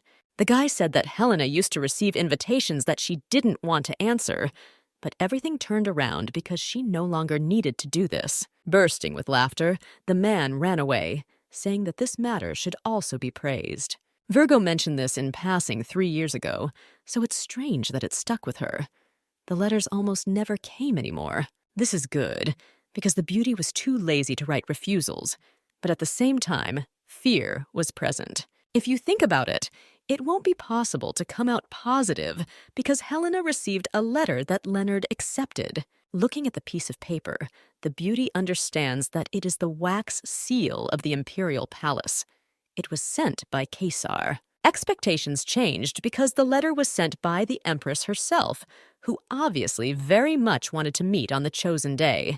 The woman herself showed herself to be a strange person, so the master did not want to go to the meeting in the palace. Everything that happened because of the prince and his wreath.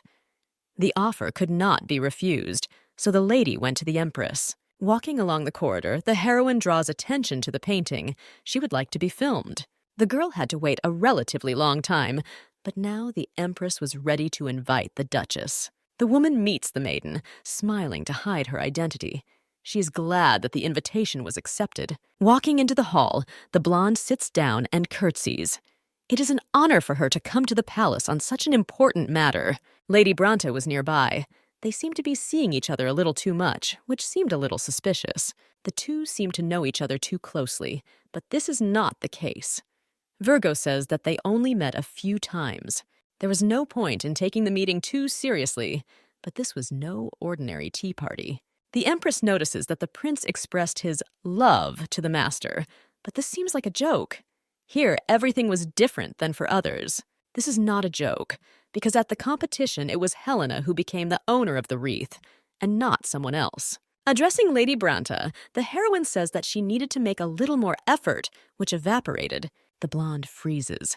She can't find the right words because it seems too much for her. It became awkward, so Fresca explains everything. Together with His Highness, the maiden studied fencing, so the prince shared the joy with his comrade. In this case, Brant should have studied fencing rather than magic, which turned out to be a stab in the back. The girl turns to her interlocutor.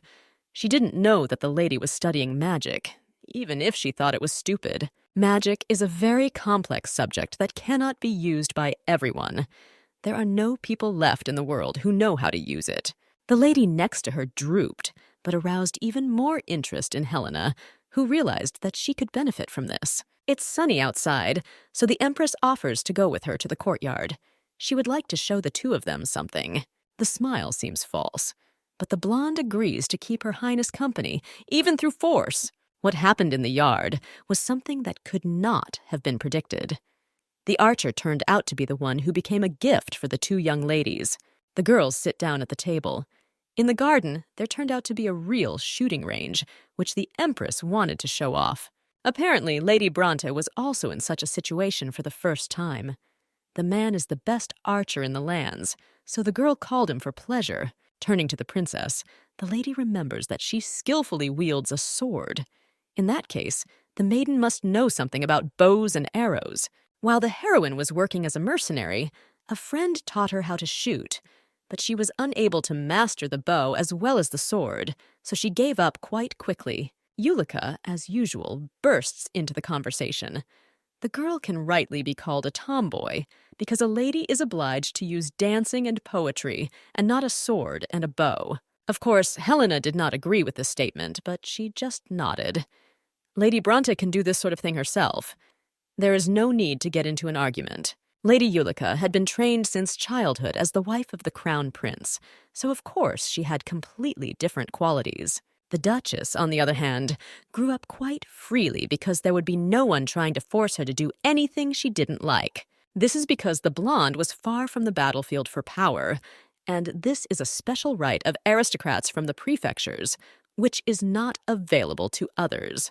The Empress would like the Duke to continue to be the same, but she asks if the princess is greedy for power. It is not about politics, but about the position of the crown prince's wife, which makes the girl next to her jump in amazement at such a conversation.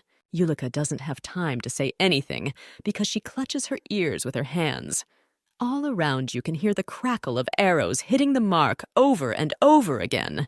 Keeping her straight and calm face, the heroine nods.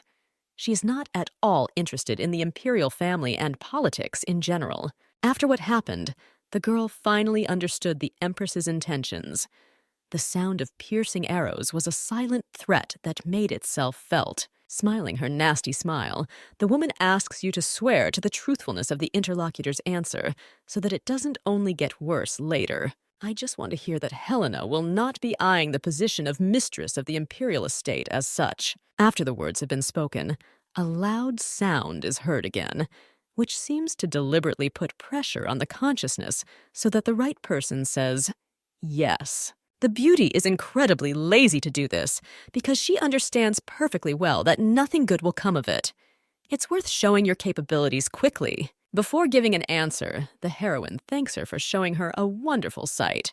She asks to demonstrate her abilities, which she also has. Moving closer to the archer, the lady makes a quick plan of action. The target is close, given the fact that the bow is much more comfortable than what we had to practice with at the time. What happens in the garden is actually all children's jokes that are not worth paying attention to. The Empress must understand who she contacted. Taking aim, the blonde fires several arrows at once, which clearly hit the target, as if they were charged with attraction. What the heroine does will be a silent prevention of her threats.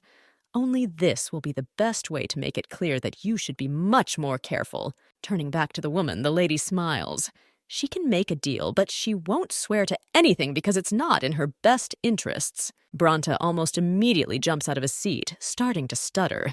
She cannot believe that someone dared to talk to Her Highness in such a tone. The blonde is pulled back.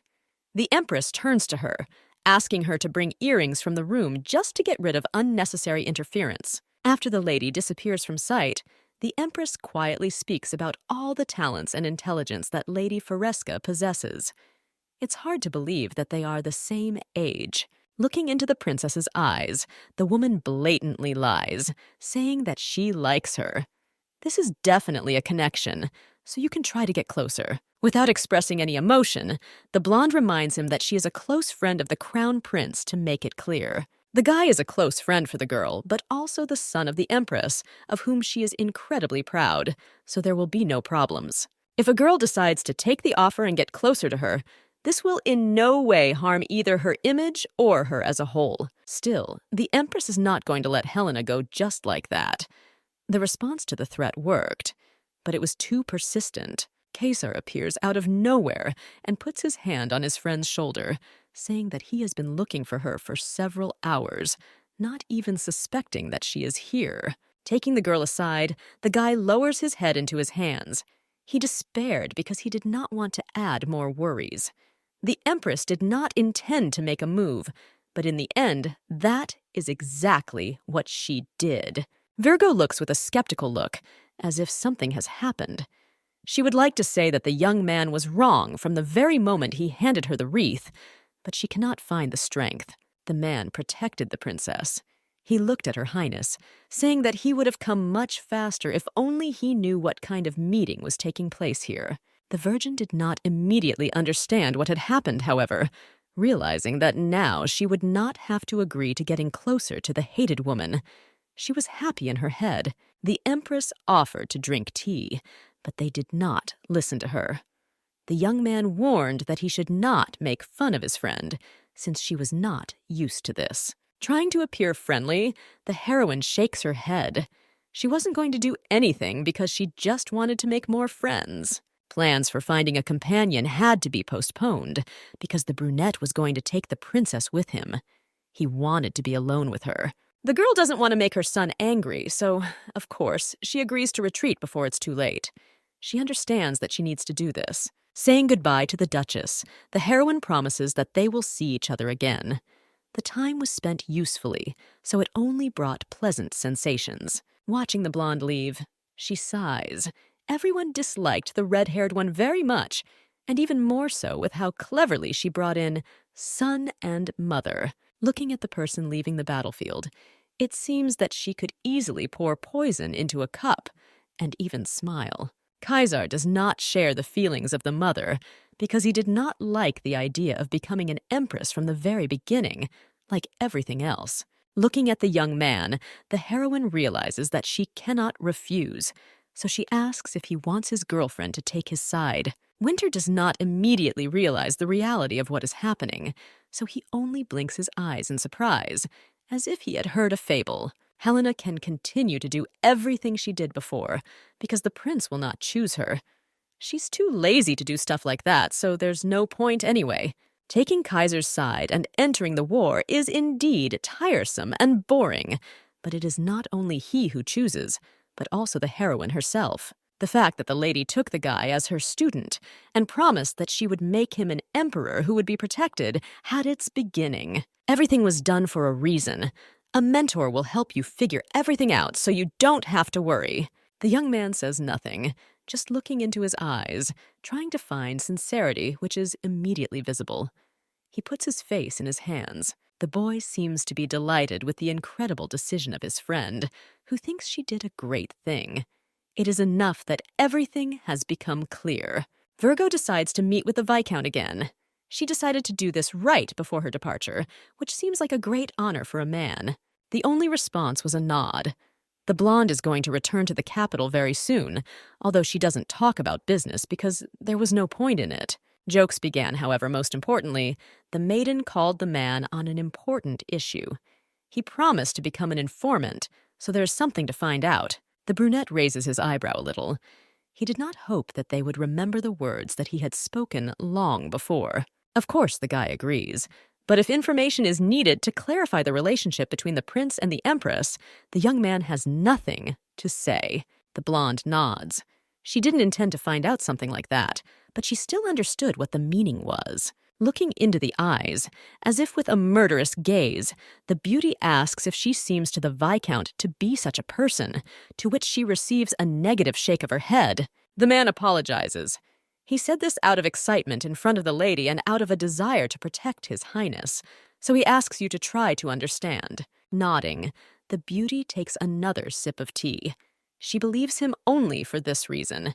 It would be impossible to trust anyone else. Hamilton has always been around children since childhood, when they spent time with him and always laughed at how gullible he was. The heroine always knew that no matter what, the guy can be trusted the most. The man asks what kind of information the girl wanted to receive, to which he receives a slight smile. A stack of sheets is placed on the table. The stack contains the names of the aristocrats and the names of the organizations that sent the invitations. Of too much. The list also includes trade organizations and guilds, artist groups, and schools. A huge number arrived after the competition, but now, after the intervention, all the letters have disappeared. The girl does not ask for too much, but wants the Viscount to separate the places that should and should not be visited. The guy's eyes almost fell out. He does not believe that the lady will attend social events, but the prince needs support from behind.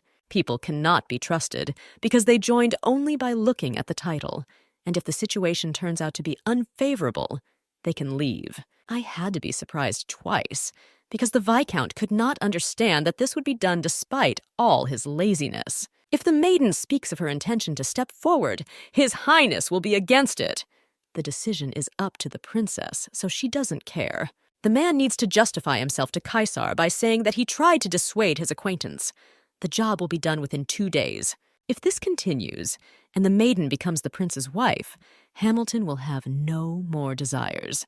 Even the girl's parents don't want this, but it's worth pursuing. A woman can gain power without even becoming someone's wife, and this is a fact that is common. The guy tries to object again, so the beauty waves her hand. She's not going to put pressure on anyone. Looking out the window, the lady notices children running around. Even in such a big city, there are street children. Virgo remembers that Dante was like that too. It becomes interesting to see if others have this potential. The Empress is special because she was even different in the color of her blood and was able to seal the dragon. Hamilton freezes. If you think about it, you can remember a strange religion that exalts the dragon. The blonde looks at the man in surprise. She had never heard of anything like this. Apparently, religion is gathering strength among the middle strata of the population. This is ignored in the country.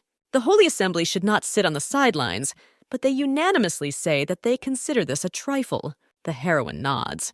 She does not agree with this because she did not seal the dragon to observe something like this. Obviously, religion will not last very long, and then it will simply disappear as if it had never happened.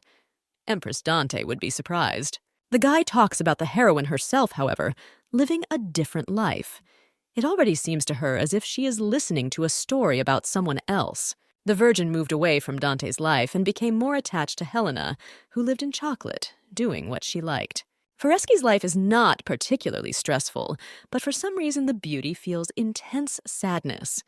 Because this is exactly how everything happens around her. In the future, the main character will have a lot more to do, but she doesn't even know how much everything will change. After everything, the lady even notified her father and brother, but the dinner turned into a disaster, and she had to calm down the two men. They asked Helena to tell everything so that they could help. If my mother were in the hall, it would become even noisier. Exactly 2 days later, Hamilton handed over a list of aristocrats who needed to be convinced and lured to the right side. The lady almost immediately got to work.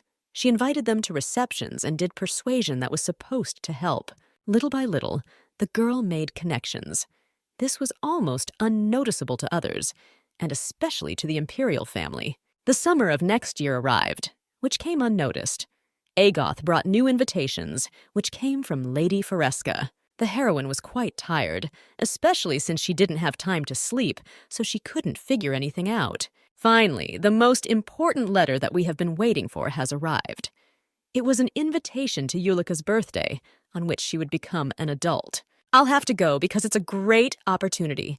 There will be many families that support the Empire there, so they can be considered. On the day of the reception, the carriage went on business. Virgo wanted to find an assistant, but did not hope that everything would turn out differently than she expected. The brother found another excuse, saying that he was busy at the academy, so the Viscount was sent with the lady. Although the girl said it in such a way that it seemed that she was not happy, this was not the case, because Hamilton was quite suitable as an escort. It would be more effective if Kaisar came with Helena, but even her very presence will show that they are close. The hall is very noisy, so it seems that the whole empire has gathered here. Going down the stairs, the lady is about to plunge into the crowd. The mouth opens in surprise when the blonde looks around with interest. There are really an incredible number of people. The room was more luxurious than at the coronation. If you go too far, you can lose the favor of the emperor, but he also wants to get the power of Balor, so he made the empress his wife. Now it became clear why Ulika turned the glass over on her dress. She was the opposite of Helena. The lady is lost in her thoughts without noticing it. But the young man offers to go greet Lady Branta. Approaching from the back, the lady sits down and curtsies, congratulating Ulika on her birthday. Smiling so as not to show hostility, the blonde nods and thanks for the congratulations and for coming to the event. This is especially addressed to the princess.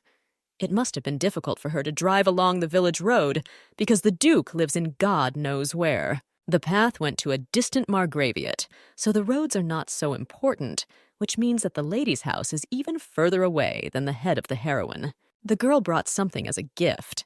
The answer is laughter and some joke about a pumpkin, which seems completely inappropriate.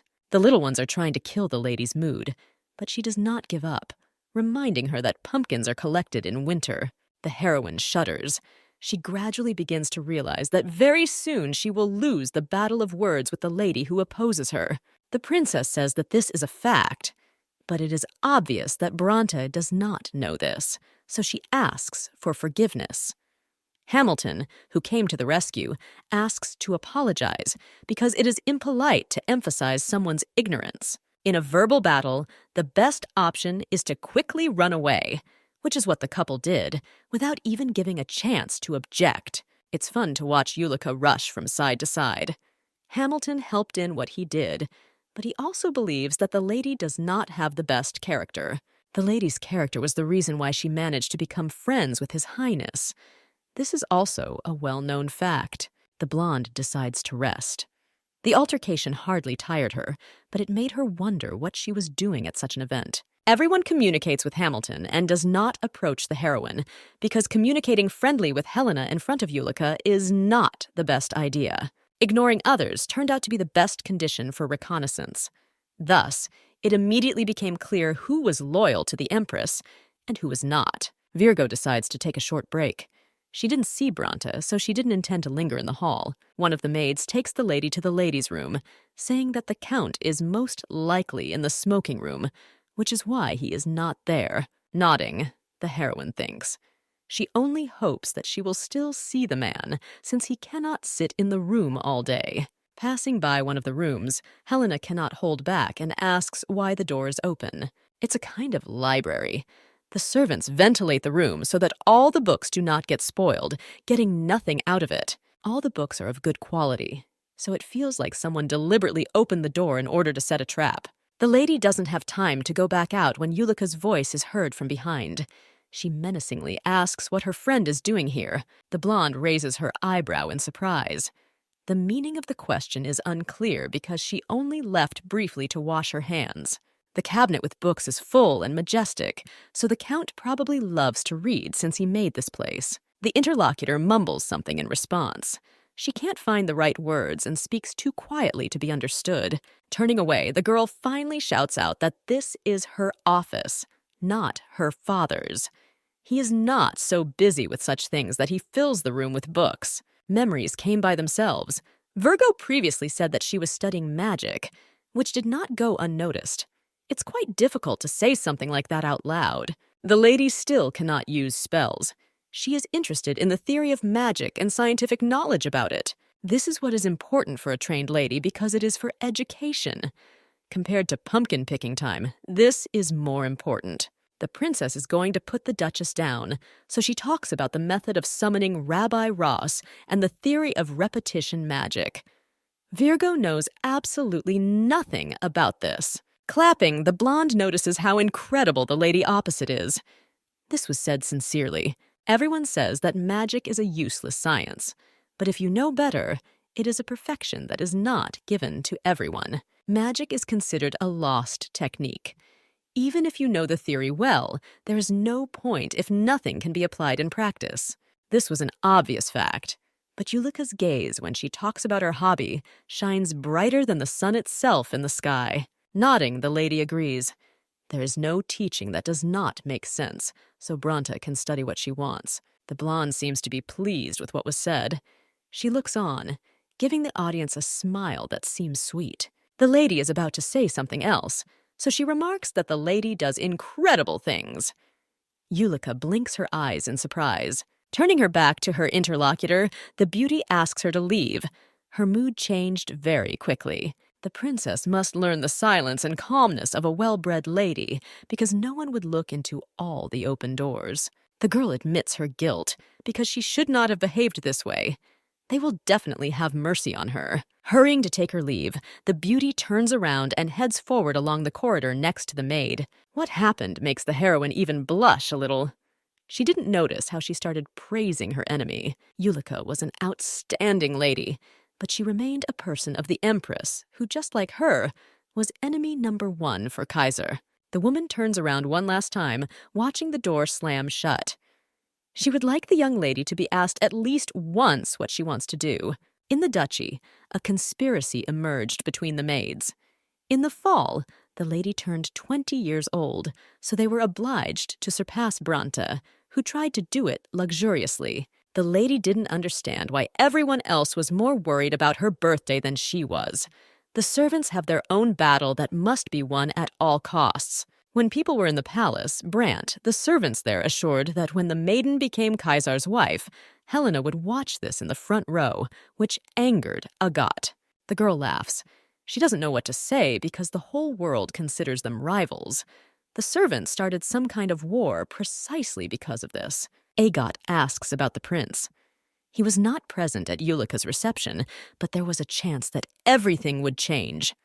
The blonde shakes her head because she's sure that won't happen. The girl almost flares up with anger again. Winter could not dare to do such a thing, but he needed to calm down because he had responsibilities. The blonde didn't send an invitation. Foresca is on the side of the crown prince, but Kaisar's power is not that great. I should have been more careful. A smile appears on the face. The young man may cry, but it would be strange if at 22 years old he cried because he did not receive an invitation. Soon Leonard arrived, who was specially free for his sister's birthday and was incredibly happy to see her. The academy was an important link, but no one interfered when the blonde took the weekend because there was absolutely nothing left. While hugging her brother, the lady notices that he has become even taller.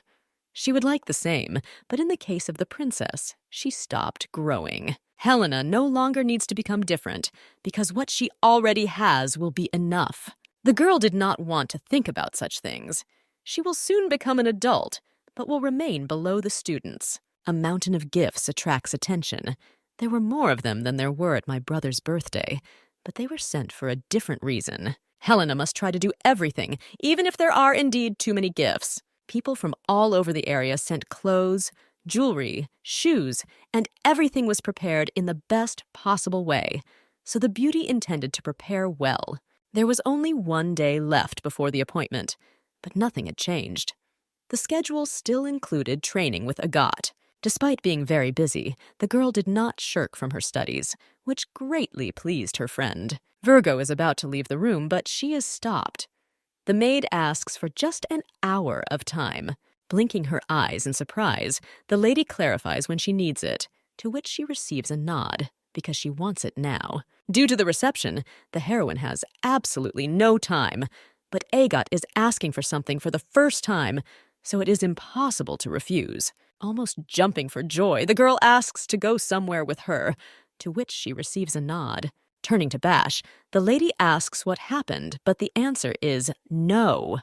She asks to sit down so that her appearance will be taken care of, but the lady understands that the servants are up to something. After a while, the girl is wearing beautiful clothes that are not suitable for an ordinary day off, but look beautiful.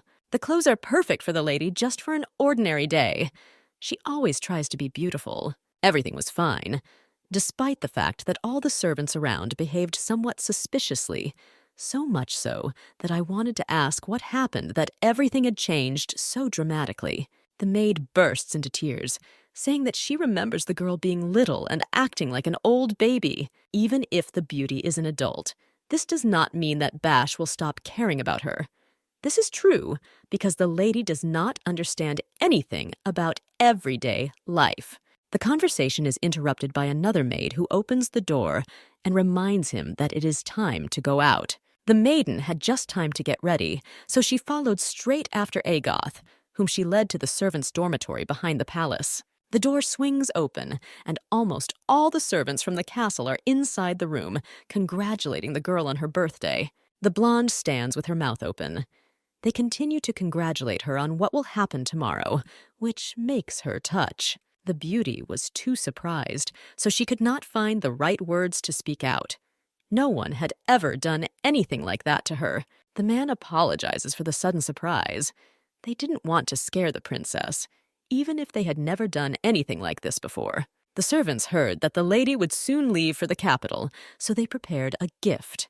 He is a little modest, but still they tried their best. Accepting the box with the lock, the lady quietly asks if she can open the little thing now, to which she receives a unanimous yes. In your hands, you find a figurine with carved swords. which attract so much attention, focusing on yourself. Not finding the right words, the heroine asks where they found the money for this, to which she is reproached. The servants also earn more than enough. Perhaps a necklace would be a more worthwhile gift, but this seems more absurd. They know how to please a lady who is interested in such things. Swords are much more suitable for a lady only because of her originality, which is completely incompatible with anyone else. The servants would be glad if the gift did not get boring, but this cannot happen. It is worth noting that even so, it is much more valuable. The blonde would never try to exchange what she received for something else, because the thing would look great in the bedroom. The figurine cannot even be compared with the pile of gifts piled in the hall, because in 2 lives the heroine has never received such incredible gifts. In her past life, Dante could not take her soul anywhere because she simply was not surrounded by good people. Wherever the heroine went, she never felt needed, remaining completely alone everywhere, only with her power. Now everything has changed, because it is in the Duke's house that there is a place where she is always welcome, no matter what. Clutching the gift to her chest, the woman once again thanks everyone who is with her and promises to come to the estate. The lady was going to leave much earlier, but she was detained. Now it was night, so after all the fun, it was time to sleep. Stopping near the door, the blonde once again examines the treasured thing that so quickly became her favorite. Without letting go of the gift, the girl enters the room, hoping that she can quickly fall asleep. But a familiar voice is heard right in front of her. No effort was made because right in front of the lady in the chair sits Kaisar, whom she missed so much. The girl goes a little deeper, asking in shock what happened, not finding the strength to believe what's happening. Kaisar arrived 4 hours ago and even managed to greet Leonard. The girl was having a fun time, so the man decided to wait. The guy had to come late at night, even without an invitation. He understands why the maiden did this, so there is no point in explaining. Missing the birthday of the only master would be an even greater mistake than anything else. This could not be overlooked. Winter switched to a guessing game, asking what happened. The girl only said that it was the day before her birthday, which is not that important. Midnight came, and the guy wanted to congratulate Helena first. He managed to succeed even in a task that he had not even hoped to accomplish at all. Looking into the eyes of the beauty, the friend congratulates her on coming of age. He had to wait too long to get what he needed. Yesterday's day and night are no different, but for some reason, the heroine, holding hands with the prince, feels like an adult. The cherished morning has come, so going down the stairs to the hall, the lady thanks for all the congratulations. She is happy about this event. Many ladies try to remind about themselves and their existence, saying that they know how little the maiden was before. The beauty smiles.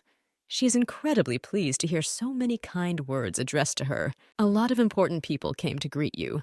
Among them, the lady even noticed those who remained neutral in the war between Baller and Faresca. Virgo hopes that the person who arrived at night will not be in the hall, but hopes crumble like dust. Smiling, the prince says that for him the day is joyful and cheerful, just like for the heroine. Asking what happened, she hears in response something about her gorgeous smile, which she had the opportunity to observe.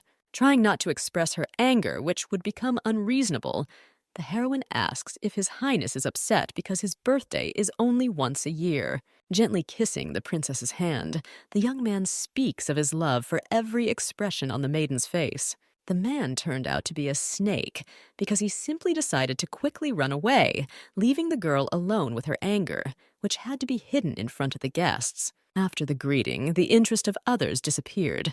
But the heroine is the main one, so she cannot disappear. She'll probably have to sit still, so the blonde turns around to find Kaisar and Leonard. The brother communicates with already adult aristocrats.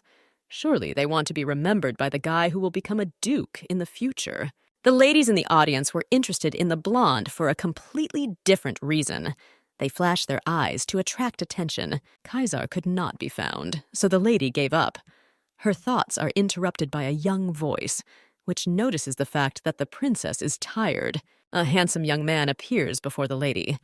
This is the eldest son of Count Rook, who seems to study with Leonard at the academy. The couple discusses the event, and the man thanks again for the invitation. More importantly, he would like to dance to the next song. Leonard talks a lot about his sister, and today, seeing the Duchess, the guy was convinced that it was true. Getting down on one knee, the brunette asks about consent to the first dance, which will open the dance floor. Laughing, the girl remembers her inability, because of which she can trample her feet. The companion is sure that he will not feel anything, because the beauty is light as a feather, continuing to insist on dancing. Virgo extends her hand into the palm opposite. The guy seems impatient with what he will soon be able to see and feel. Instead of holding hands, the young man is easily pushed away. He watches as whoever grabs the princess, leaving him aside. The one who showed up, of course, was Winter. He agreed with the princess that the first dance would be his. The brunette apologizes for the millionth time and then quickly runs away, which makes the girl feel quite awkward. If the young man had not been so brave, he would not have had the right to become the first. Therefore, kneeling down, he asks the master to dance. It is obvious that Kaisar wants to show the couple to people, but it is the Duchess who will then have to butt heads with the Baller family and Branta. Trying to argue, the lady fails miserably because even the argument about poor skills does not work. People around begin to whisper as soon as they notice a beautiful couple heading forward to dance. It turned out that Helena cheated because she is a wonderful dancer who hid it. A very long time ago, the beauty was able to acquire the necessary skills from a distant friend, about whom no one knew. This story was not created to be discussed. That friend looked like Kaisar, but was completely different in character. The Empress had no ability to dance, but Ella's never calmed down, continuing to persist. The guy insisted on his own, and always dragged the girl to the dance floor to show the others a masterclass in dancing. Many simply refused to be partners. But even after this, he never left Her Highness, even if she stepped on him 100 times. Elis was the first dance instructor, and the first partner who was able to finally achieve success in training. The girl thought too deeply that she herself did not notice how she got confused in her steps, and almost fell to the floor. In order to save the situation, the prince twists, picking up the princess in his arms, lifting her into the air as if it had been planned. Lowering the lady to the ground, the young man quietly asks if everything is okay, to which he receives a nod and slight gratitude for the rescue. There will probably be a lot of rumors about this situation, but the blonde is not worried. Nothing bad will happen from this. Due to the fact that in her past life Dante had to protect only herself, it was easier for her. There are too many people in this life whom she would like to protect from trouble. The more such people become, the more the beauty wonders if she is becoming weaker than before. Now there is no point in thinking about it. For Helena Foresky, these people are incredibly dear, so this cannot be changed. Only a year passed, but already the following fall, the final decision was made that the lady was leaving to live in the capital. Having gathered her strength and thoughts, the heroine prepared for departure, which foreshadowed to be a new good chapter in life. Strange sensations did not leave the princess even on the way to the capital. The heart is pounding and the soul is heavy, although the beauty has nothing to worry about. Perhaps the girl is just bored after leaving. This is exactly what a person feels when he leaves loving people. Leaving waiting people sounded strange. This is exactly what Dante Renatus was unable to experience in her past life. Speaking about the fact that Helena smiles with happiness, the maiden quickly stops short, laughing at the fact that she talks about herself in the third person. The servants on the estate were already ready to enter service. Each of them bows their head, welcoming the lady to her arrival. The girl did not stop by for a short time, but became the mistress of the estate, but she is only going to ask for reports. She doesn't find time for more. The thought of a place where you can train comes to mind, so it's worth remembering the garden that has already been prepared for this task. The rest will be done without haste. So the beauty is about to go to the meeting, but she doesn't succeed. The servant wants to report something. On the weekend, young Mr. Leonard promised to come to the estate, but he did not warn about his visit. Kaisar will arrive that same day, and even if it cannot be said that the beauty is not happy, she knows that the man will bring with him something that will cause a headache. The brunette smiles, watching this display of emotion. The only way out is to try to refuse. This would work if the heroine were not a master who has no right to refuse to visit his student. The Imperial Palace had exactly what the blonde had come for.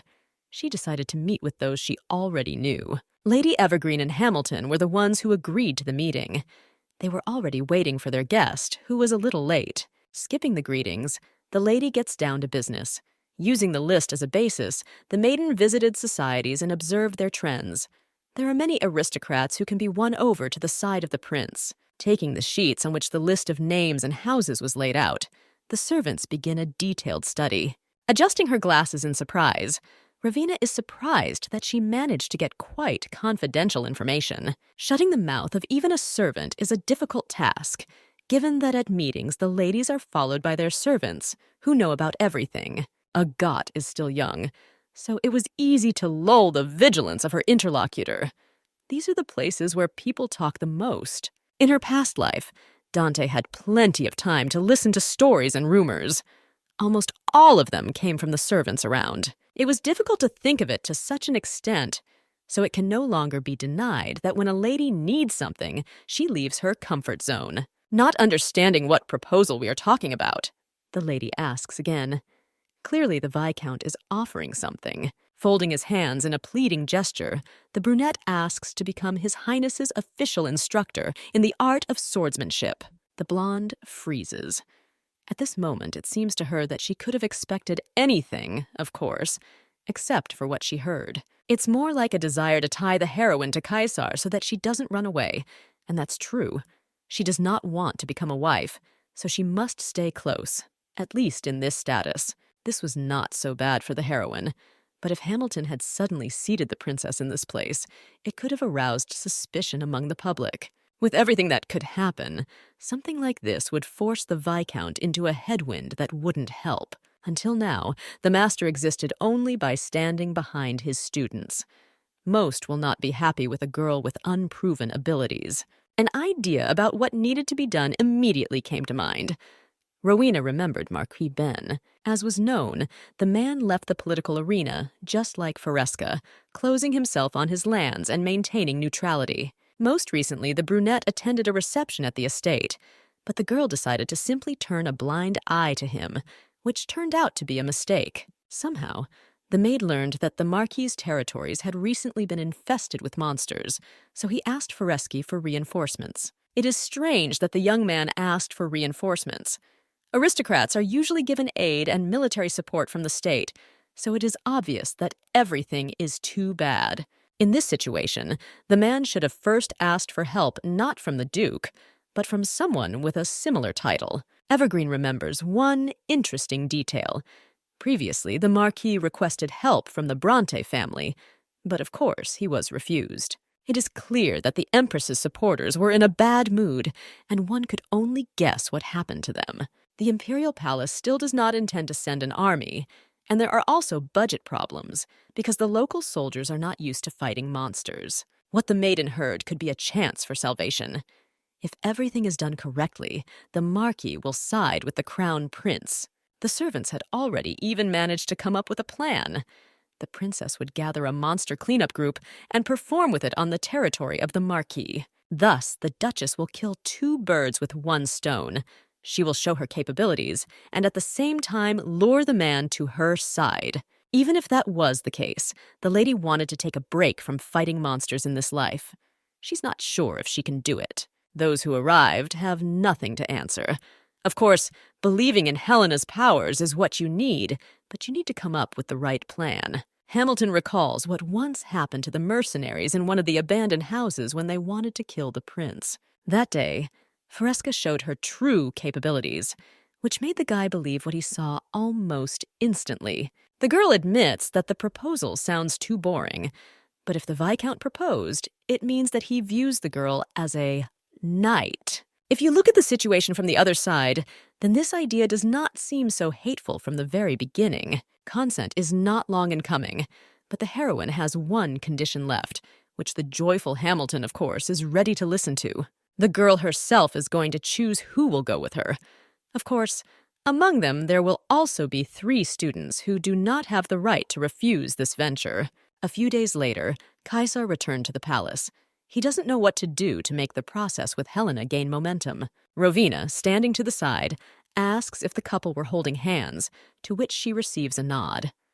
As children, they even slept in the same bed. As for more serious physical contacts, things were better. The man let the girl touch his thighs. Virgo is surprised. The prince gave the Duchess much more than expected, which could not but cause such a reaction.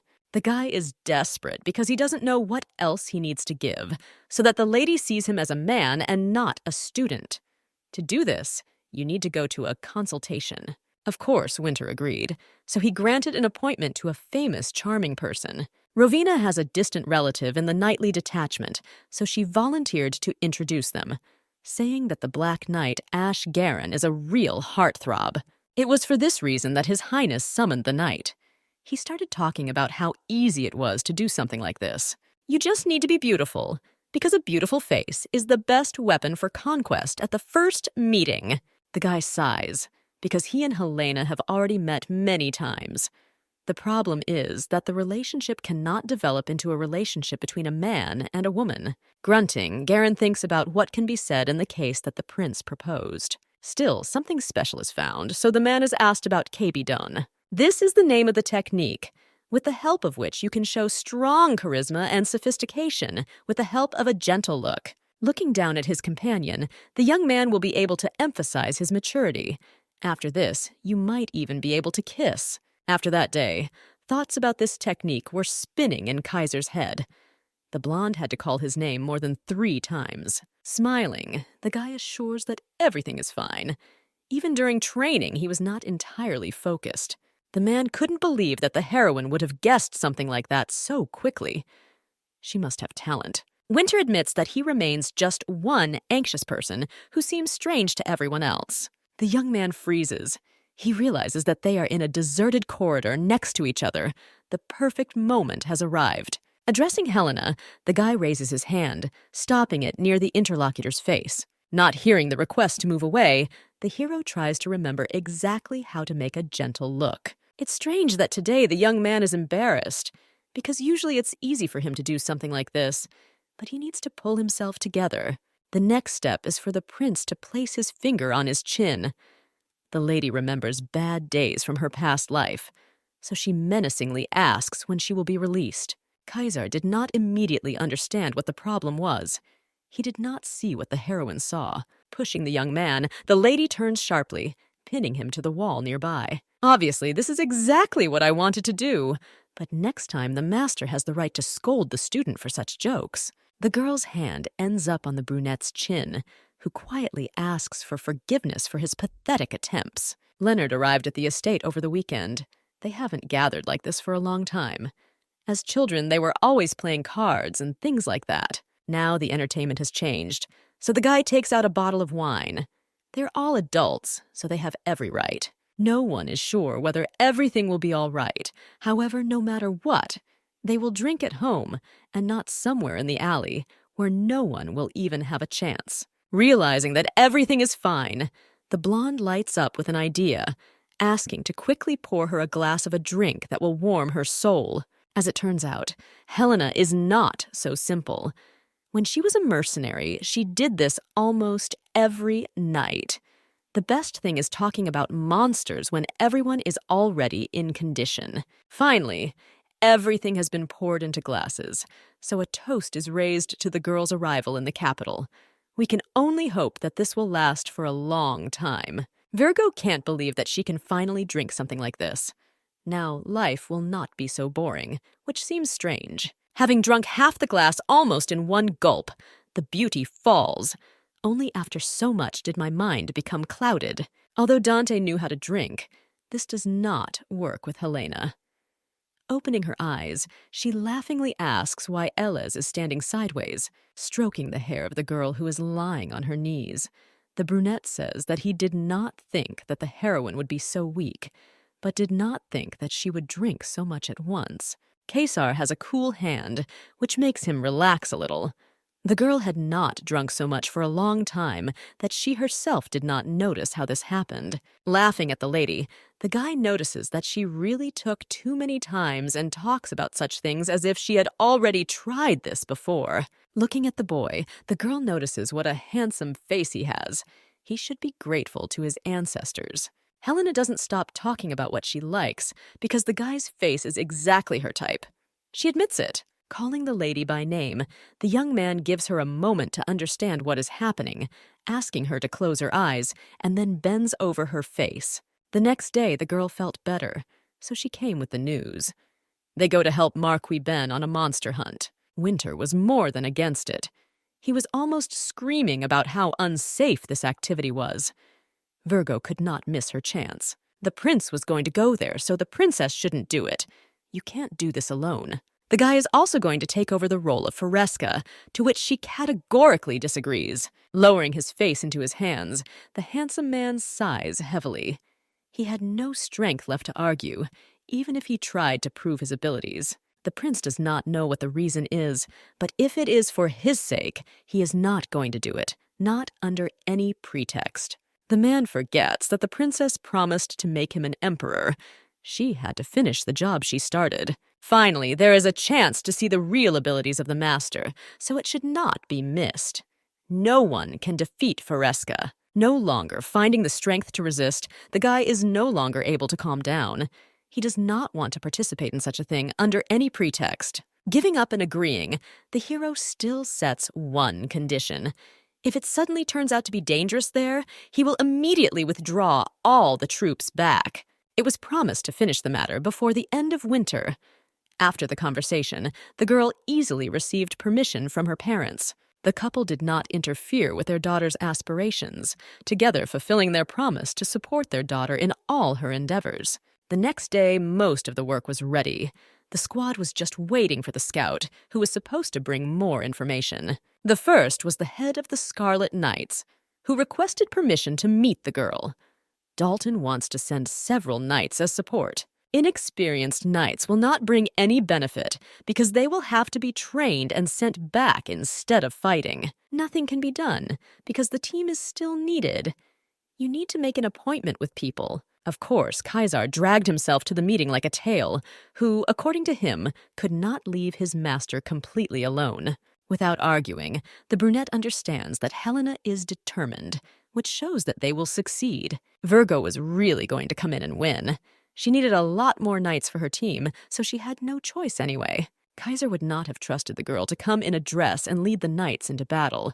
Clothing must be appropriate for the situation. For the guy, it's not so important what the master is wearing, because he would continue to blindly believe in Helena, no matter what. Usually, things are not resolved this way, because at this rate, one day the guy will be betrayed, making him regret his frivolity. There is nothing we can do about this, because the guy will be killed anyway.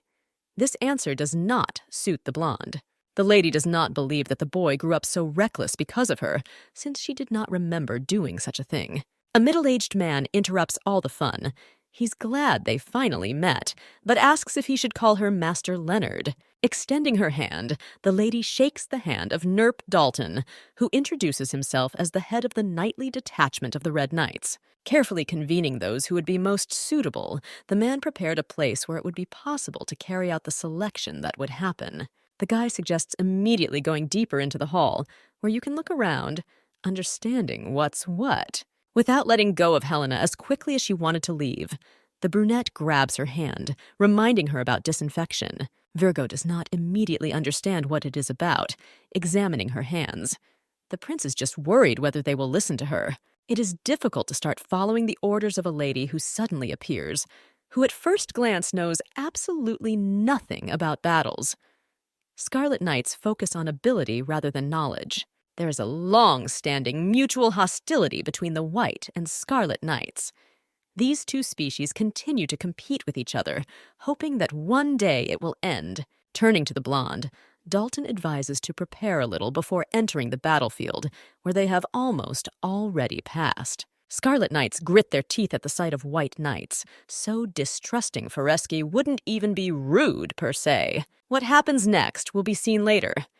Helena speaks at the estate, saying that she will be the one to lead the knights in an attack on the monsters of Bendalium. Some of those standing in the hall will go on a hike with her, but of course the selection will not be the easiest, as one might think at first glance. One of the knights in the crowd grins.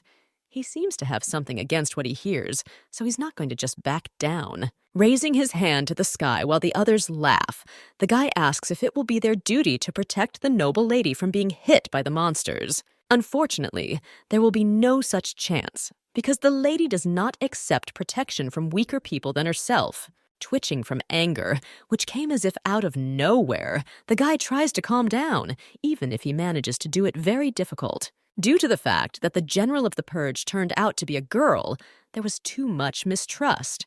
In this case, the lady will give her place to anyone who wins her. The knight in training, Hawk Millen, comes out first. He's not going to be punished for hurting a lady, so he might as well try. By coming forward and putting her weapon forward, the lady assures that this will never happen, so worries can be brushed aside.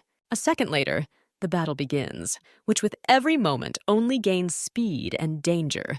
This makes the beauty try even more. Not even 2 minutes pass before the young man is on one knee, defeated with a sword on his shoulder, which makes everyone around him understand his true strength. Turning to the rest of the knights in the group, the lady asks which of them wants to be next, knowing full well that she will defeat them all. Without calming down, the knights act one by one. The next person is an unknown person who did not say his name, but of course was among those struck. Then comes the second, third, and fourth. The list goes on almost endlessly until the knights run out. There are defeated people lying around, unable to rise from the ground. Virgo asks if there are anyone else interested, to which she receives the answer, no. The lady sighs. She didn't expect to find anyone capable because almost everyone lost in the first second. But that's not the end. In the end, at least a few people were still able to be selected as participants in the monster hunt. Deciding that there is only one way left to win the hearts and devotion of the knights, the lady says that there are no worthy people. 3 days later, there was an influx of knights in the office who apologized. They ask for a chance to learn. Everything went exactly as Helena expected. As far as she knows, the Scarlet Knights are very arrogant in their abilities. If the heroine tried to force the guys to obey with the help of status, then now none of them would bow. Forcing everyone who arrived to stand up, the lady nods, but warns. Her workouts won't be some of the easiest. It's as if the knights are shouting that each of them is ready. This effect is really worth trying in the future. Virgo gets up from her seat. She adds that she is not generous, so those who disobey will be severely punished. From that very moment, training began, which took quite a lot of time. Knight Dalton has arrived to visit the Duchess. The guy arrived for a reason. A reconnaissance detachment returned from Bendalium, so he came to convey important news. What the man said only meant that it was finally time to speak. While in the carriage, the lady questions Kaisar. As it turned out, the young man had already been to Bendalium when he went for an inspection several years ago. There weren't that many monsters there. Leonard heard that not only in the city, but also in the border areas, a lot of monsters appear. The damage from monsters is enormous, but it cannot be small, because they always bring destruction with them. Previously, there were knights on the borders who restrained the animals, but since there were fewer of them, only one name remained from the army. If you think about it, there have been too many monsters recently, although many said that their numbers, on the contrary, are decreasing. For some reason, there was an opinion that the number of animals was decreasing due to dragons. But something changed. No one knows whether this information is true, but the times of their extinction and the reduction of monsters are approximately the same. The surprising thing is that magical power and dragons are somehow connected. Helena didn't expect to hear anything like this. It doesn't matter, because the most important thing is that the dragon does not appear again. For modern people, hunting such a creature is almost impossible. Grunting lightly, the master silences the interlocutor. A dead dragon cannot come to life for any reason. The place where the guards arrived seems quite gloomy. There are many trees around that hide secrets behind them. A man next to the princess asks if it is dangerous for her maid to go out and search. Virgo does not immediately understand who they are talking about. Everyone talks about Agut, which is not so simple. Very soon, the Duke will find out about everything. The conversation is interrupted by one of the knights. He found some large footprints. The tracks belong to a black dog. These monsters have been appearing in these surroundings for a long time. Dogs hardly appear at this time, but according to Kaisar, you need to be as careful as possible. The tracks were left after dawn, so the man suggests returning.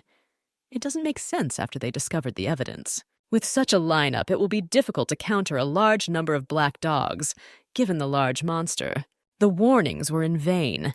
A dog appeared from the forest and attacked one of the knights, throwing him to the ground. What is about to happen is incredibly dangerous, causing your insides to clench in fear. Not even a second passes before Leonard deftly rushes at the monster and then puts the sword back into its sheath. While the guy asks about the condition of his sister, the rest of the expedition look around in fear. The girl cannot believe that they met black wolves. They are not as active during the day. First, you need to go back to better study the area. This will be what they will do. Conversations take place at the negotiating table. The Virgin asks what the Marquis thinks about what is happening. The man received a report that recently, nocturnal monsters have become active during the day. The reason for this was difficult to find out, and in fact the man was not even going to say anything. Draco's religion was tied up in all this, about which it had been known since ancient times. But not much. What is being talked about in the hall is a thriving ideology that revered dragons as something supernatural. The Marquis agrees. Last spring, their priests visited the place where they are located and made baseless statements. At first, no one paid any attention to this, but they went into the forest to perform the ritual. Those who arrived promised that they would revive the dragon, which made them afraid. It was after this incident that there were many more monsters. There was silence in the office. Such a story did not leave those in the room indifferent. The prince leans back in his chair, shaking his head. This seems more like nonsense or pure coincidence. Obviously, this cannot be something strange, because all the other marquises, as one, say that after the visit of the strangers, the monsters increased in number. Helena raises her eyebrow in displeasure, because something so important should have been said much earlier than at that moment. The Marquis did not say because he had no evidence. It wasn't that important, so it was annoying. Without proof, it's just guesswork, so the princess just resigns herself in the end. She understands that she needs to find the details. The Duchess is about to leave the meeting. None of them even rested, but were already getting ready to leave. The group has unfinished business. If they don't want to let their guard down and be attacked like before, then at least something needs to be done. First of all, the lady is going to check the knights, who had to adequately check all the weapons. Entering the estate, the maiden asks everyone with her to quickly get together in order to discuss something important. The story began with a black dog. The beast's weapons are teeth, so it's easier to deal with by attacking from the side.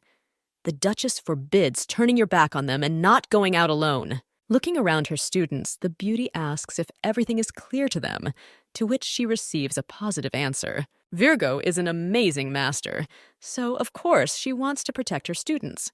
She knows everything you need to fight monsters. Turning to her brother, the lady asks what worries him. He has been thinking for some time now. Smiling, the blonde tries to make everyone believe that everything is fine. He thinks about what they were told about earlier. The hypothesis is that the reason why there are fewer monsters is due to the extinction of the dragon. However, this could mean the same thing, but in reverse. Helena doesn't believe what she said.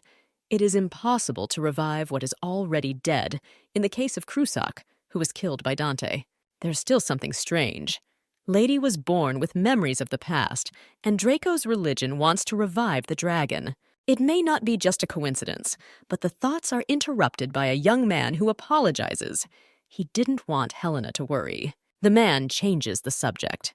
To begin with, the squad should focus on the attack, which will occur very soon. It was important to hunt monsters that did not give residents a quiet life. Everything else is not so important. Virgo warns that the group may encounter a large monster called Lucrecat.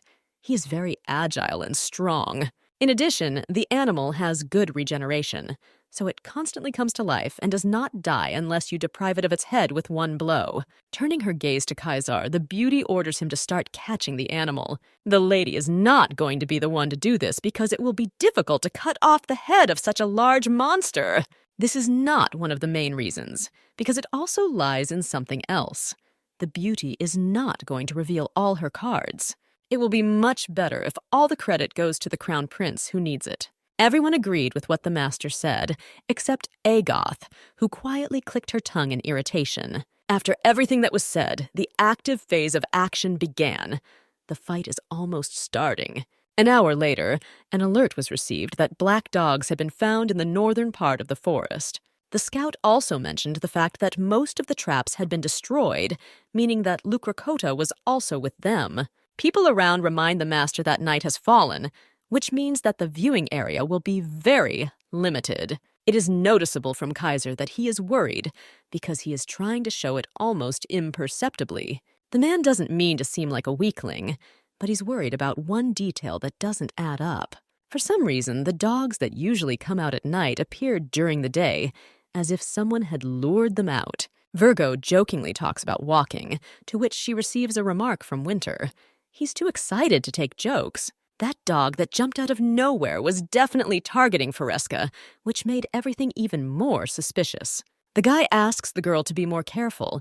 No one would want the master to get hurt. The conversation is abruptly interrupted because someone from the group announces the arrival of black dogs. Not going to hesitate for a second, the beauty suddenly draws her sword, ordering everyone to spread out around the perimeter to begin the fight. The knights lost all vigilance because they were not sufficiently trained, so they scattered around. Gathering everyone together, the woman forms the necessary formation that will help defeat the monsters in the right order.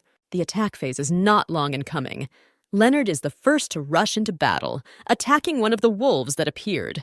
Helena does not lag behind, because she understands that she needs to show her abilities an example to the frightened knights. The girl tries to dodge, but very soon she realizes that Kaisar was right. The dogs are trying to attack the blonde. There is no choice left, so you just have to fight more intensely to defeat everyone. Realizing that the strategy is not working as perfectly as we would like, the beauty orders everyone to disperse in different directions around the perimeter. The knights jump aside, noticing how several dogs are heading towards the Duchess, as if nothing bothers them. The girl backs away. She cannot immediately understand what the problem is and why they behave in this way. These little animals dared to underestimate Helena, who, of course, is going to teach them a lesson. Not about to stand still or back away, the blonde pulls out her sword and charges forward again. Realizing that the students will help in the matter much more, the lady immediately orders Agot to join the game. Turning around, the girl begins an attack on half of the wolves who did not have time to go further. Kaisar, seeing such a picture, lights up with hope. He invites the others to get together and help. As he is about to run into battle, the young man hears some growling behind him.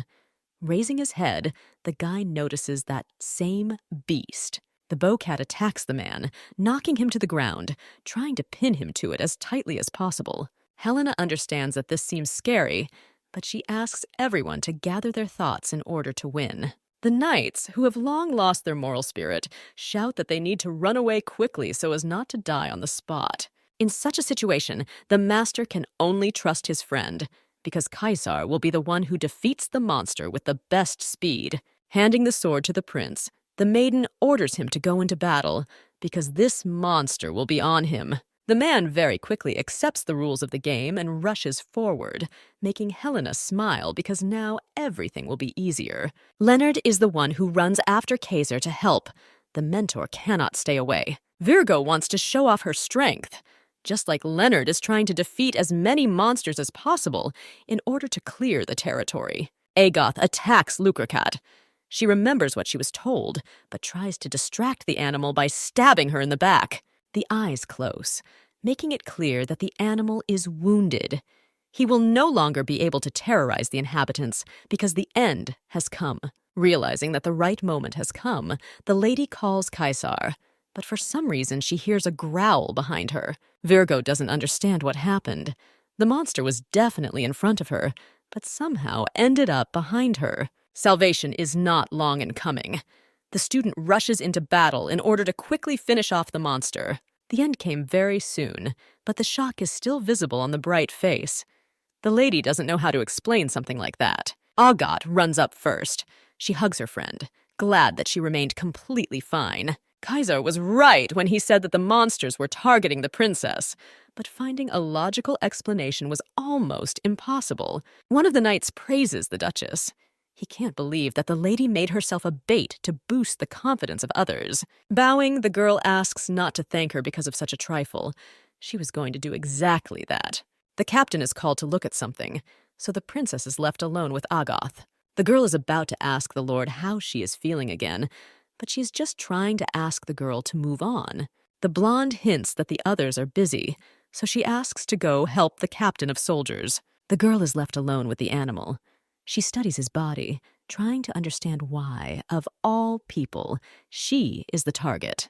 Noticing something on the body, the lady sits down to examine the dragon mark and then touches it with her hand. The pattern was quite strange and resembled something familiar, but my memory did not allow me to remember what it was. As soon as the hand was near the engraving, something inside seemed to turn over, making the blonde feel terrible. The cough began to come out on its own due to the lungs, which began to work much worse, shrinking. Kaisar was the first to notice how the master was feeling.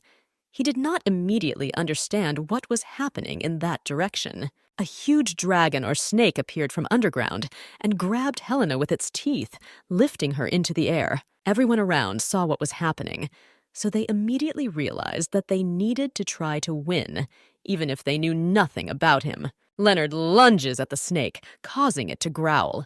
He drops Helena, who flies straight into the prince's arms. Virgo opens her eyes, which almost don't want to work. They reflect the fear that was first noticed on her face. The girl tries to joke, which brings a smile to the prince's face.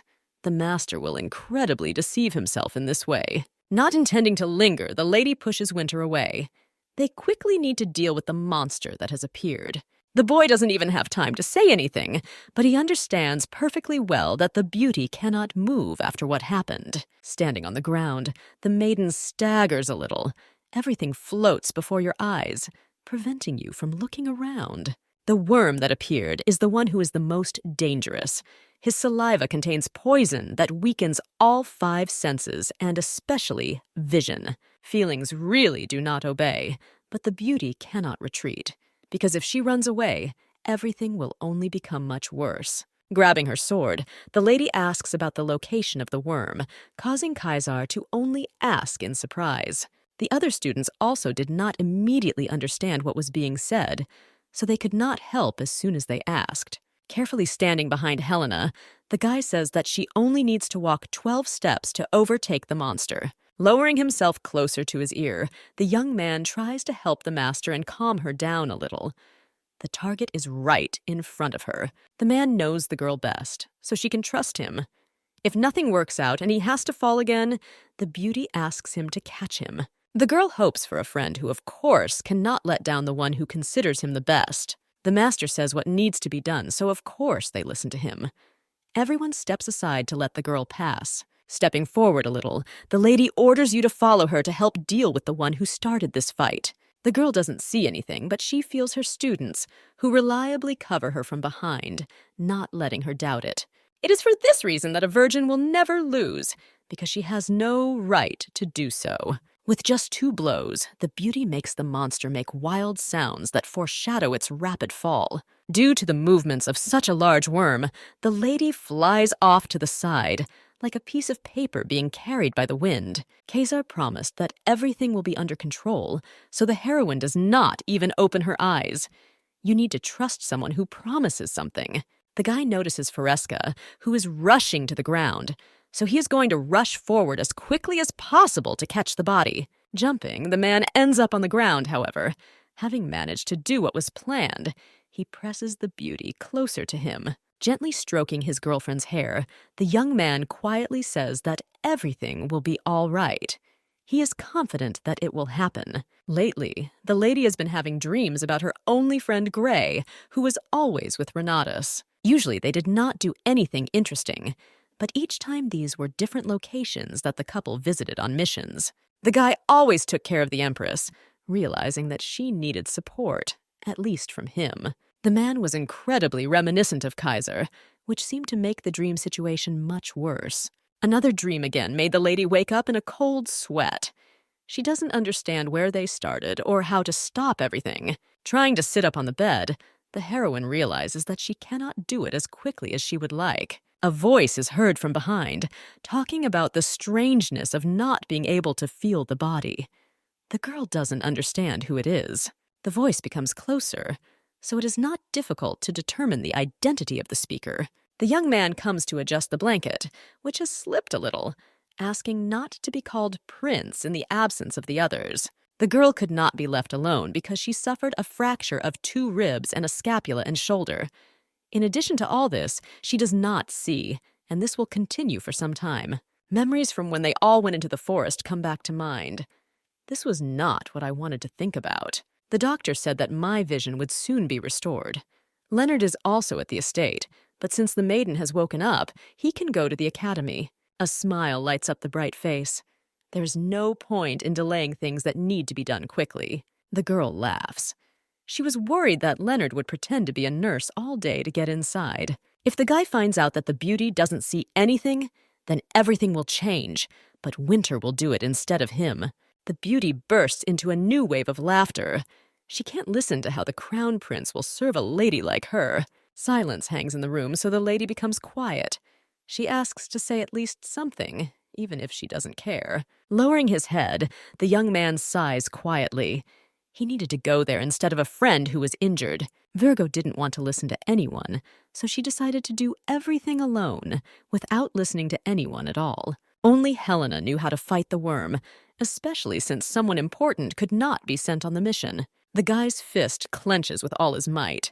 He would rather it hurt him than someone he cares about so much. The girl blinks her eyes in surprise.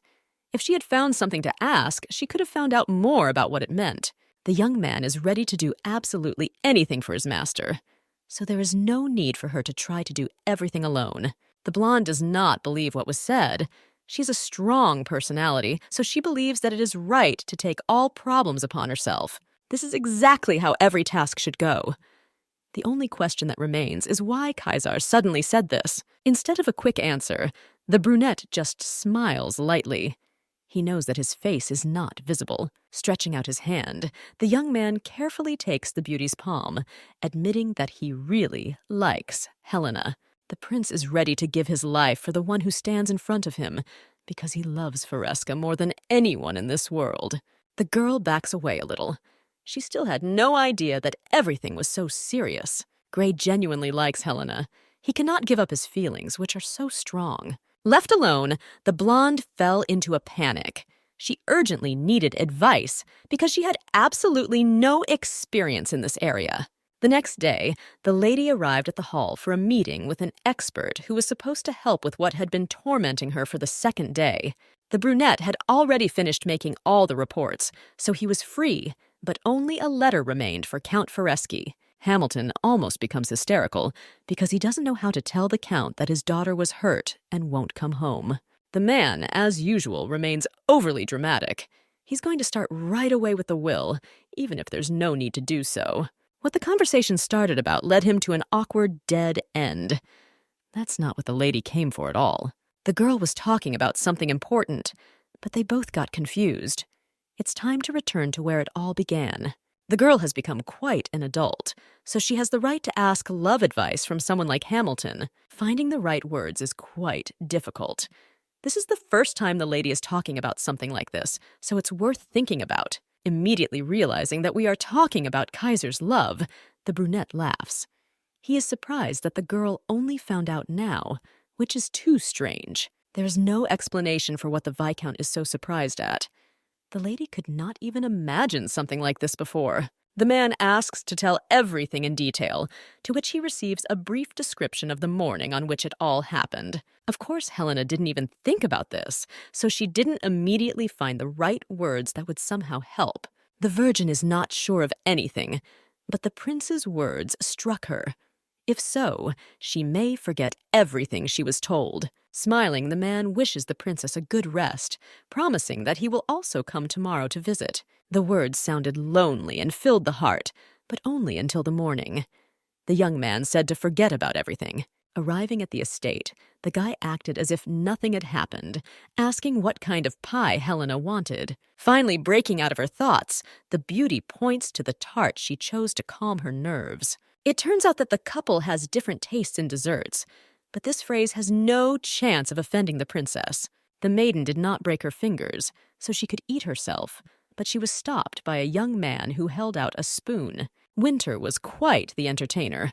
After everything he said yesterday, he came in the morning to act as if nothing had happened. Looking at what is left on the plate, the prince wistfully notes that the dessert looks quite tasty. Without holding back, the interlocutor extends his hand, the finger of which he runs next to the girl's mouth.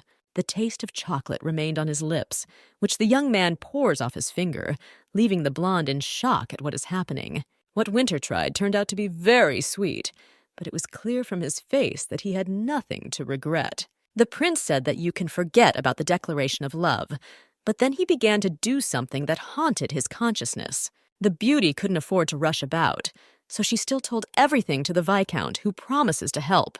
His Highness did not even ask for an answer. He didn't say anything about what happened. The Viscount is trying to understand more about what is happening, so he asks if the man changed his mind about the princess, trying to avoid her. From what the maiden said, she can continue to behave as before. I needed advice to understand this more. Everything is fine, because the Duchess can simply enjoy the attention that His Highness gives. He will be glad that he was noticed. The look on the guy's face speaks for itself. It is clear that everything was influenced by the fact that the young man has been working for the boy for more than 10 years. The words about years reminded the beauty that she had already known Kaisar for at least 7 years. This is almost a round date. To have mutual feelings with a boy whose milk has not yet dried on his lips seems somewhat unreal. Master and apprentice is how the couple has treated each other for a long time, from the very beginning of the training that began. All this time, the boy showed only kindness and sincerity as he followed the master with whom he grew up side by side. This is the first time this has happened, so it makes you think. The girl was happy, but after that, she didn't know how to react. The most important thing is not what the young man said, but what feelings the girl experienced about this, which she did not immediately realize. Noct knows exactly where to press, so he asks if the girl didn't like it when the guy confessed to her. The girl should have felt at least something. Either it was joy or more pleasant excitement. It is quite difficult to understand her feelings, because in the past, the maiden did not know what to do with herself when she was an empress. The memories of the day when something strange happened came back. Dante was fine, but she was upset that she couldn't show her hospitality. The girl asks for a glass of water and for everyone to clean the room while she is left alone with her thoughts. Realizing that the Empress is bothering her friend, she apologizes because she would never want to disturb anyone. The man waves it off. He doesn't think there's anything bad about it. Being in such a relationship, they can talk about something like that. Turning to Iles, the queen asks with interest about what kind of relationship they have. The girl did not expect to hear any strange answer because she understood everything herself. They are close friends. Turning on her side, the beauty buries herself in the pillow. Dreams from her past life tormented her again at night. Everything that happens could be called Kaisar's fault because of him it was not possible to sleep normally. Rowena, who has gathered in the office with the princess, asks if the girl has started dating the prince. Almost falling from the support that serves as the railing, the beauty turns away. She had no idea that she would be asked about this. The woman seems completely unperturbed. In her opinion, it may be difficult to tell the interlocutor about something like this. Trying to formulate thoughts in her head, the heroine fails all attempts, starting to stutter worse than ever after everything that happened. Evergreen looks intently at the girl, patiently waiting for a miracle to finally happen, and for her to say at least a word in response. No longer finding enough strength, the girl lowers herself to the ground, sighing heavily. What she said becomes what Rowena hears. The verdict is that the lady has not yet started dating the prince, to which the interlocutor nods. She understood everything. The princess asked to meet because His Highness was organizing a party at the palace to celebrate the expulsion of monsters. The brunette immediately agrees to take care of all the preparations and invitations that will be sent. The girls are so carried away by the conversation that they do not notice the culprit of the conversation, who is standing right under the balcony. Noticing the object of his adoration, the guy begins to shout Helena's name to attract attention to himself. The brunette does not know when the lady arrived, but he immediately goes up to the balcony. It seems that it was necessary to say not yet, but soon regarding the relationship. After the party at the palace, Winter will be very busy, so the beauty advises enjoying the attention while she can. Blushing, the blonde turns away. She doesn't want to listen to something like that, so she tries to escape. Virgo sees strange dreams because she constantly listens to something like that. You can go crazy with this, considering that it won't end. The girl cannot understand when exactly she began to like the man who terrorizes her mind almost daily. The guy was not going to have mercy on Helena, who only hoped that over time he would get tired of it and forget about this. Agat was surprised by the appearance of the lady in the morning. It didn't look like the lady was sleeping very well, so we could leave it at that. The maid cares too much about the girl, so she runs from side to side, bringing firewood and more warm clothes. The blonde is trying to convince the one who is trying so hard to make her hide under the covers and not get out of there. The maid took truly extreme measures because she dressed the heroine in 100 layers of clothing. Grabbing something on the bed, Agat holds out something else. This layer will definitely be the very last one in the exhibition. The girl almost jumps in surprise. She didn't expect to be dressed as a snowman when it wasn't that cold outside. The brunette doesn't want to listen to anything, believing that she is the one who is right, so she decides not to change anything. Agoth has been acting this way since the monster was driven out. She seems to feel guilty that the lady got hurt. The girl, of course, did not want to interfere with the feeling of guilt, which could only increase so as not to worsen the situation. The girl can only submit to the student's stubbornness, hoping that it won't take so long and will pass as soon as the blonde is completely cured. Telling Agat doesn't seem like a good idea. She and Kaisar don't like each other, so there's no point in adding fuel to the fire. The girl decides not to tell anything.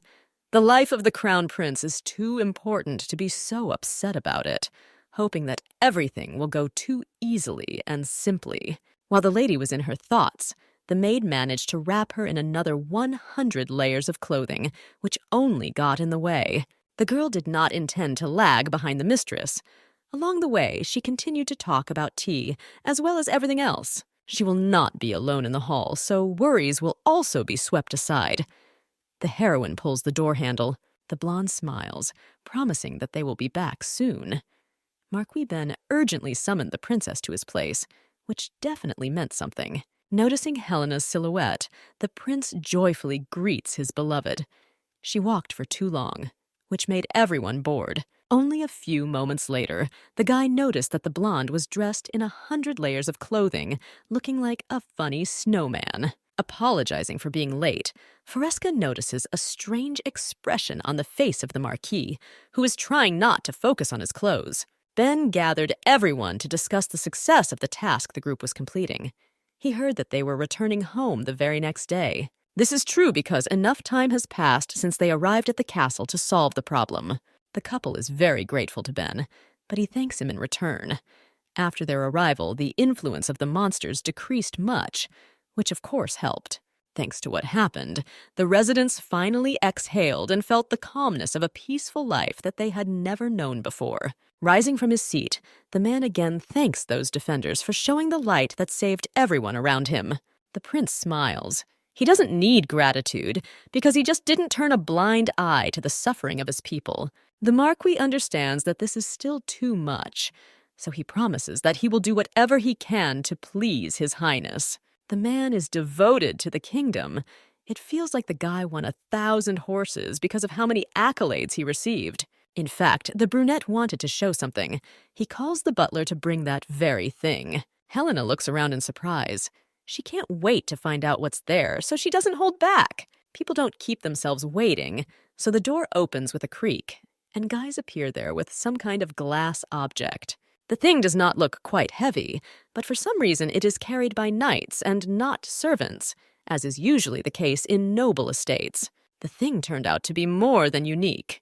The piece turned out to be leather on which that same strange sign was drawn. A strange feeling inside does not allow me to relax.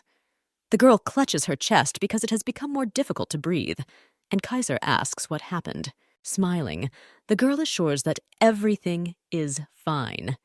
The pain did not last long, allowing me to breathe deeply. The heroine was sure about her well-being, but that same strange symbol gave her no peace at all. There are too many questions. I would like to know where the skin came from and why Helena had such a reaction to some drawing. Humming, the Marquis says that judging by its appearance, it looks like a magic circle. If we clarify a little about the drawing, it was on a piece of skin on the belly of Luke Rakota, which we managed to catch during the last hunt. A similar symbol was also found on the skin of the worm that Foresca killed, which made it clear that they were connected. This is not just a seal or a picture, because on both monsters the symbols seemed to be carved. Suspecting something was wrong, the man decided to send it to the Magical Society. He was told that no one knew anything. Those gathered in the office in surprise unanimously asked, "How is this possible?" The symbol had to have a decoding. The thing was sent to experts who know magic, but it turned out not to be runes, but something else. Kaisar was the most worried. He, as the ruler of his people, needed to know what problems awaited them. According to Ben himself, this sign is related to Draco's religion, which has already managed to visit the forest. Noct shuddered. It is about those strange people who recently arrived to present the dragon. The Marquis nods. He wouldn't want it to become true and cause trouble, but he couldn't do without questions. After the guys appeared, the number of monsters increased, and unprecedented circles appeared on their bodies, which seems suspicious. This symbol can control monsters, but since these are not runes, no one has been able to guess for sure. It will not be possible to call the head of Draco, since these are just guesses that are not substantiated in any way. The reaction may be negative. Still, I can't imagine how something like this could be true. There's definitely a new religion involved here. One person comes to the princess's mind who probably knows something. Lady Bronte is trained in magic, which means she can help. Almost jumping up with impatience, the maiden asks permission to redraw this outline. The Marquis agrees.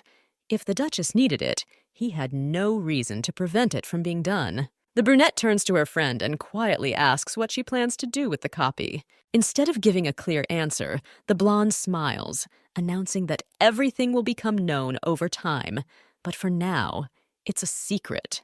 Grabbing a pen and paper, the girl quickly draws some outlines. She doesn't know what it is, but it's not that simple since she manages to feel the pain. The next day, the visit was over. Virgo promises that if the opportunity arises, they will definitely meet again. The man bows. He will look forward to this momentous day when everything happens. After all the farewells, the carriage sets off back to the capital. The road will be long, but in the end, they will be there. The girl examines the city that flashes outside the window of the cart. She is interested in what she sees in front of her. When the beauty first arrived in the capital, she did not feel anything. But it seems that this place was not always like this. The city seemed lively and warm, as if the inhabitants were alive with their ideas and feelings. Such significant changes made the beauty smile as if it was worth it. The work was not done in vain. Helena is distracted. The man asks what his friend found interesting outside the window, to which he receives silence. The Virgin had been simply looking out the window for some time, so the guy became interested in what was found there. Looking intently at the prince, the girl tries to understand what exactly they want from her. The guy asks for forgiveness for interfering, but everything becomes obvious. Winter is too bored to drive in silence. The answer is a slight smile that appears on the young man's face every time he is with a woman. The lady's face turns a little red, filling her cheeks with flowers. She doesn't understand why they are looking at her almost point blank. The brunette pretends that everything is fine. The answer to the question is not found in the same way as Foresca's mood. The prince, as usual, tries to flirt, as if his goal is to make Helena blush. He always looks at his beloved. If the beauty is uncomfortable, the brunette closes his eyes so as not to embarrass her so much with his presence. The Virgin clutches the hem of her dress with force. She is glad that Agot has been sleeping for a long time, because otherwise it would be incredibly embarrassing. If the lady leans over, it will be strange, so pretending that everything is normal, she looks out the window. Turning around, the heroine notices a man standing on the platform. A huge number of onlookers gathered around him.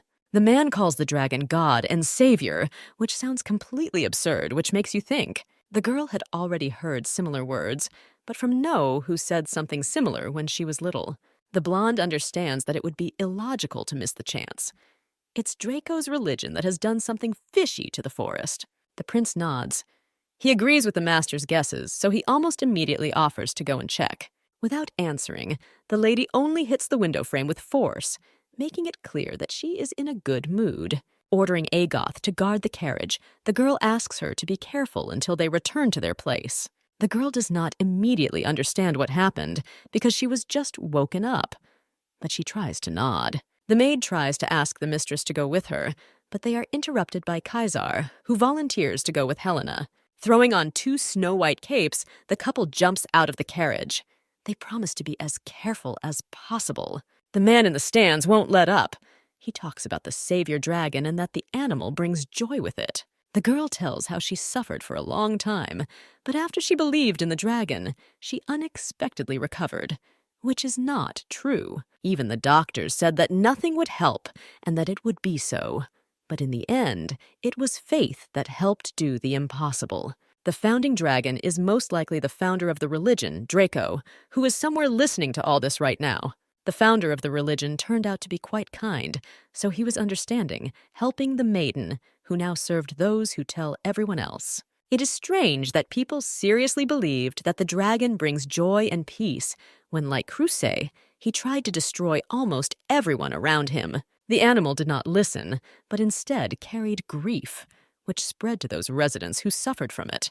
The dragon committed mass murders and stole everything that was possible and impossible. He is not someone who can become an object of love. Very soon, the great dragon was supposed to return, which made others believe, but those who knew fell into horror. Helena has no words to describe such meetings. Every word that comes from a virgin is a lie. Repeating again about the savior of the world, the heroine is trying to get as many people as possible to believe in what is happening. Very soon the king was supposed to return, which was an incomprehensible remark, since Crusay was sealed forever. The blonde chuckles. She's about to leave so as not to listen to the nonsense that only fills her mind. Turning around, the beauty notices a familiar figure. It is by the color of the hair that it becomes clear who is standing in the distance. The green-eyed man turns, smiling lightly in Faresca's direction. I can't believe he's at the meeting, too. The girl does not believe that this is really true, because she has not seen the man for a very long time. Noticing the desired reaction, the young man heads to the exit from the square. The lady is trying to run away after her, but everything is in vain due to the number of people around. It's impossible to make it so that you have to give up and miss out on such an important character. It's worth pushing forward. The lady is trying to get through, and in the end it almost succeeds, but the hood suddenly flies off her head and onto her shoulders. People around start whispering. They do not believe that standing in front of them is an aristocrat who has arrived in such an unremarkable place. Deciding not to pay attention to the gossip, the lady runs forward, but a second later her wrist is grabbed. Some man asks where the aristocrat, who apparently is a duchess, is in such a hurry. Trying to escape as quickly as possible, the lady is defeated. She hardly put any effort into it.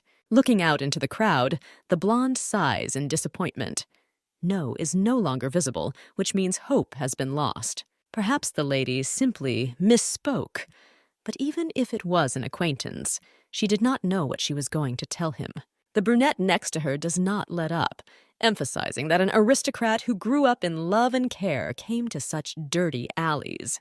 The prince volunteers to help, so he steps forward and kicks the man, grabbing Faresca by the shoulders. Apologizing for disturbing the meeting, the brunette asks if everything is okay, clarifying what he wants to know. Flashing his scarlet eyes, the brunette hints that they have nothing more to talk about. Turning around, the young man leads Helena with him deeper into the street.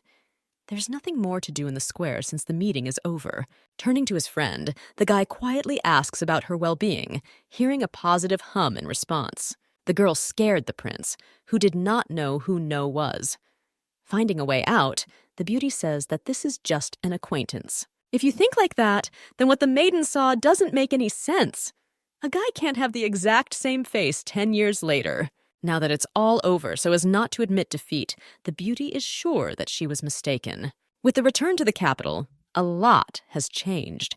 These changes were not all for the better, but not all for the worse. Leonard managed to graduate from the knightly detachment, and next spring was supposed to become the head of the knightly detachment of the Scarlet Knights. The girl entered the palace as a mentor to the crown prince, whom she had been considered for a long time. At some point, everything went wrong, because the head came as a teacher to the detachment of knights who were with her on the hunt. All this happened due to the fault of Hamilton, who spoke about the good side and asked with an incredibly pitiful face. The mentor remains in the castle for a long time. The girl had no choice anyway, so she accepted it. Actually, the lady just planned to slightly adjust the knights' stances and walk around with a smart look, but they thought that they would become her students forever. Trying to calm the others, the blonde moves back and rests against someone's body. The one who arrived turned out to be none other than the prince, who taunts the guys.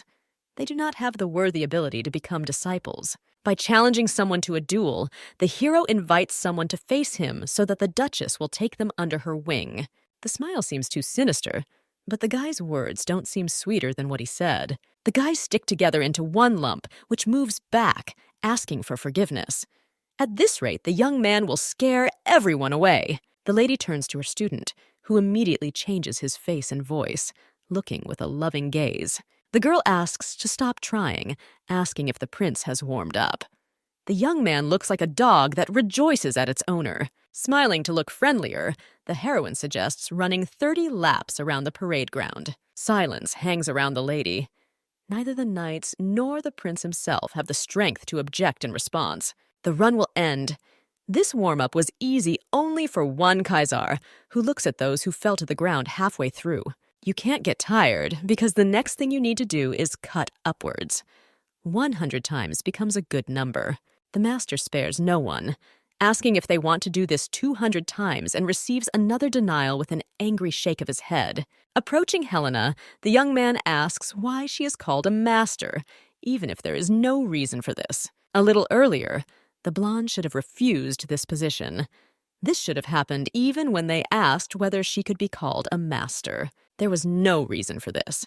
The beauty did not want to seem like a tyrant who doesn't care about anyone. Almost jumping with anger, the prince menacingly says that the entire list ends with 3 students. Quite recently, Kaisar exuded a thirst for murder, but now he looks with a sad look in order to be reassured. Now the boy behaves like a bully, so no one will like him. The girl does not want to admit her sympathy. The guy likes the girl so much that he doesn't want to share her with anyone, which becomes almost obvious. Putting her sword forward, the maiden asks to agree to spar.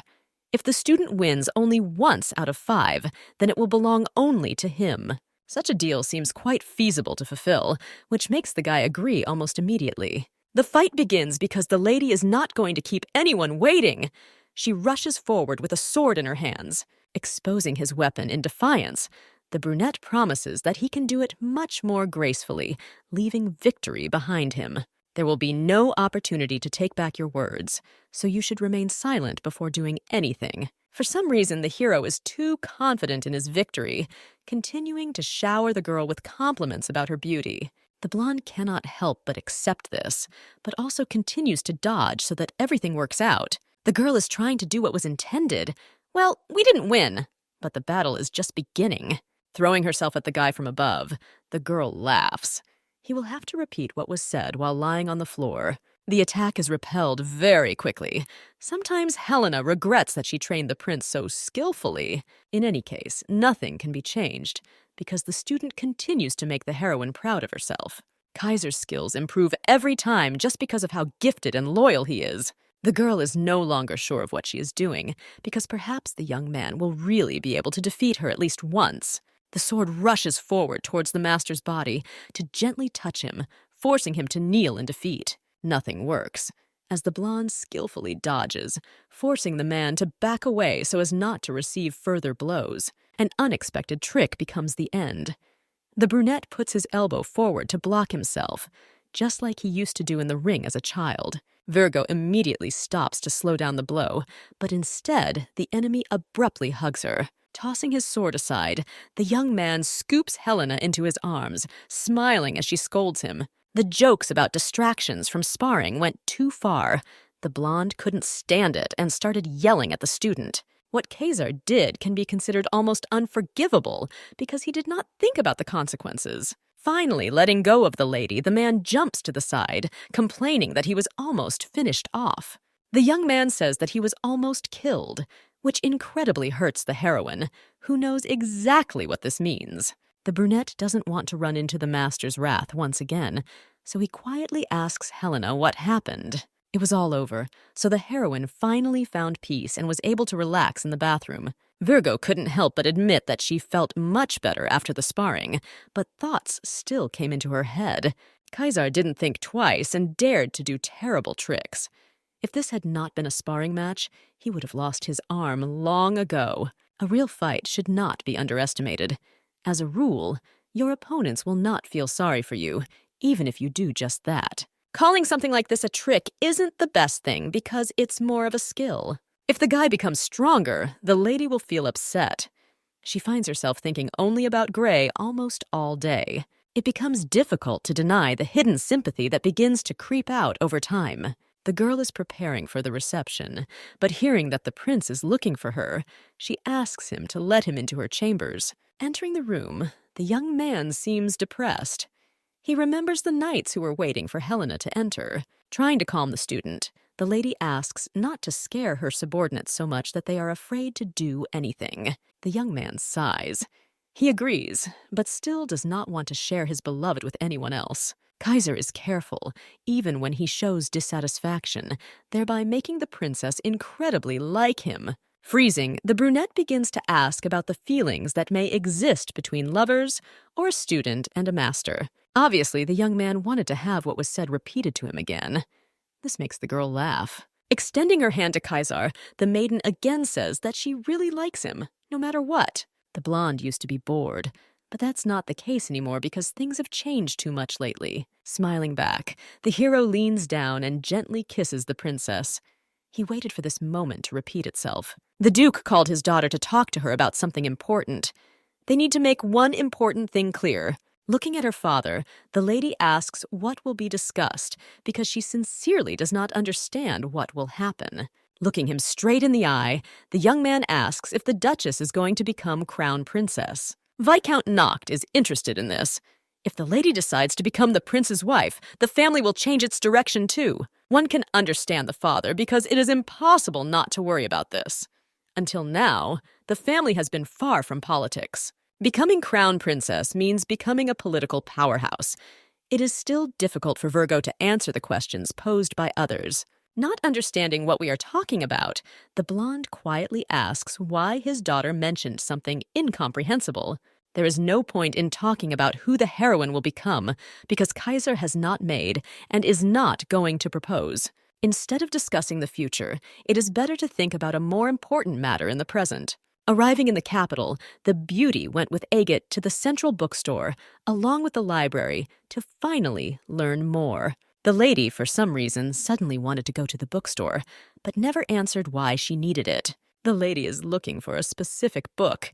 It has to be about magic, and that's the only condition. The heroine has no magic at all, but this does not seem so important, because everyone around is exactly the same.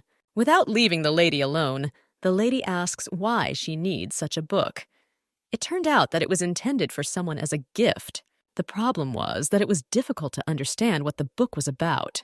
Giving, it is unclear, was not part of the heroine's plans. Incomprehensible symbols are confusing, so the heroine suggests choosing something else. No other book will be more understandable than the one that just ended up on the shelf. The point is to ask someone more knowledgeable. Noticing the fair-haired maiden, the lady comes up from behind to ask about magic, but it turns out to be Lady Ulika. The meeting place turned out to be unexpected, But it became clear from Bronta's face that she did not share the joyful views of the heroine standing next to her. She and the princess haven't seen each other for a long time, which forces both of them to put on a fake smile on their faces that shows everything. The lady also came to buy a book, which means she can recommend some book about magic that will help the princess. It would be better to call the store employee, but the lady refuses. She wants a recommendation from someone who knows. The heroine is really well-versed in magic, so hope remains only in her. The average person wouldn't choose the book, but she recommends it. Grabbing a publication from the shelf, the blonde throws it towards the Duchess, who manages to pick it up. Accepting what was handed over, the maiden orders a got to go pay for the book while she and Yulika talk. The little thing ends up next to the girl. You can almost immediately give it to the hostess, because in fact the beauty was looking for a gift. Trying to back away, the blonde asks in surprise what kind of courtship this is from a princess of the same gender as her. If the lady takes care, perhaps her kindness will be accepted. Looking into the lady's frightened eyes, the blonde asks if she can go on a date with her. The lady was going to treat Bronta, so she brought her to the restaurant. She wanted to enjoy pleasant company, so she brought the girl with her. They are a little in a bad mood to sit and drink tea calmly. This is what outrages the interlocutor, who does not quite understand the meaning. Nothing is impossible. That's why it's so easy to let someone go. The heroine is not going to, because she needs answers. The lady is about to ask something, but the princess asks her to relax her face. People around are watching, so I wouldn't want to hit the dirt. Bringing him to a crowded place was not the plan. The girl was not going to be left alone with her, because the heroine is much more dangerous than she seems at first glance. The girl's face lights up scarlet. In a hurry to quickly forget about everything that is happening, the girl asks to tell her what they want from her, not intending to delay any longer. So as not to frighten the girl even more, the princess hastily reaches into her pocket for her drawing, which she redid. The blonde wants to take advantage of the knowledge of magic of the invited lady, who could probably help her with this. Placing the sheet of paper on the table, the heroine hands it to Bronta, who, not quite understanding, asks what it is. Fareska knows nothing about this circle, except for the fact that it looks magical. This is how she decided to ask for help. Thinking, the blonde notices that the outlines of such a sign indicate that these are definitely not runes, which complicates the situation as a whole. Obviously, the thing has absolutely nothing to do with magic, or the Duchess decided to play ahead so that she would be pitied. The word almost becomes the only thing the lady sitting opposite says. She looks more thoughtful than usual. The rune language was created by people for the purpose of using magic.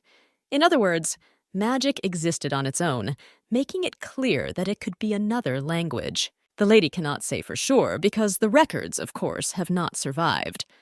The documents were also destroyed, so the blonde simply knew about it as a fact. Sighing, the Duchess nods. She realized that finding out about the sign would be much more difficult and would take much longer than expected. Stretching out her hand to the piece of paper, the heroine is about to take it away. Hopes were too high, but no one knows anything, so they can't help. Instead of handing over the paper right away, Bronta asks if she can borrow it, at least for a while. Virgo wants to find out more about what is actually being written, however. Setting a condition, the interlocutor then asks her to tell her everything in order to provide clarification. After the words have been spoken, silence falls in the room. It seems that even the people around fell silent a little to listen to the conversation. To diffuse the situation, the lady offers to try the cake. She pokes a piece on her fork to show it closer. Poking a piece into her mouth, the girl bursts into a smile, almost starting to glow because of the emotions she experiences from the taste. Sighing heavily, as if she would have to do a favor, the blonde promises that she will try, but only because the Duchess advises it. Breaking off the cake, the lady puts it in her mouth and then, just like her friend, lights up with joy. At such moments, Helena seems to get along quite well. It's hard to believe, but you still have to listen. Bronta finally understood the point of the meaningless meeting. They wanted to disgrace and insult her. Yulika says that the place of crown princess still belongs to her. Perhaps she is not fine and is being used only as a tool. Smiling, the blonde tries to calm the lady down. She shouldn't sacrifice herself for her family just because she's a girl. Anger is expressed in clenched fists. The Virgin cannot believe that they want to sympathize with her, because in the eyes of others, she is far from being the prince's wife. If the lady does not become crown princess, she will have to be left with nothing. This is the reason why Helena feels so sorry for her interlocutor. Even if the princess has absolutely everything, this does not give any right to feel sorry for Bronte, who certainly did not ask for it. The way Helena behaves is disgusting. She doesn't respect other people, making them worry about themselves. Getting up from her seat, Yulika hurries to say goodbye. She wouldn't want such unpleasant encounters to happen again. A few seconds later, the heroine was no longer in the hall, as if she had never come. Fresca realized that she had made a mistake. Even after a long time, the lady still remembered Yulika's words. She sympathized with her because she was the one next to the prince and not another lady. For some reason, the heroine thought that the girl would not receive Kaisar's love in any case, but now she was not so sure. With such superficial arrogance, which was not even immediately noticeable, the lady hurt someone without even hoping for it. Standing in front of the mirror, the Duchess sometimes wondered why she had become such an evil person, especially in the eyes of others. Sadness covers the body because every person wants to be as perfect as possible. The princess is called, asking what happened to her. Trying to smile to hide the pain, the beauty shows a fake mask. Ravenna reminds you of a party where you need to look better than anyone else. This holiday is in honor of the expulsion of monsters. At this event, the princess will be the main character, so Bronte must be better. Everything is fine, because the girl did not want to compete so fiercely. But of course, no one left her a choice, because it had already been decided. As you know, the Empress hired the best designers and dance teachers and sent them to Bronte. This meant war. It is not worth going to such extremes, however, only in the opinion of the blonde. It's just a party that will end sooner or later. This is not just a party, because Evergreen has already decided to start a war in which attack and response were no less important. Sentiments are put aside. Clapping her hands, the lady asks not to worry. Although all the designers were hired by Balor, after some searching they managed to hire a promising person. The girl turns towards the door. She doesn't understand what to expect, like the next step from Ravenna, who is obviously fired up with the idea. It's even better that it happened this way, because in the end, the designer we managed to get turned out even better than the others. Famous people adhere to mannerisms and strict rules, but this time, everything has completely changed. When it comes to the crown princess, you don't need to follow trends, but set them in order for something to happen. Virgo shudders. Bronte must have a debt she hasn't paid off if Ravenna has such a strong thirst for victory. Coughing, the brunette apologizes for reacting like that. She, of course, has no problems with Yulika or her family. If it comes to that, then the conversation will turn to the Empress. She is the one who ruined everything with her presence. The blonde does not immediately understand what the problem is, but she is quickly made to understand that there are many more problems than it seems. When Rowena was young, her family was purged by the Baller family, who did this. The Evergreen family was close to the biological mother of His Highness Prince Kaisar. She was the one who treated them best. The girl did not have much influence, but if something would help gain influence for the former Empress, then she was ready to do anything. That's why the brunette behaved this way. She wanted to defeat the Bronte family because she has the Empress on her side. What is happening can be called revenge for a clan that was destroyed by just one order. Hamilton said everything he could, except for this one important thing that could simplify the situation. Turning away, Rowena asks not to pay attention. The woman no longer wants to talk about her past. It is for this reason that the girl is always grateful to Helena, because thanks to her, the prince finally blossomed after everything that happened. Just as the princess picked up Agoth, the prince picked up Evergreen, who was left all alone. As the young man said then, if a lady has abilities, then he doesn't care about the past and status, which can no longer be returned. The girl was asked to prove that she could do something, and everything worked out. If Fresca is a valuable person to the one to whom she is grateful, then she is valuable to the lady. Rowena's gaze is filled with warmth and sincerity. She is somewhat similar to Winter himself, who seems to have learned something from the maid. Kaisar turned out to be a wonderful person, which makes the blonde smile. She didn't know much about his past at the castle. The brunette nods. The woman, like no one else, agrees with this statement, because it was the young man who was able to help her with this. That is why the Empress's people cannot lose to Issa, because it will be pride and revenge. Seeing the lady for the first time after her reincarnation, Agot almost fell from surprise and beauty. The blonde was too beautiful to be from this world. The dress flows down the body in light waves, matching the color of the hair, which seems to glow. Ravina tried her best to do everything possible for the victory, which must remain with the girl, who, of course, cannot miss this. The maid is practically jumping around. The lady is so beautiful that she wants to show off, or at the same time, not show it to anyone and leave it in the castle. The brother knocks on the door and is almost immediately inside. He examines Helena's robe. The maid put her whole soul into the girl's brother, so now they look so dazzlingly beautiful. The young man smiles easily. He thought that his friend was already beautiful enough, but it turned out that she still had room to grow. There is very little time left, so the conversation is interrupted.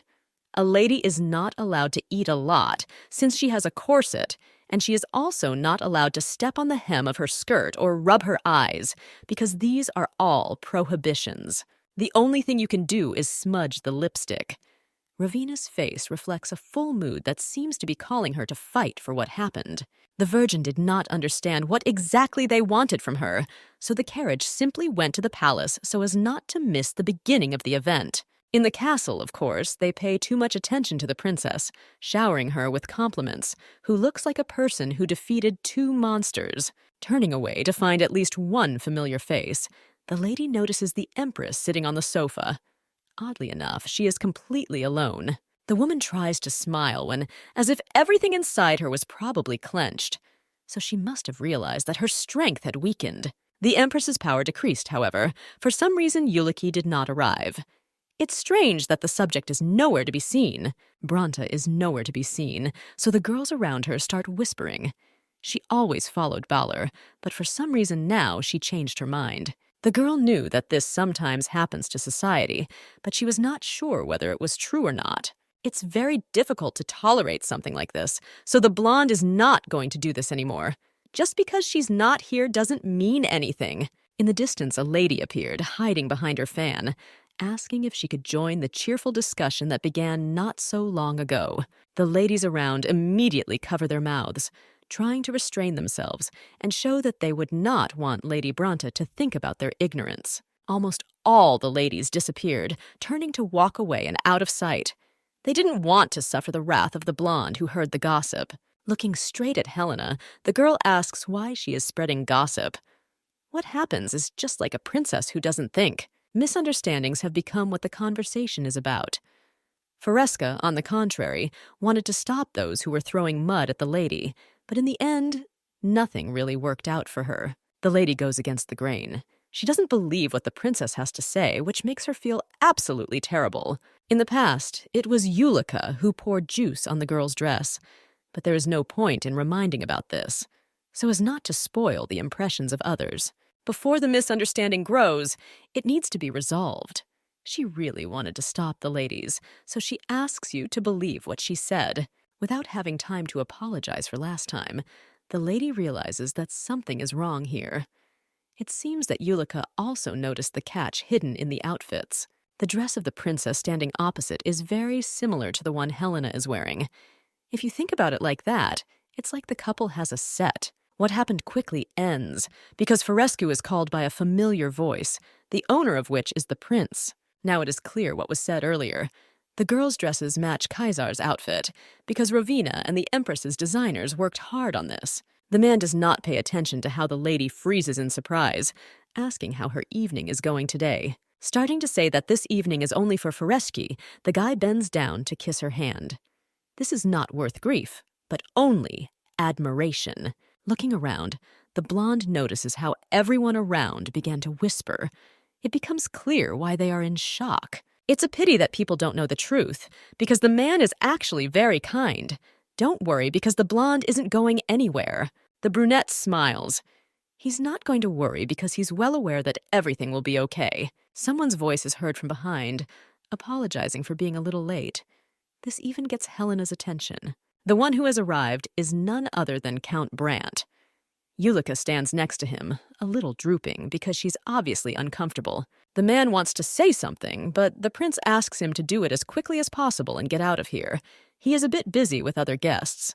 The count asks if everything ended well, but not for gratitude, but only to understand whether everything is okay or not. There are not even words about what is happening. Helena does not understand why Bronte tries to patronize, even if she later says that it is worth nothing. It seemed that the young man was stuck with Count Bronte, but there was still no way out. Her thoughts are interrupted by a guy who, as it turns out, wants to tell her something too. The daughter of a man who had money trained and practiced playing the piano all night in order to congratulate the beauty on her remarkable achievement. Yulica's skills are not the best, but she would like this modest gift to be accepted from her. The game, which will be addressed specifically to Helena, cannot but interest the girl who is happy about this. Turning to the girl, the man asks why she is still standing, if His Highness is already in the hall just like the Duchess. Turning to the prince, the man invites him to walk with him, completely forgetting about the lady who remained behind them. A few minutes later, the maiden was left completely alone. They forgot about her, as if this song was not addressed to her. The man said that Bronte would play specifically for her, but nothing changed. No matter how you look at it, the blonde was left alone. Perhaps it was for the best. The blonde is going to go get checked because she is already tired of greeting people. The girl doesn't know what to do, but while no one has realized that she is missing, she needs to use it, so she heads to the garden. The light falls on the stage, on which the piano has already been placed, just like the girl who sits behind it. As expected, receiving bridal lessons from a young age is on another level, but Kaisara is not interested in that. The ladies around laugh easily. Some people catch monsters, while others just play the piano as if nothing had happened to amuse the audience. Lady Bronte is confused. There is too much noise around, which puts pressure on her ears, giving her absolutely no peace in relation to it. The girl is pitied, even if she does not want to admit it.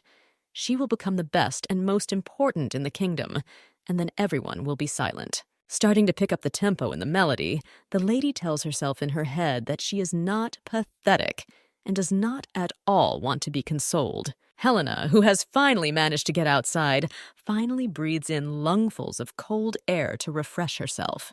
The Marquis turned out to be just as strong as expected. He tries to do what he has planned without any mistakes.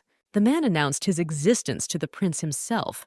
If Kaisar had pretended not to see anything, he would have passed for a rude person. The situation was the same with playing the piano.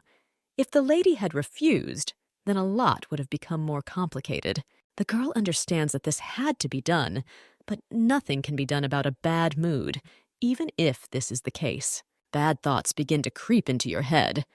The prince is probably listening to a beautiful game or sitting happily side by side with the princess. Remembering the dress and suit, the lady realizes that these two are too suitable for each other, which makes her think about everything. Yulica may become crown princess, which will only worsen the situation. It will be a joy for her, but definitely not for Foresky. All those sides that Kaisar showed to the princess will be seen by Bronte, who did not see it and does not deserve it. I can't believe that the smiling guy's face will also be seen by a woman who is not going to give in to it. The bright smile, easy laughter, and warm hugs were meant only for Helena. But now it seems to her that everything is going downhill. All those things will be done not only to her, but also to someone else. My thoughts are interrupted by a voice calling out to the girl. It turned out to be a man who searched the princess. He asks why she is on the street all alone while listening to the song. Smiling, the beauty understands that there is nothing to be done about it, so spreading her arms to the sides, she just asks for a hug. As the student approaches, he hugs his master, promising that he will never refuse what he is asked to do. Kaisar absolutely destroys the girl, because when she is with him, her heart does not want to obey, starting to dance. If it comes down to it, winter had already begun to crumble a long time ago. even from the moment he realized that he liked Helena, with whom he grew up. They will collapse together until it all stops on a certain note that will put an end to the relationship. The girl didn't know that sympathy could be exactly like this, when you want to take everything from a person. Love is when a person becomes stupid without realizing it, only together with his beloved. There is nothing left to hope for, except that Kaisar will forever remain next to the heroine. The couple heads forward down the corridor. For some reason, His Majesty decided to call Helena to his chambers. Nobody knows the real reason because you have to be on guard. Since the princess has decided to interfere in political affairs, she must be on her guard. The situation is different from Renatus's past life. Then there was nothing to lose, but now everything has changed very dramatically. Now the lady needs to protect not only herself, so that if something goes wrong, the whole family will get what they deserve. My thoughts are interrupted by an almost scream that comes right next to my ear. The man who had been calling Helena had been calling for several minutes now. Looking into the heroine's eyes, the brunette assures her that she has nothing to worry about, because if anything happens, he can protect her. If the lady makes a mistake, His Majesty will express his dislike. The heroine's family may get hurt, so she will try to be careful. If this is so true, the guy promises that he will turn everything around and run away with the girl wherever she wants. The lady understands that this will never happen, and if anything happens, it will fall on her shoulders, but she still tries to smile. Opening the door to the room in which the king and queen are sitting, the lady greets them, noticing that the woman is serious. Walking forward, the blonde curtsies and greets His Highness, introducing her first and last name. The man doesn't seem like someone who would want to attack a girl for no reason, so he invites her to sit opposite him. Of course, the reason is Bendalium, because the conversation begins with the fact that the king heard about what happened there quite recently. The girl's contribution is great because she resolved a situation that the royal family could not resolve, although she was simply doing her job. As expected, the talk about the lady was true. She seems much stronger than even most men. Smiling, the Empress agrees. She still tries to remain friendly no matter what. The princess's talents are so great that it's a little worrying. This doesn't sound like something you'd want to listen to. Of course, the girl cannot sit still. The woman's goal was to tell the emperor that she was a stumbling block. It is not clear what the empress is worried about. Quite a lot of people are praising the princess, and it's natural to worry that it's not going well. The girl laughs. She's just voicing her feelings, but Kaisar seems to be clouded by how much he cares about the princess. This is the ability to discern talent that no one notices and attract it to the Imperial palace. The woman looks intently at her son. He says this as if she is fighting with the princess, even if this is not at all what it seems at first glance. Addressing His Majesty, the lady asks if it is possible to give the princess the title and estate she deserves. The lady's subjugation skills are excellent, so Baller suggests sending her to the feudal lords as this would be the best solution. The woman is going to exile the girl into the very wilderness, but she is trying to resist, since she has just become an adult. Such a burden seems too great. Virgo knows how to be shy, because from an early age she trains the crown prince, and now also knights. The lady is deeply devoted to His Highness, so this can be played in favor of the Empress. Looking at the heroine with a direct gaze, the woman asks her if he will reject the offer, thereby spoiling the mood of everyone around. The woman seems very worried to be trying so hard to get rid of the Duchess. A brunette intervenes in the conversation. The queen cannot say such a thing, because power over the feudal lords belongs to his father. If you suddenly do something wrong, many talkers will start spreading rumors that will not be welcome. What is said affects the powers and position of the king. Silence freezes in the hall.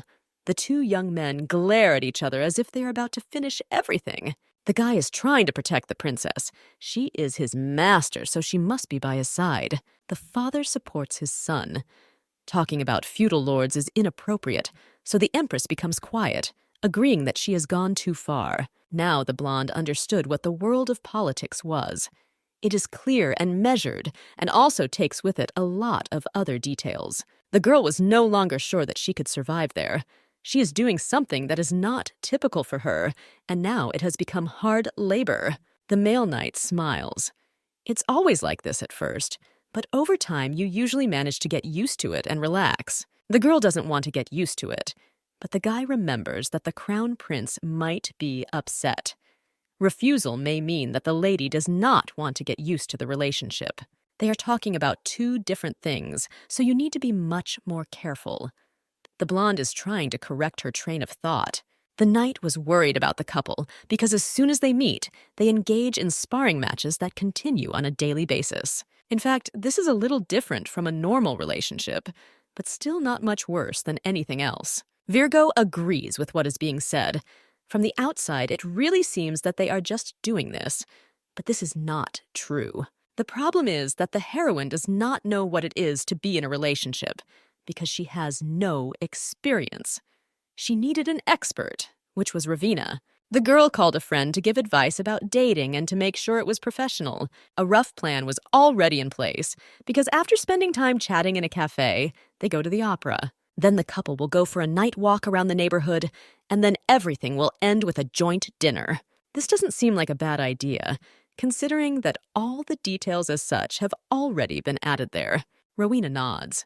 She liked it, but if the princess doesn't know anything at all, it's suspicious how she made such a plan. In fact, it was all the fault of the students who, having learned that the master had not been on dates, decided to help. It seems that the Duchess does not want to talk about something like this, but the maiden notices that some important detail was missed. The only thing that the princess did not notice is that she must choose an outfit to wear on a date in order to impress her lover. The girl realized it, but the maid promises to figure everything out. After some time, the blonde is already showing off in a beautiful outfit that suits her very gently. A god examines the lady admiringly. The outfit fits perfectly, but is completely different from the girl's style. The girl does not deny that there is a drop of truth in this, but since everyone liked it, she will not change anything. After all the meaningless conversations, the blonde is going to the Imperial Palace. She asks to prepare a carriage for her. Today, the lady is going to go with Kaisar on a very ordinary, unremarkable date that will end normally. Sitting in the carriage, the blonde runs through her plan of action in her head, which was quite simple so as not to get confused. Virgo thought that she wouldn't spoil anything, but of course, she was almost one step away from it, without noticing it. Kaisar will be absolutely delighted, so Helena enters the estate, talking about how they are going for a walk. The girl got ready for such a date completely spontaneously, and because there was a new opera that she wanted to see. Noticing the strange expression on her face, the girl falls silent. The heroine does not know whether the prince likes the opera or whether she was mistaken. When asking if a friend likes performances, the girl hears a positive answer, which makes a stone fall off her shoulders. The performance is only in the evening, so the beauty suggests going to a cafe. There they can just chat. Leaning over to kiss the blonde's hand, the young man looks at her with a loving gaze. He had been waiting for this moment for a very long time. When the carriage arrived at the place, the lady did not hesitate, so as soon as she was on the street, she took out the umbrella that she had brought with her. The girl asks if the umbrella is cute when she hears Kaisar asking why she needs it. They both laugh. A strange reaction haunts the beauty. She's trying to figure out what to do next and how exactly to do it. The lady remembers being told that modest ladies under an umbrella are considered very beautiful. Helena isn't very sweet or gentle, but she thought the umbrella would fix that. The man has nothing against it, but notices that it's quite cloudy outside, so there's nothing to hide from. Looking at the sky, the girl cannot but agree that there is not even a hint of the sun, but it is still cute. Coming closer to the heroine, the guy looks at her, saying that he wants to be much closer to her than now. The people around look a little strange and laugh easily, because the young man snatched the umbrella from the girl's hands, saying that he would carry it himself. Arriving at the place, the maiden looks around. The cafe looks cozy, but for some reason it is completely empty. They are in complete silence. Helena looks strange, so the handsome man asks what happened. He can't believe the lady doesn't like the place. The girl tries her best to smile. She's just surprised that this happened because it's a famous place where there are no people. The brunette does not pay such attention. In his humble opinion, this is even better because they can be alone. If the guy feels good, then the girl feels good too. But the silence is almost killing. The heroine is trying to figure out what she should talk about on the first date. The conversation, of course, doesn't go well. Helena asks about the young man's family because he doesn't look like his father at all, which means he takes after his mother. The young man does not know who it is from. He also has little in common with his mother, which is why many say that he looks like the first Emperor Grey. Obviously, the conversation is about Elez. For some reason, the blonde also thought about this, because the prince was too reminiscent of her old friend.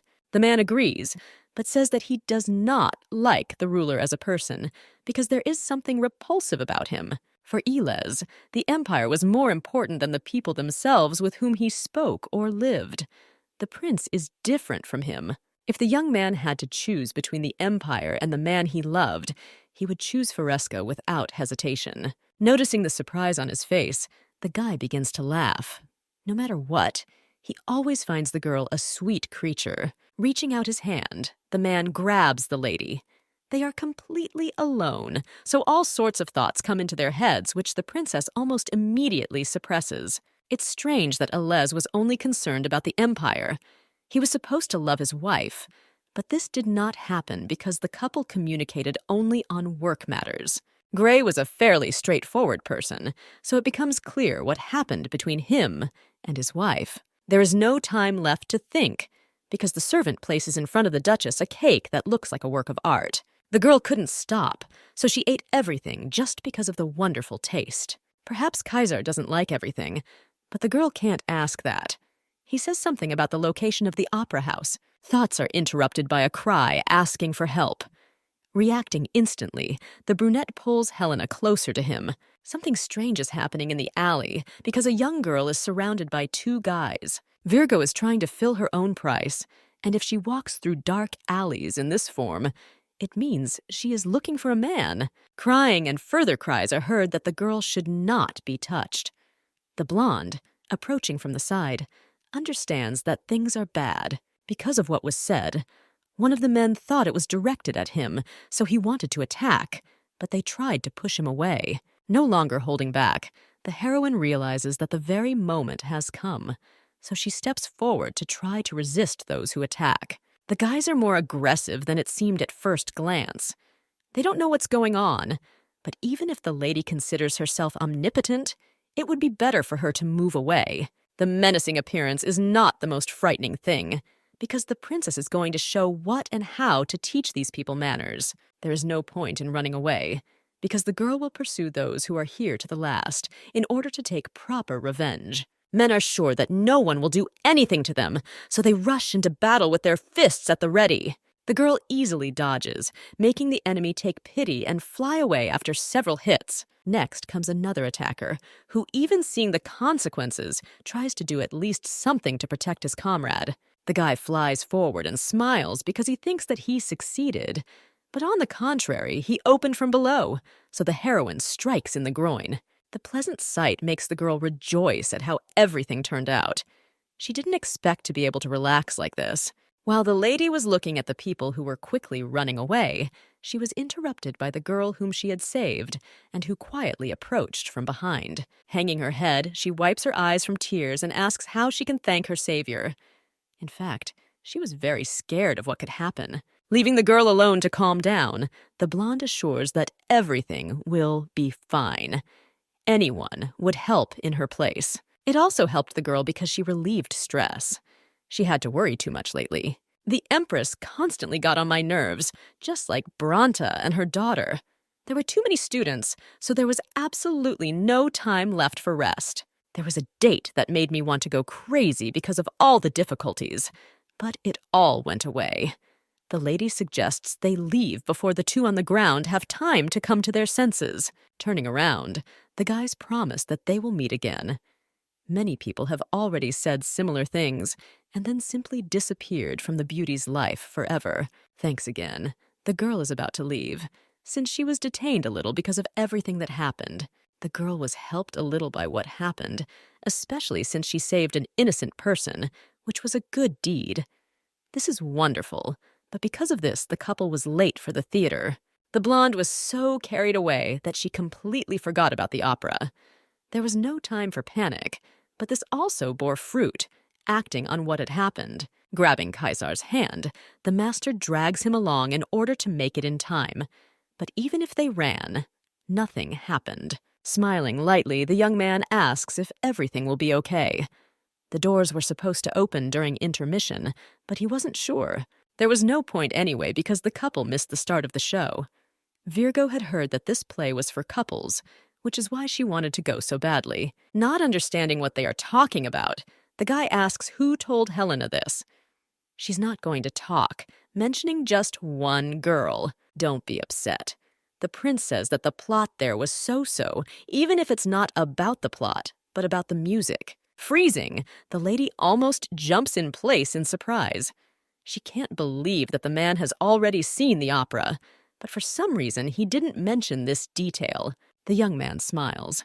He knows how much Fresca wanted to go there, so he didn't want to spoil anything. A date for a master is tantamount to a war that needs to be won, so the heroine sent Kaisar with her to view the landscapes, even if the evening is not night. Looking around, the blonde notices the fact that it is very beautiful here, which she likes incredibly, and it is no longer possible to hide it. This seems cute, but it upsets the blonde because she got confused and everything went wrong. She wanted a very ordinary date without any hassles. The one the acquaintance loves is Helena, so it doesn't matter how the date goes. The main thing is that she is next to him, which makes him smile. The girl also loves the man, but still remains upset. This was the first time this had happened to her in both her lives, so she didn't want it to end in failure. Nobody knows what is right and what is wrong. There is no need to worry, because these are small things. A guy is happy when his beloved just smiles at him, and it doesn't matter what they are doing. If a lady ever asks to destroy the whole world, then the young man will do it for her without question, because he appreciates her words and mood. You can't say something like that so carelessly. A girl would never ask for something like that because a cake is enough for her. She is the prince's lover, but her needs are modest. Perhaps this is even too modest, but changing the topic, the lady asks what she should do to please Winter with something. The only thing the hero asks for is a kiss. The reaction turns out to be strange. Perhaps the man was in a hurry, so he sank almost immediately. Kissing in front of other people is not part of the princess's customs, but she understands that since her lover wants it, it is impossible to refuse. So she asks her to close her eyes. Approaching the joyful puppy, the young man asks if the girl will really do something like that for him, rejoicing at how everything is going. The guy still listens, so he closes his eyes, feeling a cool hand that is on his cheek. The kiss becomes special. It's hot outside. The lady and Agat head to the new hall to get some rest. In such weather, you don't even want to train, even if you don't have time for it. The girl was called today. The commander is thinking about completely the wrong things, trying to seem strange. Walking into the main hall, the lady notices the Empress and Lady Bronte, who are rejoicing at the meeting. It was something like a trap that we managed to fall into. The girl greets those who stand in front of her, even if her thoughts are elsewhere. She wants to know how it all ended, because Yulika might have learned something interesting about the pattern. Looking at the blonde, the heroine realizes that something is wrong with her, but she hears something about fencing lessons from the queen, who is usually not interested in such things.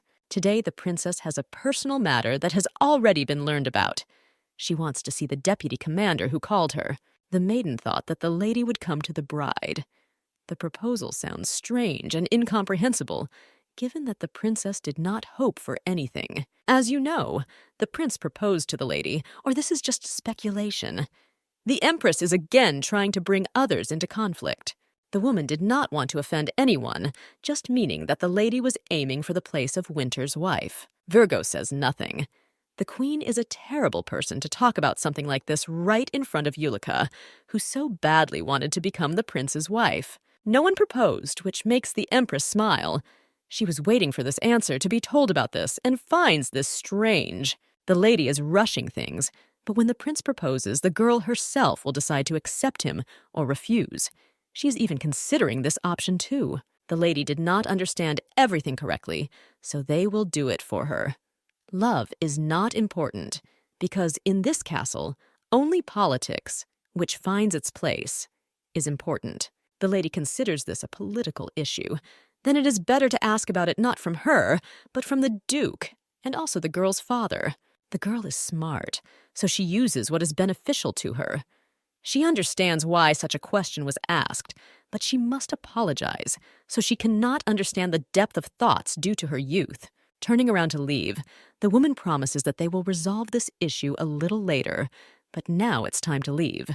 She wants to have a good time. Sitting down in a curtsy, the blonde does the same.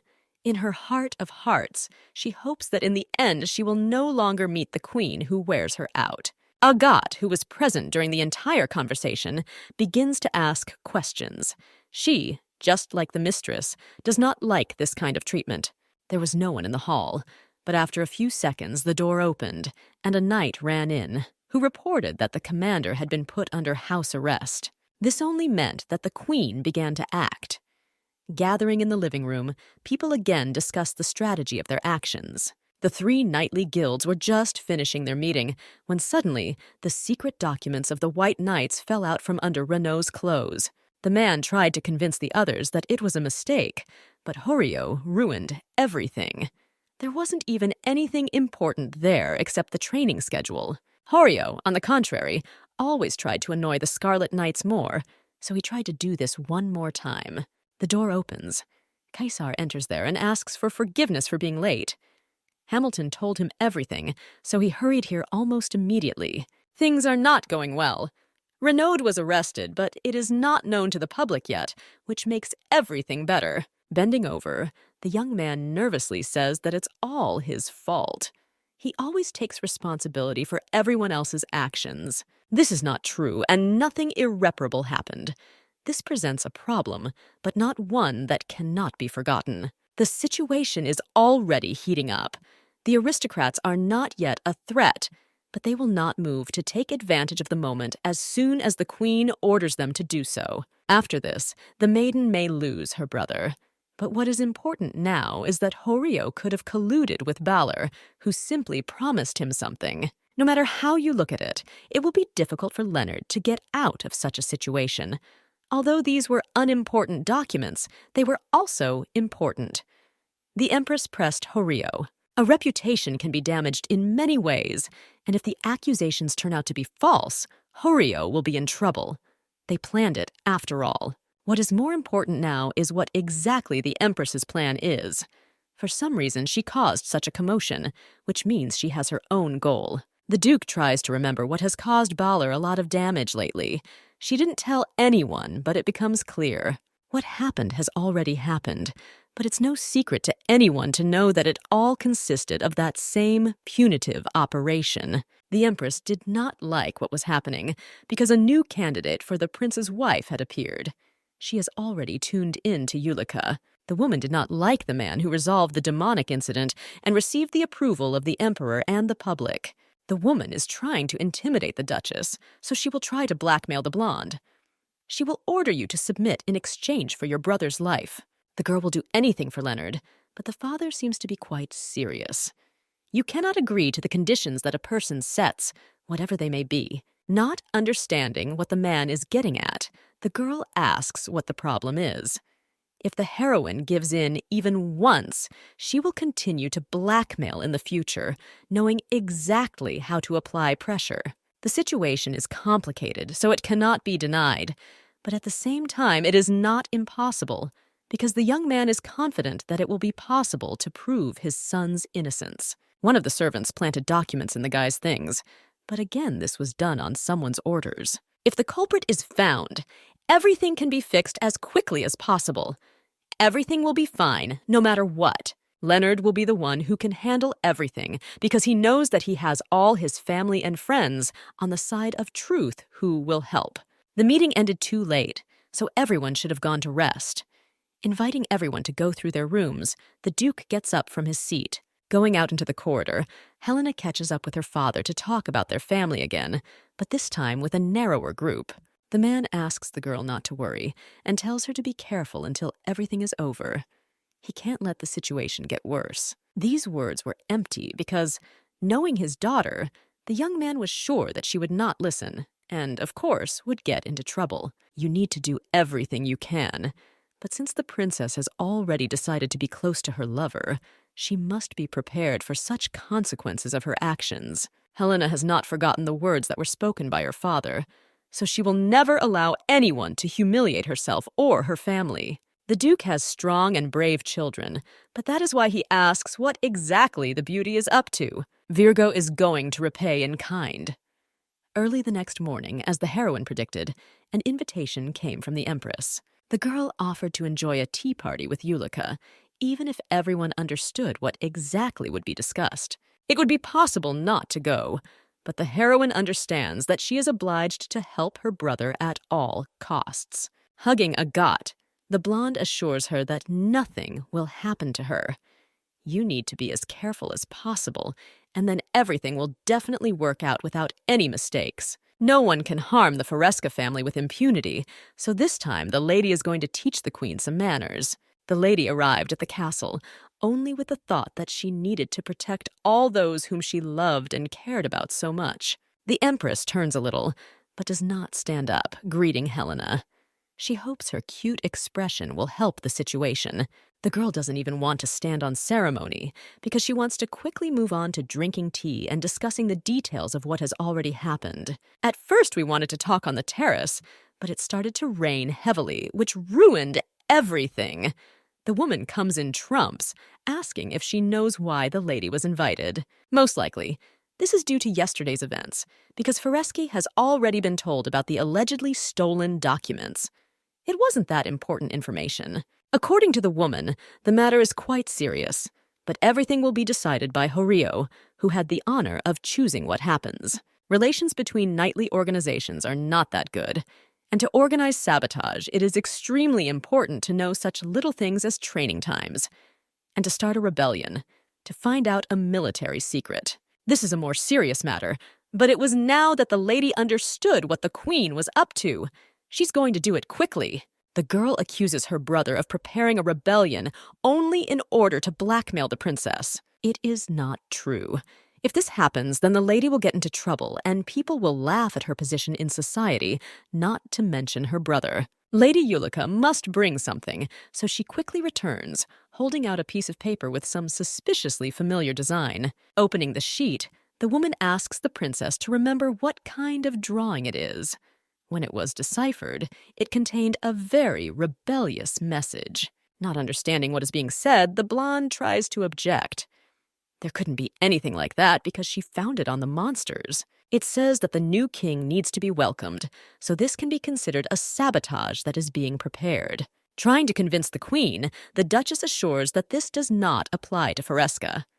This is about reprisals against punitive forces, so it's talking about something completely different. The Empress thinks otherwise because people are not really interested in the real truth. They are delighted with the idea, and if they throw in some wood, the fire will flare up. In fact, it even showed that when the prince gave the wreath, despite everything around, people believed that she was a contender for the title of crown princess. The Empress is right, even if it is strange to realize. Rumors are actively spreading, even if they have nothing to do with reality. It does not matter. The girl sitting next to her asks her mother how long the provocation will last, to which she receives an easy answer. It won't take too long. With Foresca's severed head, it wouldn't take long either. The blonde is trying to reason with those next to her. When everyone finds out the truth, something worse might happen, and that's something to worry about. The princess is not confident in her abilities, but the Empress does not look like a person who will not be able to complete the task. What is said becomes the end, because the lady will not be able to convince the heroine. Renatus had no one in her past life, so she had nothing to lose and was invulnerable. This was the case for the time being. In her new life, everything has changed because the Duchess can use her family as her favorite people. She didn't even think about it. The girl regrets what happened. If only she had not entrusted the case to Yulika, everything would have been much better and simpler. Now she faces a task that is difficult to solve. The girl is given the opportunity to choose. Either she will not forget about her brother, or she will have to deal with the Empress, who will put all her strength and anger into this. Nothing like that will be required in exchange. The lady just asks to give up the title of Crown Princess and Kaisar's wife so that everything will finally stop. In order for bad rumors to stop spreading, the maiden needs to stop dating the Crown Prince and not visit him. Sounds like a good idea for society. The woman thinks only for a second, because the choice is really small. She agrees to the conditions and almost immediately asks for her brother to be returned to her. After the conversation, Helena almost immediately runs out of the hall, heading for the exit, in order to quickly get further away from this nasty place with nasty people around. The princess is stopped halfway. It turns out that this is the girl who was sitting next to the queen and brought that ill-fated piece of paper with the symbol. Lady Yulika tries not to stutter so as not to expose herself even more, but she is going to explain how it all happened in order to take the stone off her soul. The girl falls silent, but then quietly asks for forgiveness, which causes a strange reaction from the blonde, who would not want to listen to it. The Virgin came not to pretend to be good, but to explain the message. It is the ancient language of the Ma people. They say there is only one king left. This king is Cruz, who was sealed away by Empress Dante Renatus 500 years ago. He will be the one to rescue everyone and become the new ruler. Knowing this message, the heroine retold it to the Empress, so that she would later talk about Faresca's frivolous attitude towards politics. It's time for the battle for the royal crown. The girl doesn't care what she has to do, even if she goes to great lengths to achieve what she needs and is important to get. She's not going to give up so easily. It's strange that Yulika considers the queen's actions to be correct if she behaves this way. She speaks exactly as she thinks, which makes you doubt everything that is happening a little. The blonde is not trying to seem like someone who will be hated, however. According to her, there is nothing to be done about it, because she cannot go against her will. The girl wants to justify herself to Faresca. She and the Empress saw one person, after meeting whom she was incredibly scared for no reason. The girl would like to tell this, but she cannot, because she is ashamed of how she behaved and behaves, and after that she is going to complain about problems. Leaning closer to Lady Branta, the lady asks her to look after the prince. She won't be able to do it, but she hopes everything will be okay. This won't last long, just until the princess returns, but this will also take some time. But it's worth the wait. It's cool outside, so Agate tries to take the mistress into his room. The girl wanted to get some fresh air, but very soon a gentleman with whom they had not seen for a long time would arrive. Asking what the master is going to do next, the girl clarifies whether she wants to go to the palace. The entrance there is closed to her, so all that remains is to try to teach the new ones. The girl no longer knows what she should do in life to return everything to normal. His Highness was left completely alone, which cannot but sadden her, which is logical. Even Kaisar heard the conversation, so, of course, he could now find himself in a different position. But this did not mean that everything was over for him. Thoughts are distracted from the right moment, because hearing the notification that the gentleman has finally arrived, the beauty quickly descends the steps and runs to hug the guy. Leonard smiles as if the last few days didn't even exist. He is glad that he can see his sister, and this is enough for him, even if she has turned very pale. The young man's face also does not look completely healthy. He understands that this is all from the arrest, but not everything is over yet. The guards who were with him earlier will arrive tomorrow. What happened turned out to be a slight misunderstanding that needed to be corrected quickly, which is why the men were probably called so urgently to find out everything, and thanks to the payment, he had a lot of time. Horio investigated, so of course it ended better than expected.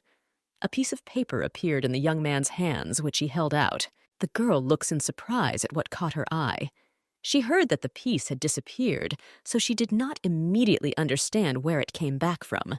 The boss and Hawk did a good job, so now the brother is standing right in front of Helena, who consoles herself with the thought that this is all for the sake of their family. It was very easy, but in the end, there's even a long version of the story that I managed to hear. Fresca, of course, agrees to listen to what they tell her. Helena was not very pleased with the exact information. As it turned out, Horio and the Empress actually united in order to confront the Duchess, who was interfering with them. The Horio family are entrepreneurs. As you know, they have their own business. They are in the ship trade and have large ships. The Duke does not understand what made the Empress unite with them and her family, because they already have money and fame in abundance. Such alliances are not concluded just like that, so it makes it clear that the family has some kind of vulnerability because the Empress takes advantage of it. An investigation needs to be carried out. With the help of people who are involved in this, or rather, with the help of employees and clients, they will be able to find out what is happening there. Perhaps the employees really know some information, but no one knows this yet. They may not want to tell the truth to someone from the outside. The most important thing is that employees know for sure. The ship is stuck at sea, and if the guys work at the Enterprise, even temporarily, you can find out absolutely everything that happens there. It is worth preparing for the fact that this will take a lot of time, but it will certainly be worth it.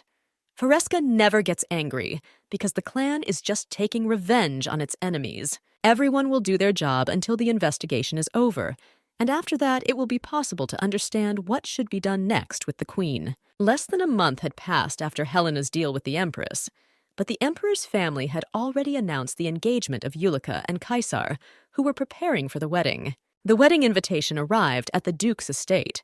It seems that the Queen is bullying in this way to get revenge, but her motives are extremely difficult to understand, no matter how hard you look. Looking at the written invitation, the lady sighs.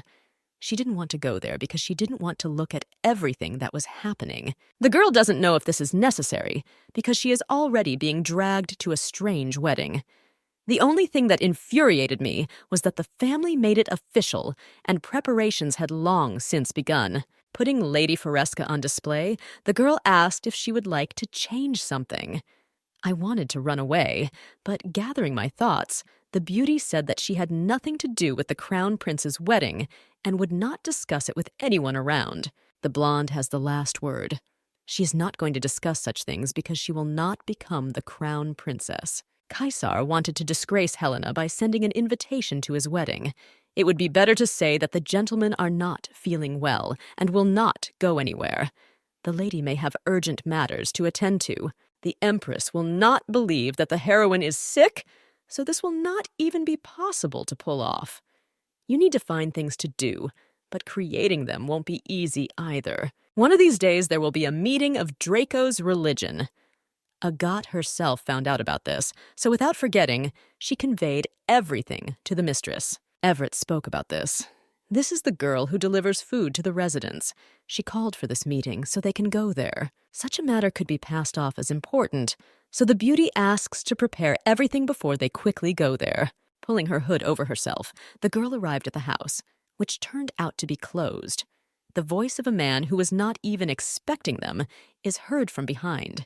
Today was a day off from grocery shopping, so the lady didn't immediately understand what they needed.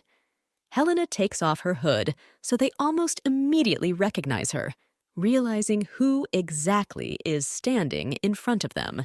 The Duchess's attitude is extremely decisive. She wants to know more about Draco's meeting, and it is advisable that this be said now, and not a little later.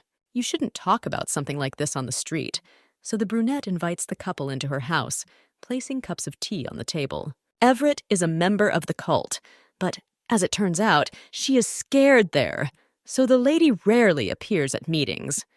This was not the first time she had seen something like this. As we know, the cult leader uses the powers of the dragon and calls it magic. It's somewhat similar to teleportation or levitation, which makes you feel like something is wrong. I can't believe that there are still such magicians left. But what's most interesting is that many people say that a man sacrifices people to put on a show. Agoth becomes the first to regain the power of speech. She insists on telling her more about what they are saying. In truth, Everett delivers food not only to Foreski, and among the villages where the heroine goes, there was one where many people disappeared. At one time, only one person returned who managed to escape, And all he said was that the brunette was trying to eat him, still stuttering to keep himself on track. The man was so scared that he repeated these words over and over again. He couldn't stop because he was trying to realize that he was safe, where no one would touch him. The woman only heard this news. As far as is known, she knew nothing more, because after that, the disappearances of people continued as usual without returns. The cult leader is remarkable, but the lady only saw him from afar. He is younger than he looks and also has long golden hair, which certainly attracts attention. The description is very similar to an old acquaintance of the Duchess. She's not sure if it's really no or not, but that's something she'll find out very soon. You need to find out when the next meeting will be, and the interlocutor helpfully provides this information. It'll be on the alley in Pot Square next weekend. The girl helped a lot, so when the time came, the lady went to the square. The meeting was starting, so people from different houses began to appear around and gather in a crowd. Agat followed with the Duchess, so she also took the cloak. They are going to move closer to take seats and see everything from not the last row. There are more and more people every minute, but what is strange is the number of followers this cult has, which was not that popular. The girl walks quickly forward, but someone accidentally touches her behind the back. She asks not to do this and hears an apology. The voice is suspiciously familiar, as if the heroine had heard it more than once. The dragon is respected, even if he has done nothing for these people.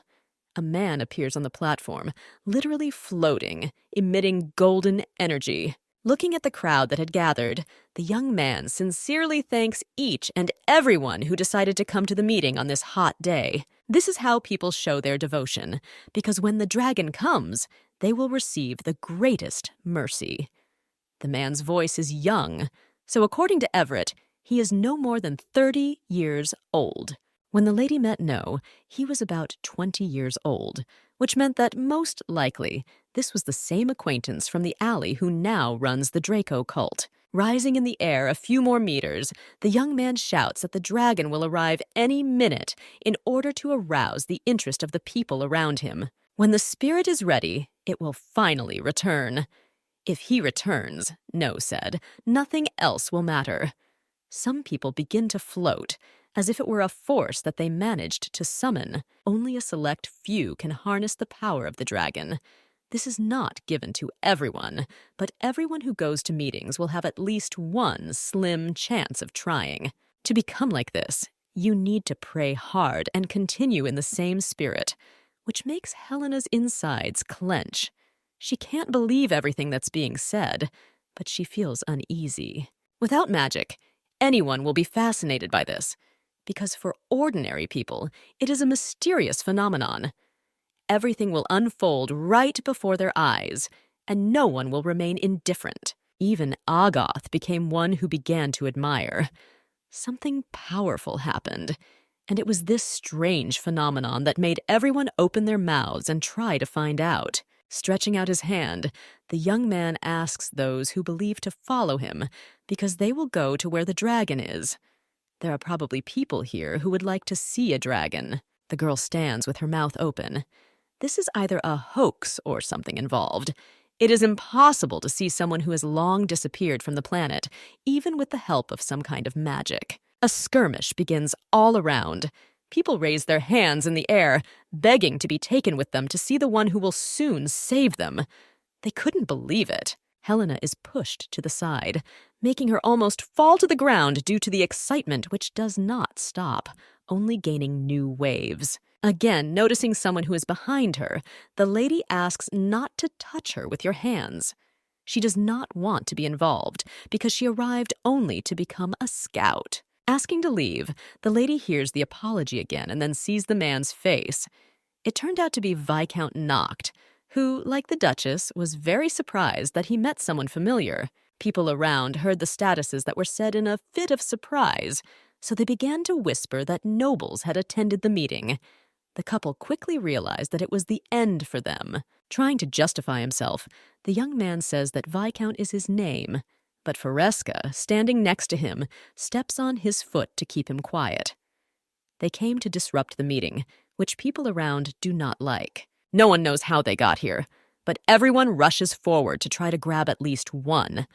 Grabbing onto Hamilton, the beauty runs as quickly as possible away from here so as not to get into trouble. Noe, standing on the stage, orders to find them and bring them back. Today there were some nice guests at the meeting, so they can show something interesting. In the air appears, according to another, part of a dragon with hair like Dante Renatus, which has long since died. Freezing, the maiden tries to digest this, but Agath grabs her hand and pulls her forward. The path will be longer if you go through the alleys, but this time Hamilton comes into play. His mansion is nearby, where they all go together to be safe.